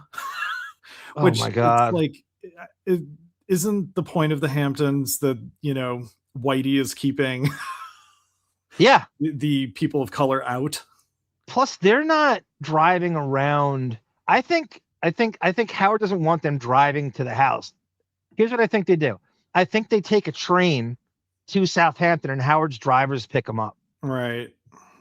Because they don't want their civilian cars. That's how I think. I'm almost, because I know that's how Ralph did it. Right. How is Howard supposed to get a good plumber if they know he has a bowling alley in his house? Slow pitch, soft. PC-23. I've never seen that done before. I've seen people maybe 2 feet off the floor, 3. This thing went almost up to the ceiling and came down with a resounding crash. Yeah, I thought it dented the lane. I thought the lane was going to just break apart when he did it. And that's his first ball. But again, that's JD. So the most interesting part, he did. He goes, couldn't they DoorDash Nobu? Richie was there. It's so funny. Yeah. Just to hear Fred speak, I know, in long form is bizarre. Just during this, he was on the wrap-up show a lot once in a while. Hold on a second. First ball, but again, that's JD. So the most interesting part, he not only did it once, he did it twice. So I didn't see the second time. Did you, John? Yeah, it wasn't as bad as the first one, but yeah, he absolutely. The first one, So they seem to have a run of this bowling alley. JD's just throwing the ball in the middle of you. There's no rush. This is not the behavior of people at an actual bowling alley. PC-23 goes, could you imagine the price of a Big Mac in the Hamptons, right? Because they would embellish it. They would enhance, it would be augmented pricing like everything else is there. Totally. It would be like $25 for a Happy Meal, for just a value meal. Right. I've never seen anybody do it the first time. I've never seen anybody do it quite like that 2 times in a row. I've seen it the way it was done the first time, but never that high. John, would you say easily 10 to 12 feet? Easily. I think and it landed more than halfway down the lane. Once again, this is not a bowling alley. This is Howard's basement. Right. And they're pretending they're at a bowling alley that doesn't exist in the Hamptons. And they're talking about JD because they're worried that, he damaged Howard's house, like that. You're not right. Exactly right. No one's worried about damaging a bowling alley lane. The real threat is you're damaging Howard's floor. That's exactly right. Yeah. And of course, JD is of course. Well, it's him. Right. Howard invited JD along because he thinks JD's stupid enough to be tricked into like gay sex with him, so. And I'll have stupid stories about him that, that too. Yeah. I'll use him for, low, punching down shitty airtime. Again. I think Howard has some weird deviant crush on JD where he sees him as like a stupid human fleshlight. I really think that's why he's included. It's stupid guy material. It's just that too, whatever he does, it's just punching down, and I don't feel sorry for him. He is as arrogant as he is wasteful. So he's just the ruination of the show is the fixation with JD and Ronnie. I mean, it goes all the way back to years. I've been saying it since the day I heard it. God, Tata Toothie, that is such a good line. The Hamptons really is just one big shwoogie button, isn't it? That's such a good line. Holy shit. The museum takes up one corner of a it's a building probably comparable in the size to the McDonald's that it's down the road from, The Happy Meal toys are small gold bars. These pink sheep. It's it's insider trading deals that are held by the Hamburglar, you know. JD is sort of physically bereft. He can't even throw a ball. I know. He can't. I know. Imagine that. Don't forget, JD can't light a lighter, right? And loses to Robin in an arm wrestle. I spent MJ. I spent my summers in Southampton in the 60s and 70s. I'm not rich. I bought my aunt a small house in North Sea area. I have the best of memories. There was a time when the Hamptons was very affordable, and there was locals who have seen that area just be overrun by pretentious celebrities, and they hate it in the summer. Yep. Now Malibu's a great comparison. I've never seen anything like it. Good trajectory. He ended up bowling okay, but I think Doug was the big winner. Thanks, Joe. I was the second winner. Well, I meant in the first game. You won the second game. What happened? Pause here. What happened? Yeah. And bowled. Scared of it. Yeah, Doug was saying he was like I had a bowl to 148 and I beat everybody. All right, I repeat it for some reason. That's good enough. So there's the lies from that, and it's just ridiculous.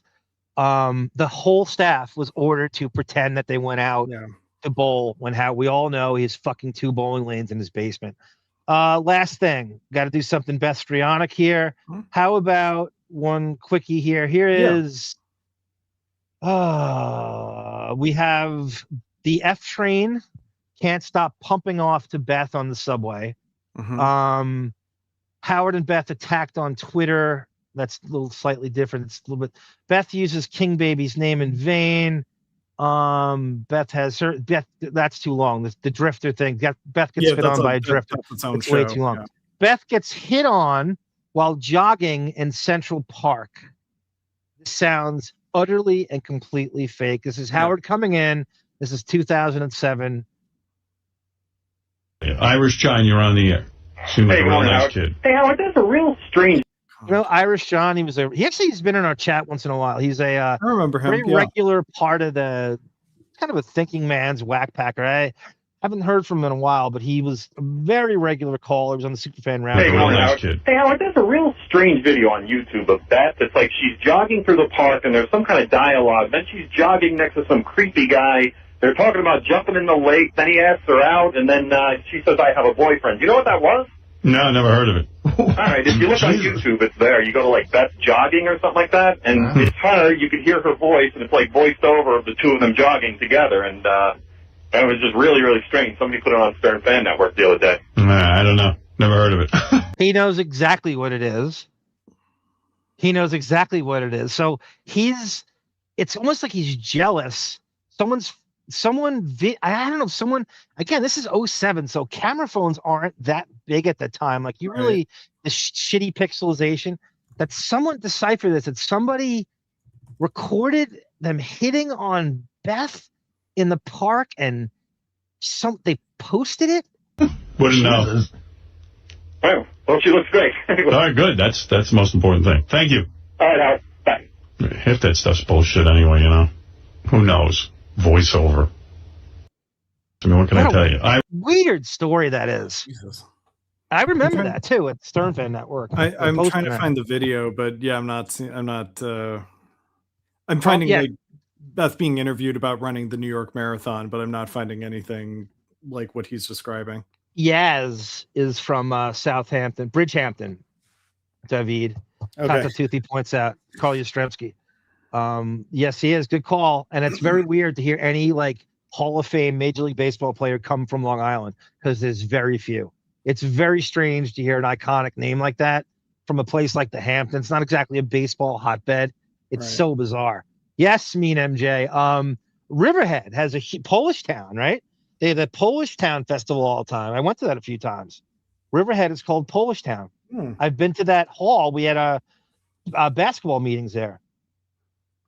There's a Polish town hall in kind of like in the back streets of Riverhead, and we had our Polak.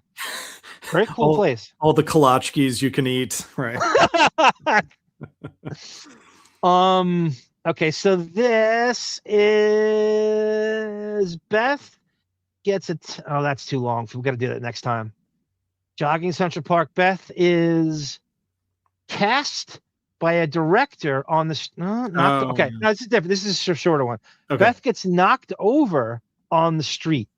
No, wait, Beth. Okay, this is the other one. I swear to God, these are all different. I swear to you, these are all different. Beth gets pushed down. Someone physically shoves her on the ground and then catcalls her. This is just some random Bethstrionic. I was in a car going somewhere in Manhattan one day. This was years ago. And this beautiful woman is walking down the street and she passes a construction site. And there's a hot dog stand there, one of those carts. And she stops to get something off the cart. And the construction guys all stop working and start looking at her because she's so beautiful. And she smiled at one of them. And then they started making all kinds of nasty comments to her. Like, hey, you want to suck my dick? I was like, the woman was being nice. Yeah. What's wrong with you? And she was devastated. So the way Howard's mind works is, how do I humble brag, and how do I that this happened to Beth? Of course. What year is this? This is, oh God, shit. I want to say it's the serious years. Actually, no, it's more recent than that. Beth gets pushed down. Yeah, it's like in the 08, 09 or something like that. Robin sounds strange here. Yeah, maybe it's later than that. Maybe it's later. I don't have a year attached to it. Okay. Oddly. Yeah, it's okay. Thank you, Howsey. Howsey said, seriously, thank you guys for so much of the entertainment. I'm home off work and for a while with a torn rotator cuff surgery, and I need all the fun I can get. Thank you, Howsey. Sending all the healing vibes your way, Howsey. I hope Here's Logan James Howlett Wolverine mutant healing to repair that rotator cuff, Howsey. Beth gets ambushed by a modeling agency. I hated Irish John. I used his money to get close to high. Yeah, he would always try to latch on to the fucking whack. Right. Yeah, the guys at Howard's more. He's so whack pack adjacent. When they said these things, people are angry about everything. People are angry. Yeah, this is I remember when I first met my wife. Maybe we were a year into dating or something. Who says my and wife? And she was still, I don't know what she was doing, maybe walking to a job or something. She would walk the streets of Manhattan all the time. She liked it. Yeah, Riverhead's known for they have a big prison there. It's like the biggest prison in Long Island. I've been there too. We had a school trip there. Time she liked it. Scared Straight trip. And she was totally right. Scared Straight, exactly right. Walking along and dressed up for work. She booked a job. And a guy sees her on the street, and he says to her, "Hey, I want to take your picture." And she wasn't famous or anything. He was attracted to her. He wanted to take her picture, and she goes, "No, she could stop." And some random guy wanted to take her picture. She's on her way somewhere. She's not just. She goes, "No." He walks over and he knocks her down onto the ground. Oh, please! And I can't even speak how ridiculous the homina lies he's conjuring up. The guy wants to take her picture. She says no thanks, as if he would just take it anyway. Why not just take it anyway? Yeah, why right. you ask for permission? And she says no, and he's so scorned by this, he physically knocks her to the ground in Manhattan with people bustling all around them. He physically knocks her to the ground. This is what he tells her. Tells him. For so long, and then when he's dating her or married with her, they have so much money and to be inaccessible to the public, even the public that isn't crazy and deviant. And yet Beth constantly finds ways to interact with, people on the streets who civilians who are going to be sort of the least, And the message is, you are privileged to be on the same street as her. You are lucky. She's walking with you peons on the sidewalk, as if anybody would recognize her against this very, very small percentage of crazy Stern fans who know what she looks like. Right. Along with, as you always say, like 10 women every block that look better than her. Hotter than she is. Yeah. Yes. And that is a fact. Yeah. Chubby's probably doing a delivery, if I had to guess, to Riverhead Prison, I'm sure. Yeah. And that was probably really interesting.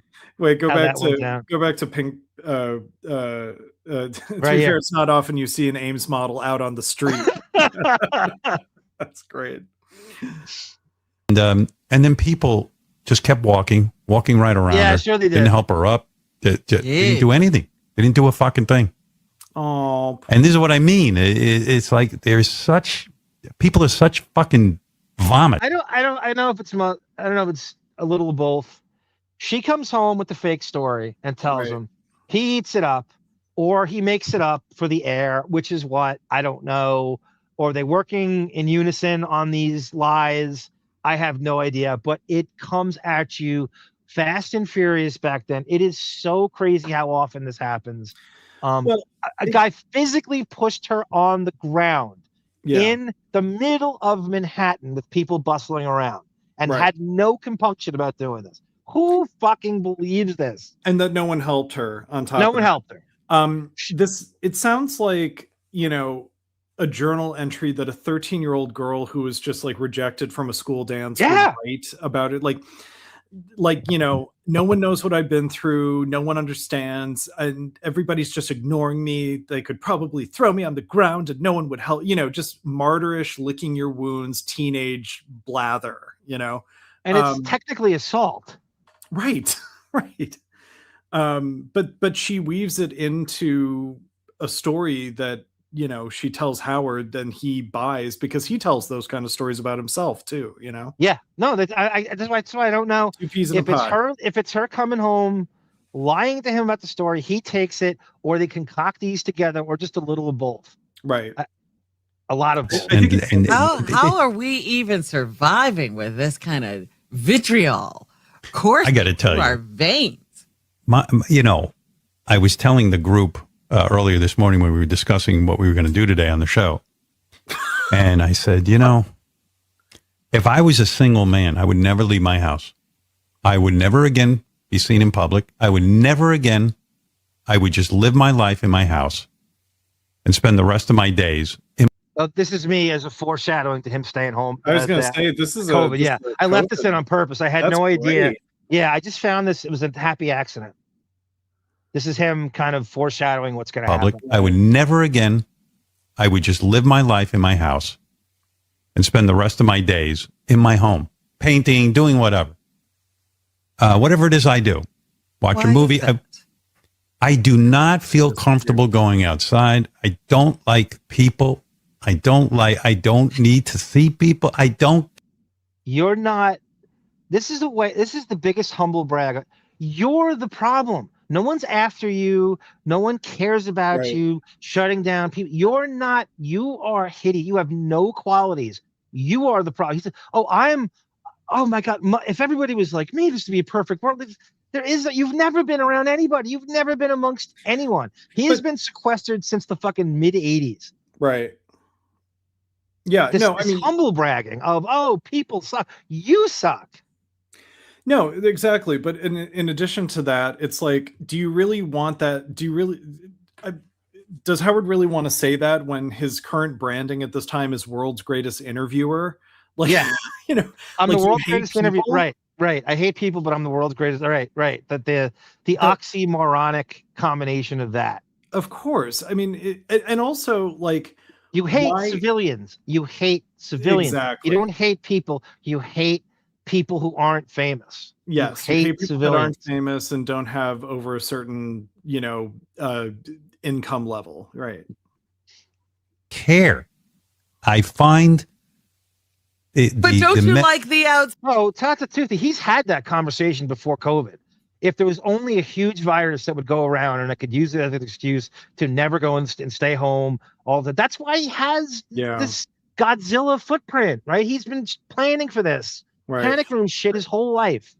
Yeah. I had another point I was going to. And why go on vacation when the vacations come to you? Right. Houses are like, why? It's a come down when you go on vacation. You're not living it up. The house is living it up. I remember Howard saying he bought her a fancy pocketbook worth $4,000. Yeah, we did that last week, Barbara. On the last show. Yeah. Also, that whole diatribe he just went on, that does not bode well to the therapy he's been in for 25 years. Yeah. If that's what the on earth of right hours of therapy is that you just want to be a hermit and what is the end game? Right. What are you going for? What is the goals in therapy? Exactly. And he'll tell you, it'll try to be like, make it look noble. Oh, it's my relationship with my daughters, and I want to be a better father. No one. There's no evidence you're better at anything. Yeah. With anyone. No, his public statements on why he thinks therapy is valuable are incredibly vague. And the real reason it's an excuse to say that you're working on yourself. It's a great excuse to get out of things. It's a great excuse to look like you're deep or evolved. And it's all bullshit. It's a way to perform for your therapy. You're paying someone to find you fascinating for the rest of your life, because Howard doesn't get homework in his therapy to actually put anything into action items. It's just reflection on childhood and then reflection on all the ways that he feels he was wronged. It's just his therapist's whole goal is to make Howard out to be a professional perpetual victim, right, all the time, every time. And the world is crazy except him, and I need to be away from it, and it's a way for him to look deep. It's a way to get out of things. My therapist said I can't do this. My therapist said I can't do that. It's just it's a great way to, it really is. It's a great way to wait. Look at how deep I am. Look at how evolved I am. Look at how I'm working on myself. Leave me alone. I go to therapy, but I don't even think he does. I think that's fake. I think that's a lie. I think he's too narcissistic to even trust a therapist's opinion on anything, even if it is glowing or it's turning him into a professional victim. I think that's bullshit. I mean, all of your paintings. I would go. Yes. Oh, that I would do. That I would walk around, but I wouldn't socialize. I would just stay in my house. And yes, get outside for air. I would walk for an hour and a half a day. That would be my life, and I would be happy. I have no desire to see the Eiffel Tower, to go to Italy, to go see Israel, I don't want to see any of this. I want to see what I want to see in my house. What, David? Why are we paying him so much if he's not going to take advantage of, the travel opportunities that he has as someone of his wealth? He could just. It's not even just travel, David. It is traveling on a velvet pillow. You're getting a private jet to these places at the highest. It's not like you're taking the fucking Frank and Estella Costanza tour that they would go on. This is the most. It is the most pampered way that you could see this. It's not. He would still have to do nothing. Right. It would be the most pampered, rarefied 1% way to visit these places that nobody could relate to. Yeah, I think about. Well, I also think like, God, you didn't need to do everything. Goes, I wish you'd go to Israel now. Oh, that's so funny. Right. That's so funny, Barbara. Babs. Yeah, I just think like you didn't need to do everything you did in your life and accumulate this. I don't know what the point of money is if it's not going to be spent. Everything's wasted and shaking. Right. Yep. Right. Narcissists do not think they need therapy. That's my line of thinking, Pink Sheep. That's why I think he doesn't. I think it's all bullshit. I think it's just a great way to get out of things. Right. And I also think that we've talked about this before too, but the point of accumulating so much wealth is that because as a narcissist, he really thinks he's going to be someone who lives till he's 175 years old. Yep. Like Jimmy Kimmel confirmed that. Right. I know you. I remember Kimmel said, "I know you think you're going to live forever." Yeah, because I'm sure Howard in some way thinks like, I'll get into that, rarefied air where I get the injections or the tested science for rich people that extends your life. That's his every waking thought. That is his every. And so if you think he's tortured, and if you think, this bullshit where he's trying to do this emo crap where I hate, you don't. No malignant narcissist hates themselves. He wants to live. You don't want to live till you're 250 years old and hate yourself. He loves himself. Oh, Don't yeah. ever think that for a second. Yeah. I mean, all this anorexic bullshit and all this pretend toward he loves underlying it all. He loves himself. The I'm miserable. I hate myself. I just hate the way I look. I have a small penis. Any of that is just a Fake deflection. self-deprecation. Yep. Well, and it's a way to, if I am an asshole to JD or Ronnie or any of these people, That's my excuse. that my excuse is like, well, I hate myself too. It's not like I'm any better to myself, you know? Yep. No, that's his default mode. No question about it. All right. Child tendrils goes. My child is so traumatic, and I was abused. My first relationship, 3 years in therapy, helped me overcome my trauma. He wants to be a victim for no good reason. He really does. Yeah. And so does Beth. I mean, even And that's like we were talking about, like, even if we were right about our theory that they're the ones who broke their own oven to be a victim of, you know, the oven, you know, Williams and Sonoma. I put nothing past them for attention. I really don't. I think they cornered themselves into a situation where, yeah, life is pretty perfect for you guys, but you're still not getting attention because you wanted capitalism, and now nobody's looking up to you in a way that you need pity. Because I think there's something about the attention of pity that is particularly appetizing to both of them. Yep. They can't be admired. They have to be pitied. They have to be victims. If you Well, also too, if you can't get your ass kissed, then you turn to the pity, or you get them both. Right. Pity is the negative image of approbation. Or on TV. And I would be happy. That's it. I'm going to end the show with one more. Okay. Maybe it's quick. Let's see if I can find one that's quick. Beth's knocked over on the street. Beth getting catcalled. Is that the same one? I can't. Honestly, they're all different. Beth gets hit on while jogging. Okay. She's so uncreative. Like, even their different ones are repeat. storylines. Yes, the repeat stories. Howard uses King Maybe's name. Beth comments on Howard's terrible tipper. Bowling lands. Lotus notes. Why is Beth? Okay. Okay, this guy is supposedly jerking off to Beth on the subway. Beth gets attacked on the street, and that's too long. Beth foisted on the audience. Beth's cell phone stolen. That's kind of quick. You want to do Beth? We'll do Beth's cell phone is stolen. Just cast on the street. Okay, Beth's cell phone is stolen.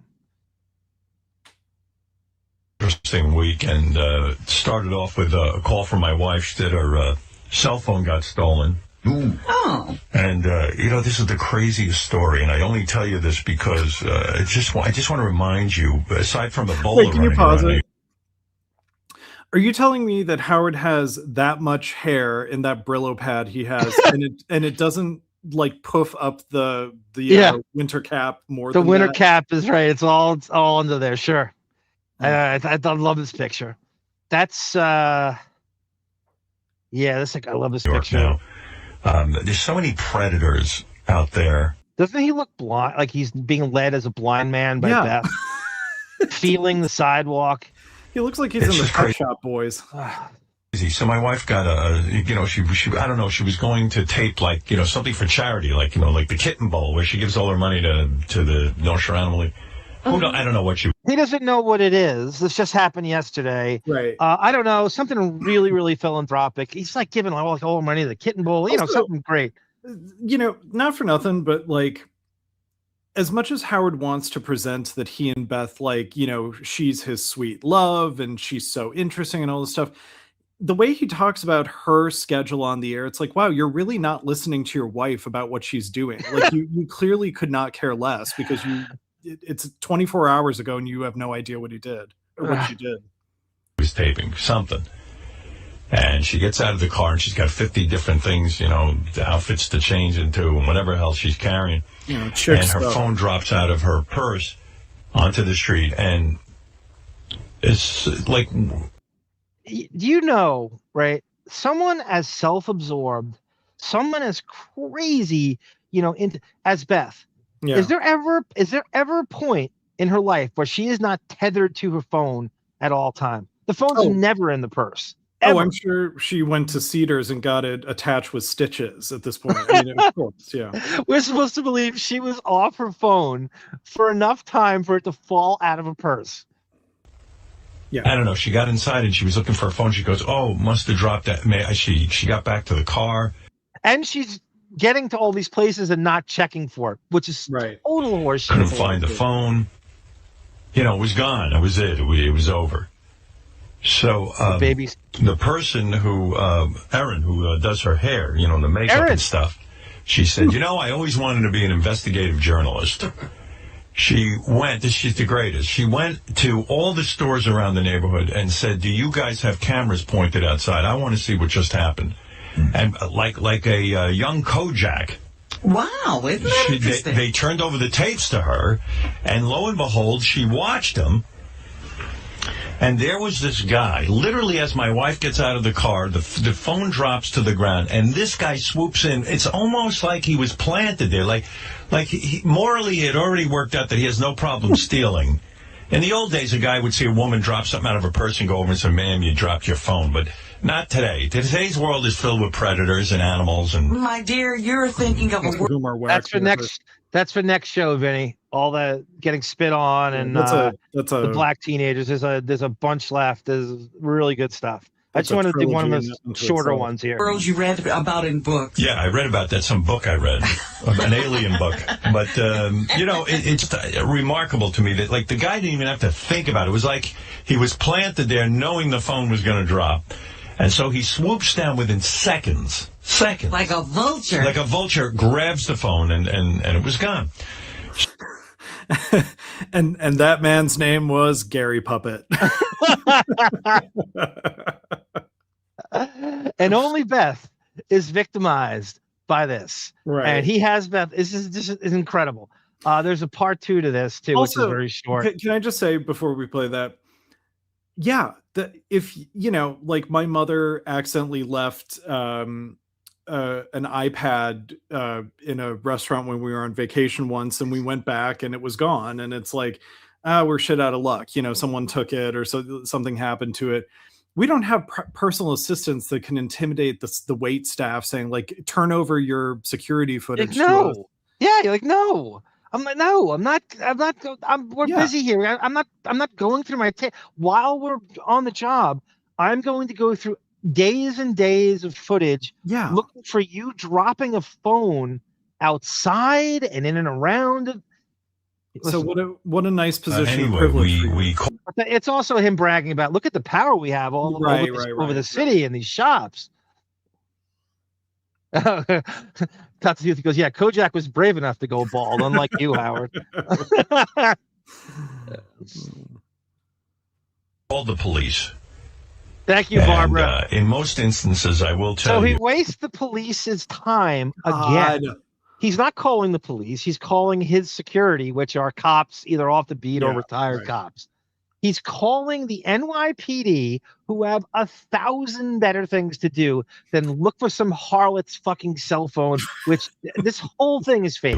The shot at you getting your phone back is rare. It's also the power he has over the NYPD, which he just like the. Well, I was going to say, imagine if I called the NYPD and my phone is gone. Can you help me look for it? Could you imagine wasting their time with that? And how expendable phones are these days? Yeah. Just get a new phone. Just get you're a billion. I read about your $100 million contract. Get a new fucking phone. Right. They can't. If I assume it's password protected to the brim. Oh, thank you, Tendrils. Tendrils goes wrong. You have to subpoena the footage to get a stolen phone and small claims. Thank you, Tendrils. I would not have known that. Look at Tendrils. Tendrils saving the day again. Kenji on legalese. Punching holes in their story. Love it. Even still, we knew we could turn on, as soon as the phone would be put into use. We have that thing on our iPhone. Find your phone? You can find your phone. So we were waiting for the phone to turn on.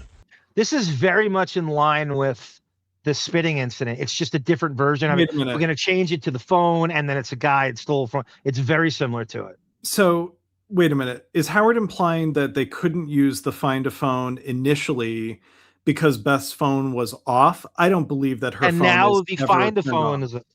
it's never turned off. She's never without it. She's never not looking at it. She's never not texting. You kidding me? That's such a lie. It's never in her purse. The cops were worried he would badmouth him on the show, and he had a lot of listeners in New York. Wiggy also got a gun permit, which is he's got that fucking ankle holster, which we found out. Police don't respond to these calls anymore. That's why you get insurance on your phone. Yeah. Thank you, PC23. Exactly. It's a waste of Florida cops' time. It's a waste of New York cops. Even Sable cops, Brendan. It's even a waste of their time. It's a waste of Elm Street. John Saxon. Great Depp reference, David. It's a waste of Tom Hansen's time. It's a waste of Doug Penhall's time. It's a waste of Dennis Booker's time. It's a waste of Harry Aoki's time. It's a waste of Judy Hopps' time. It's a waste of District Attorney Jackie Garrett's time. This guy was smart. He didn't turn the phone on. He didn't use the phone. Johnny Fraudo. So I think his plan was to sell it to some maniac on eBay or something like that. And then the poor bastard who got it would say, I got my new iPhone. And then, he would be stuck with this. That's true, too, Scott. But did the phone fall out of a limousine? Right? Is this what really happened? Phone that we had already shut down. But anyway, there's a police officer who got the call. The phone was stolen. And Could you imagine getting the call? Beth Stern's phone was stolen. He's like, there's a fucking gang fight on 105th and Lexington. I'm not looking for her. Could you imagine being a cop and getting that? So great. He says, look, normally they tell you, that's it, it's gone.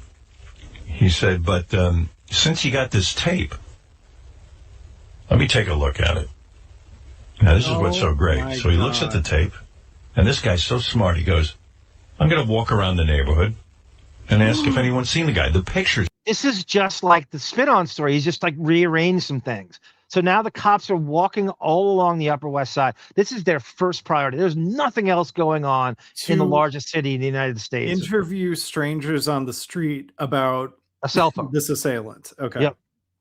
You wouldn't do that at a public school. Nope. If a kid lost a phone, and they every day. 10 kids lose a cell phone in a given school. From these cameras are so good. They were clear. You could see the guy. Never have I seen that many clear tapes. So the officer says to himself, well, this guy probably works in the neighborhood. Where's the police blog on this? Right. Don't they list all? He's around here. He's around. So he canvassed a few stores. He said, you ever see this guy? Gary Delabate. Walks into this store. And they go, yeah, I've seen that guy. Works right here. There he is. Oh, my goodness. Yeah. So the cop went over. What's doing, buddy? The guy admitted, confessed right away. They went and got... What's he going to do with her phone? Yeah. Everybody's got a... That's not a special thing. There are homeless people with cell phones. What's he going to do with her phone? He's going to jailbreak it? Why does he want her phone? Steal it to do what? You sell it phone. Everybody... They're not special phones. It's not. It's like buying a dental floss. Right. I mean, first of all, I love how that wrapped up like a 21 Jump Street episode where it's like, where's the guy? Oh, there he is. Right there. He is. The phone from the apartment, and this guy's in. Yeah. If you look this, I bet there's like a Law and Order plot with this exact thing, and he stole it for the air. Fucking jail because he stole. Listen, it's in jail. The phone from the apartment, and this guy's in fucking jail. Right away, they went and got the phone from the apartment, and this guy's in fucking jail. So he brought the phone to his apartment, and the cop... by the way, I would think...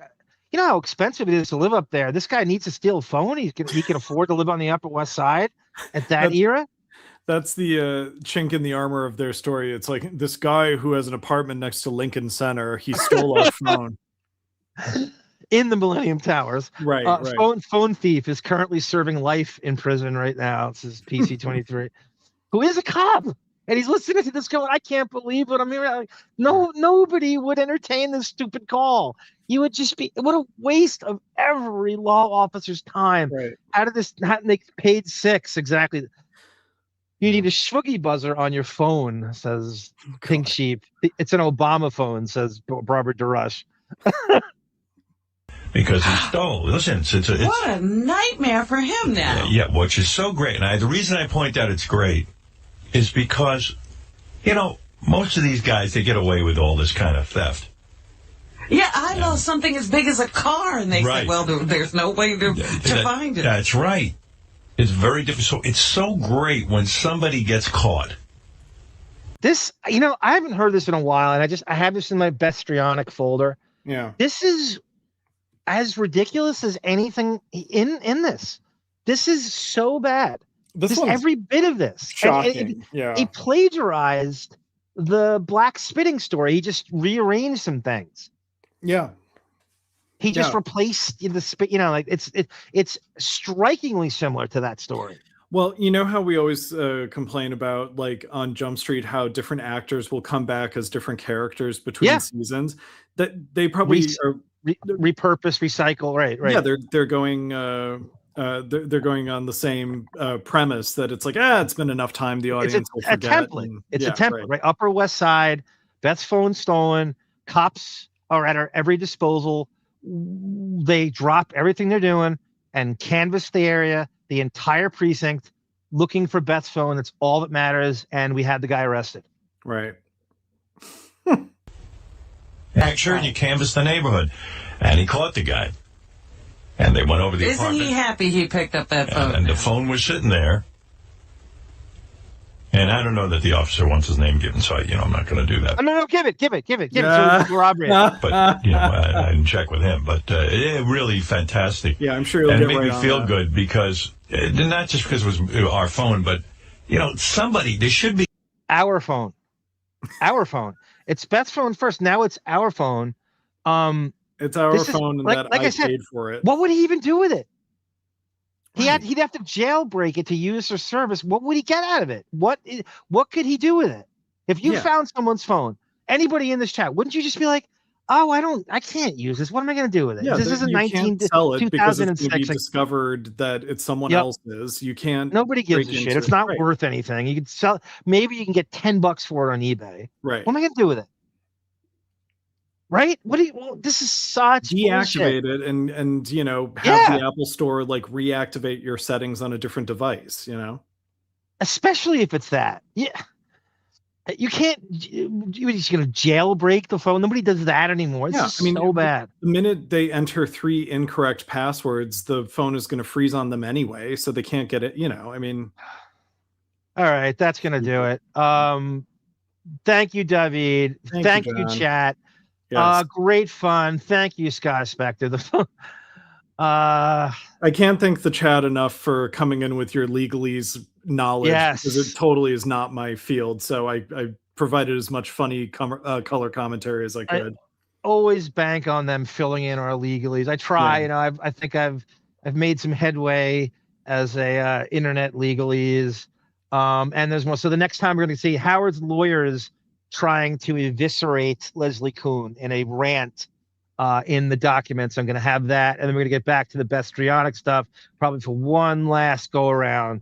Cool. And all the juicy stuff you remember with the spitting incident and the director on the street. This so much. It's ridiculous. Thank you, Ed Rush, Pink Sheep, Dr. Sarah. Good night, everyone. Okay, I'm going to play out. I think I fucked up again. So I'm going to have to play this manually, I think. This is our way out. Where is it? Fred's intro. I think it's, give me 1 second here. Lotus notes, closing. Where is it? I'm sorry. Ambeth. 5. Give me 1 second. Where did I do with it? Fred ending.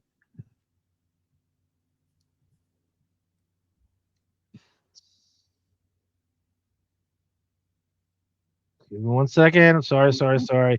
It's not loaded up in my queue, so I'm having a hard time here. I'm supposed to just out of holster. Oh no, I can do it. Here we go. Thank you, everyone.